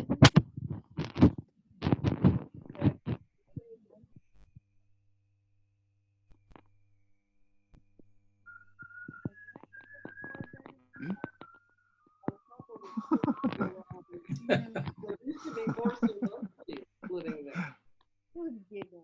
Why? I hear giggles. Well, we're glad. Okay, that's it. Somebody's whistling a happy tune. And here's, so this was Rob's art studio. He had his art table around there. But Jane channeled in every room of the house, including out here. Whenever you say, you read, well, Jane and I did the channeling session tonight in my art studio because it was cooler or warmer or quieter. This was the art studio. And this is on 2 poles. So there's really nothing underneath us, no foundation. So this is jutting out of the side of the house. Nothing below, nothing beside, nothing above. It's just stuck into the wall with 2 poles holding it up. Right. And the yellow wall right there is the outdoor entrance staircase. Okay, on the other side. On the other side of it, yeah. Now come over here, and I think we'll. You loving it? You loving it, guys? Yes. Okay. Usually, that part of the building, the 2 poles aren't really doing anything anyway. You're levitating it with your psychic powers. Absolutely. So true. So just to say, right around here is where Jane did most of her bad lighting. So bad lighting. Right Let's around try that. here Better. is where Jane Roberts did most of her sitting in the rocking chair channeling Seth. Right around here. And of course they decorated 15 years that they lived here. They lived here from 1960 to 1975, 15 years. So they have redecorated quite a bit, of course. But mostly the rocker was around here. In videos and photos, moved around a little bit. They first did the Ouija board around that table area. But here, this is where they lived and where Seth came through, mostly. Most of Seth's words came right out of it. So we're so happy to share this with you and show this to you. And that we feel like you know what it means too. It's right here in Seth's house. In Seth's house. And I love this, but I remember in one of the channeling classes, Seth said, now don't tell Jane, but you are always welcome to Seth's house. Am I getting it? You are always welcome to Seth's house. So he said that in 1969, January 14th, 1969. It's in the early class sessions, book 1. Page 101. So start out by astral projecting and coming here tonight in your dream state. But we hope you can bring your body and sit here sometime. We love you, fellow Seth friends, family, people. All right. And now it's that blue, beautiful blue. It is twilight. Just at the right time we did this. How gorgeous. Oh my God. Oh my God, that's beautiful blue. Yeah. All right, here's your Peter ball. Oh, I just want to keep looking at the beautiful blue. Beautiful blue. All right, friends, Seth friends, family, lovers and friends.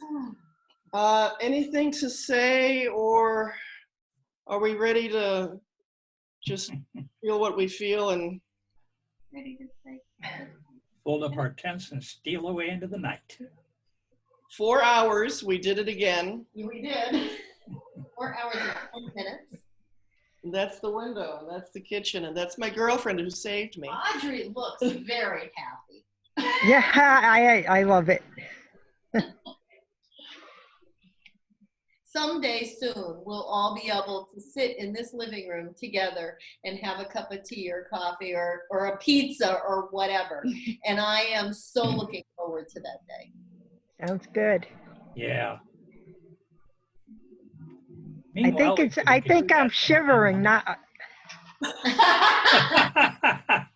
you better get in the house. It's true. Yeah. You're getting chills, but it's a mixture of chills. It's cold and it's the Seth house. It's happy. Happy and cold. Shivering with excitement. Yes. Thank you, Oshara and Kate. Yes. Thank you so much. Thank you, everyone, and even the ones who aren't here with us anymore. They can see it. They're with us in spirit too, and they can see it on replay. And it is recording. What? Yeah. So Bentley said, "Can you show where Jane would like to sit?" We did, Bentley, but let's do it again. Here, you hold it. We're getting a request from what is it? Bentley wants to know. What's the word? I forget. Encore. Encore. Yeah. It's an encore. Right around in here. Yeah.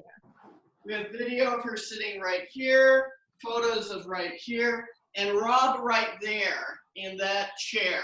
Right. He used to sit on the couch with his feet on the coffee table. Thanks for the table. Chinese face masks. So right here is where Rob would sit, and Jane would be kind of. Oh yeah. Yeah. And there's the photos like around here. And there was a partition they put up with a bookcase right here. Yeah. And she was like right between, right in front of the partition. But You guys have some of his earlier notes, right? Handwritten notes? No, we don't. Ron Card might have a few. Yeah. Because I would just like to see, like, even a few paragraphs, Oh, the shorthand? Well, yes. Yeah. For sure. But as far as the decorating goes, one of their very good friends we've spoken to, and he even drew us. Bill McDonald, who was one of the yeah. first people they introduced Seth to, who saw the Seth apparition and sketched it. He drew us layouts and how to have things, and the fact that Rob used a drafting table, the fact that Jane's table was round, and that was round. He actually made them the partition. Yeah, he got parts for the partition. And he told us he would help find us what we could use. After this is over. But so different decorations, the partition or not the partition. Right, it was made so she could move it. Yeah, move it around. Sometimes she wanted to be sequestered in that part of the house, so she had a partition there. But around here is where most of the words were spoken. Yeah. In this room, in this whole room, in this whole apartment, this was where Seth spoke, where Seth visited this dimension, where Jane and Rob lived, and worked so hard to get every word right. Yeah. And we were blessed. And honestly, when you read the words in this room, it is so emotional. It's so moving to know that in time, it's happening right now, simultaneous time. He is in this room dictating, and Rob is writing everything down, and Jane is just sitting here speaking the words. All you gotta do is turn the dial on the radio just a little bit to the right. And that or a little bit within. A little bit within. And I didn't say where the radio was. beautiful. that simultaneous time thing, it gives a whole new meaning to the idea of, or the concept of, it's like deja vu all over again. Yeah. Yes. Yeah. Yeah. It's the freedom of consciousness. Yeah. That remembering everything they taught us about time and space and going within, it's like Seth never stopped speaking, and we need to keep listening. Wow. Cool. You are brilliant, Oshara. You are brilliant. She does have a certain glow, doesn't she? You are. Sure. I should have a paper and pad and paper, pencil and paper to be writing down when you like say like really like good stuff. You know, you're like, we're always creating, but we're not always consciously creating. You said that a while back. I'm so glad I remembered that. And what did you just say now that was so good? Thank you for that, and Kate gets to hear all the stupid shit I say. God bless her for putting up with me. And the glow is I'm her hairdresser. She does my hair. So anyway, okay, we're off track. Yeah. Thank you for your kindness, Tara. That was Yes, very, very sweet. I will All right, yell we're at gonna you. put this down now. Shara, thank you for your kindness. Kate, thank you for your kindness. Oh, you are so welcome. This is such our pleasure. Now you may look at yourself. I want to leave you with a thumbnail definition of time. Time has no beginning. It has no end. It's an Oreo cookie without the crunch. I love the crunch. Ron says, oh, Shara is a girl I can look up to. I'm 6 foot, yeah. I'm 6 foot, she's just over 5. Mark Geese wants to know where the apparition was. Do that. It was in the doorway, right where O'Shara is standing. Oh, see that glow I have Here. about me? Yeah. Was in this kind of a direction, right? Yeah. Yeah, Jane was over. According to the sketch Yeah. floor plan, Bill McDonald was around there. And the apparition was And about the there. door was open. Ah, that's Or right. the door was halfway. And Rob was sitting over there, so he couldn't see the apparition. Oh. Uh-huh. And Jane was sitting like on the edge of Yeah. the couch that was somewhere around Somewhere, yeah. there. And you open up your volume 1 of early sessions, you'll see that little floor plan. But Yeah. the apparition was right here. Whether or not it had much lighting, I don't know. But Bill McDonald told us about that when we talked to him. It was amazing. through it, and he Yeah. was sitting on a chair right about where you were. I think he was sitting in the rocker, and she was sitting on the couch. Maybe. Or walking around too. But this is it. This is where the apparition stood. I know. I'm trying to. I want to see what other Facebook people, what else they want to know. I think I got everything.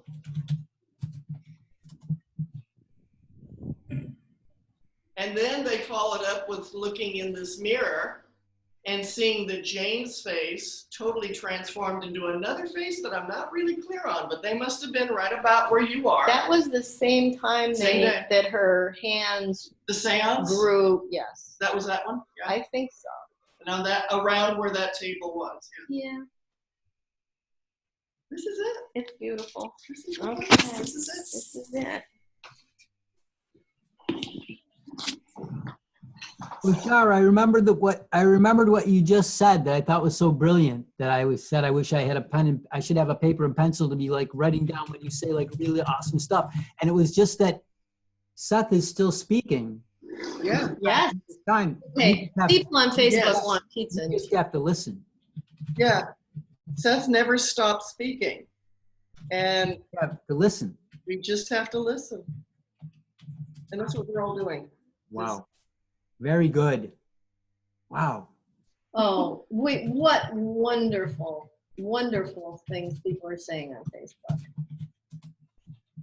Can you hear what Kate says? The carriage house out back. Ron was commenting on Facebook when we were walking around, apparently. Oh, you're catching up on some of the Facebook I am, comments. So what I am. was said about carriage house? Yes, it needs a Uh, lot of love, that poor little building. Let's see. The whole And building needs people a were lot of love. popping in and out. You know, one thing I've noticed about Zoom is it's extremely fast. I hear people, you make a comment and somebody else responds to that comment and there's zero time in between. Yeah. It's like as it happens around the world. Yeah, you watch the news and you have a lot of, almost all the interviews now are done on Skype or something. Yeah. Or Zoom. Or It's like, and they wait a month before they can answer the question because they have to wait till it gets to them, and then it gets back. That's really so much worse than what we're dealing with here. Kate, did you have something to read? Oh, from I'm somebody? just, I went to She's the getting beginning. teary reading all the sweet remarks that people type to us. I can show you more stuff I own from Seth. Here, that's the 100th issue. Oh my God, 100 issue of the Seth magazine in German language? Yeah, it was recent released. It's all the covers on the cover, all 100 covers. I want it. Oh my God, 100 issues. They started since the club started in Switzerland, since the beginning of the 80s. Wow, what a gift. What a great idea for 100th issue, though, showing all the covers. And oh, that's what the one who goes into the big stack classes, who left us already, Jim. He mentioned all the audio tapes, and I ordered like in 2006 or so. I ordered the first 6. The transcripts of the Seth sessions. Yeah. I ordered it, and nowadays I have all MP3s, but then it was not available on MP3s, so I ordered the CDs from the States, and I had to go to a certain place in Berlin to collect it, to pay the fees for that it is allowed to ship to Germany and so on. And I don't know from whom sent it to me. I got also on some chat or Seth forum like in 2002 or so, and it happened that I was in contact with a guy from China, and he was so kind that he sent me this audio cassette here. Dr. Sue, HSU, Dr. Sue. Yeah, Oh! Oh, that's Jane. No, that's Jane. That was a radio interview in San Francisco, was it? It is from. No, wait a minute. Was that the Bob Terrio? Oh, Seth Speaks. The yes, there was a book on tape of that. It's from Kendall Enterprises. Oh, I can't see it. Okay, Richard Kendall made that audio. It's this year. Is that the complete book, Bern? It's just the Seth video without the video, just the audio. The audio of the video. Okay. And that was actually the first time I heard the voice from Seth and from Jane Roberts, and gave me goosebumps. Yeah. And it was really, it was before it was easily available on YouTube nowadays, but then it wasn't YouTube. And so, and maybe it's from the same group you have contact with from China, who. But no, it's not. We were wrong about the China thing. Richie Kendall, yes, the voice of Seth. So yeah, when you first heard it, it gave you tingles. And yes, so we were wrong. But yes, what you're saying is that is an amazing thing you have. So of course, this is recorded from your room that you're currently in, but it was. It is from Rich Kendall. Yeah, Richie Kendall. Yeah. Richie Kendall, and but I got it sent from someone from China, in a package, and maybe there's a connection to the group you know from China, but yeah, I'm not for sure. It could be like Richie, Dr. Sue, and the other people there. It's a global Seth community family of people who care and are sharing this, so that what a gift that was for you to receive that. Sadly, I cannot track it anymore. Who sent it really to me? What gifts we've all given to each other in so many ways. The gift that Seth gave us all, that we keep giving each other from Seth's initial gifts. It was a totally stranger to me who sent it to me from China to Germany. Yeah. Oh, you know, there's one impact that Seth had that I hardly ever hear anybody refer to, and that's the effect he had on Richard Bach. Oh, because the difference between Jonathan Livingston Seagull and The Illusions is so dramatic you can hardly believe it's the same author. And what happened in between was he sat in with Seth. Mm-hmm. He's mentioned by name in the books. Mm-hmm. And it just completely changed his whole perspective. And he's been writing about it ever since. And multiply that by 10 billion times. Billion, yeah, that's my whole point. Yeah, because Jane sold a lot of books, but Richard sold a lot more. Jane and I think the Seth books are around 8 million in over 20 languages and all in print and keep selling. And the thing too, one book, I get all my Seth books used. So oh, yeah. how many hands do they pass through and hearts? Oh, that's the story I can tell. Crazy. I bought Nature. That's the two longest. No. I bought Nature of Personal Reality from Amazon. And when I got to a certain page, there was a little ticket in there that said who sold it to Amazon. Or eBay. I'm sorry, eBay. It was a receipt from like 1971. Yeah. And it had the purchaser's name on it. Oh my God. This reader we know named Michael Good. Yeah. Oh, get out of here. One of the New York boys. I have his book. And that book also, Michael Good became a graphic design artist who designed the covers for early sessions, personal sessions, and I think the ESP books too. And we know him. Yeah. And I met him many years ago. He helped me with the graphic design thing that we'll share with you sometime. But it said Michael Good. I mean, what are the odds of that happening? That it was his receipt in the book. She bought it from Amazon, and I look at it and I go like, we know this guy. I know. I'm looking at it. I'm like, oh, sure. Isn't this your friend? It was a really old edition. Yeah. And sure, isn't this your friend? And it's like, yes, how we're all connected and how we kind of wink at each other through the years, through the ages, through the places, dates and places. And I took a picture and I sent it to him so he saw it.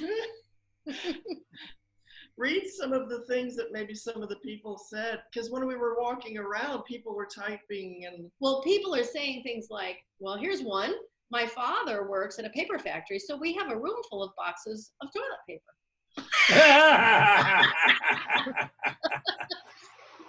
Well, I'm glad we didn't miss out on that one. So, I mean, the people on Facebook were having their own conversations.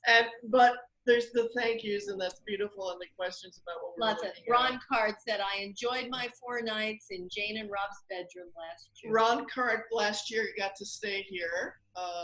We've had like 3 big events here at the house, one for Rob's birthday, one for Jane's birthday, and another big event in December that happens in Elmira. And people come through and people get it. And Jane's birthday, Rob's birthday, so some people have been able to stay over when we had some of these big events. I love it. The house is awesome.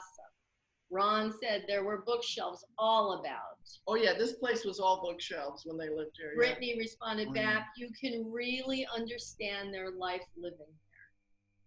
It's just a 5-room, humble, real life human being apartment that just has one little twist.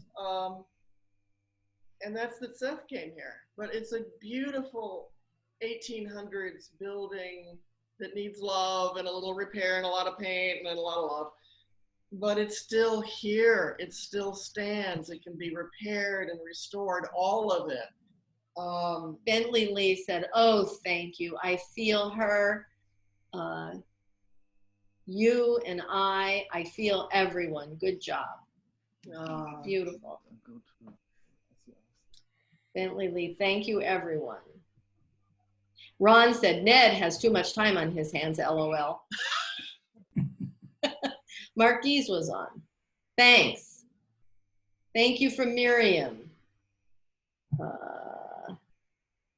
Miriam said her computer has issues with Zoom. So put it on your phone. It comes in Android and iPhone. Put this on your phone. It works just as easy. Actually, it works easier. Ron said Richie Kendall was one of the New York boys. These Marquise, Mary Dillman found Seth's autograph in a Seth book given to Tam. I can try to find it, my digital copy.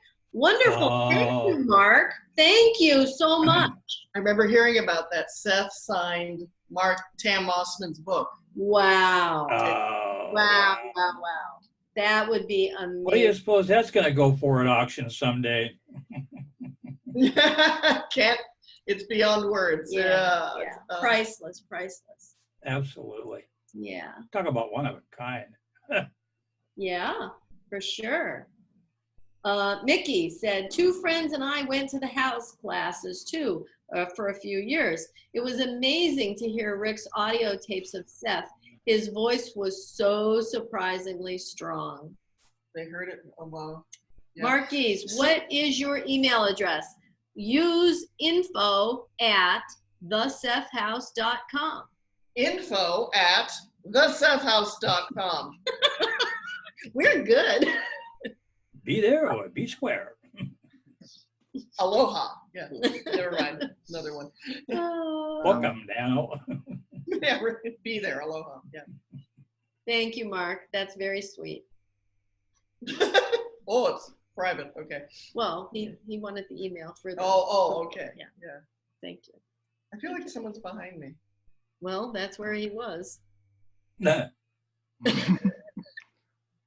As Oshara asked about what does oversoul in German mean, or what's the pronunciation is, that's the Oversoul 7. Yeah, that's the original ones, and now the German ones. That's Überseele. Überseele 7. Well, I can see Jane Roberts. Überseele 7. And that's the second. Les It. And the Museum of Time. Museum. Time Museum. Yeah. That's Hard to believe oversoul. both English and German borrowed from the Latin.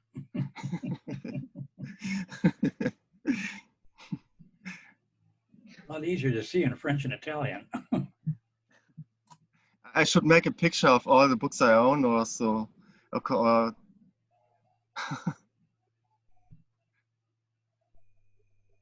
I am feeling something behind me, but why shouldn't I? This is true, and I saw something over there a minute ago. So there's energies running around this room. When you're open. Mm-hmm. Yeah. We love you, Seth. Miriam says it's your reflection, Oshara. Behind you, look.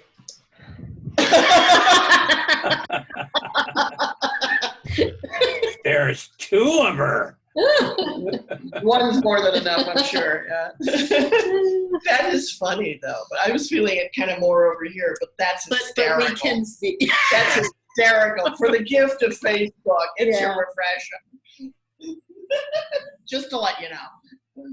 Audrey, you need to get warm. Yes, I do. I Are do. you still outside? I am. Get yourself Funny, Audrey, inside. to look at your big blue eyes with those glasses reflecting. It's like we see big blue square eyes. That's just what you need to do is catch a cold and spend the next 2 weeks wondering if you got No cold. coronavirus. No cold. You know, Audrey, you're Yes. weathering the weather just for the Seth tour here. How do you feel? How do you feel? Cold. That's all I'm shivering. Ron says, what's better than one Oshara Waco? One's about all I can handle. Full-time job. It's hard to pull myself away, but I'm going to do it. And we are too. You and won't. thank you. Thank you And all. Audrey, for sharing. I'm so glad, Audrey, that you stuck around for this. And you were I part of the did. tour. Well, let's all check out so that Audrey doesn't have to feel like she's deserting us. Thank you, Ned. All right. So to all of us with love and such deep gratitude. Right, and for those that made it all the way to the end on YouTube, please push the thumbs up button and subscribe to our channel. I have to plug us. Yeah, let's like the real YouTubers do. You know. And we're so glad for this meeting. And yes, we made it to 4.5 hours with such love and joy. And we do love you guys. And we will be back next Sunday at 4 o'clock. This Sunday we were on at about 3:30, getting people signed on. If you think you're going to have trouble, try to get on before or message me and Ned. Ned offered his services as well to help people get on. Sure. When you Yep. try at exactly 4 o'clock, it's hard. But jump in yeah, whenever you whatever. can. Yeah. But please feel free to jump in at 3:30 Yes, our time. but you if know. you need technical assistance, just reach out to me. We'll just put on a special thing for the two of also us. too, if you get here early, there's some people waiting Yeah. in the waiting room, and you Yep. can chat amongst yourselves. So. Actually, I got rid of the waiting room. You're just really on the normal session waiting for us So to if you join. get here early, you're here early, and you can start chatting with everybody else who gets here Yep, early yep. while we're still trying to get set up. Exactly. Yeah. So yeah, come back. Share more of your goodies. Ron gave us a thumbs up. Well, And we're all- Miriam said, "Go home, Audrey. We don't." Thank you. I, to the last minute here. Good night, everyone. good night. Love Good you. night. Love you guys.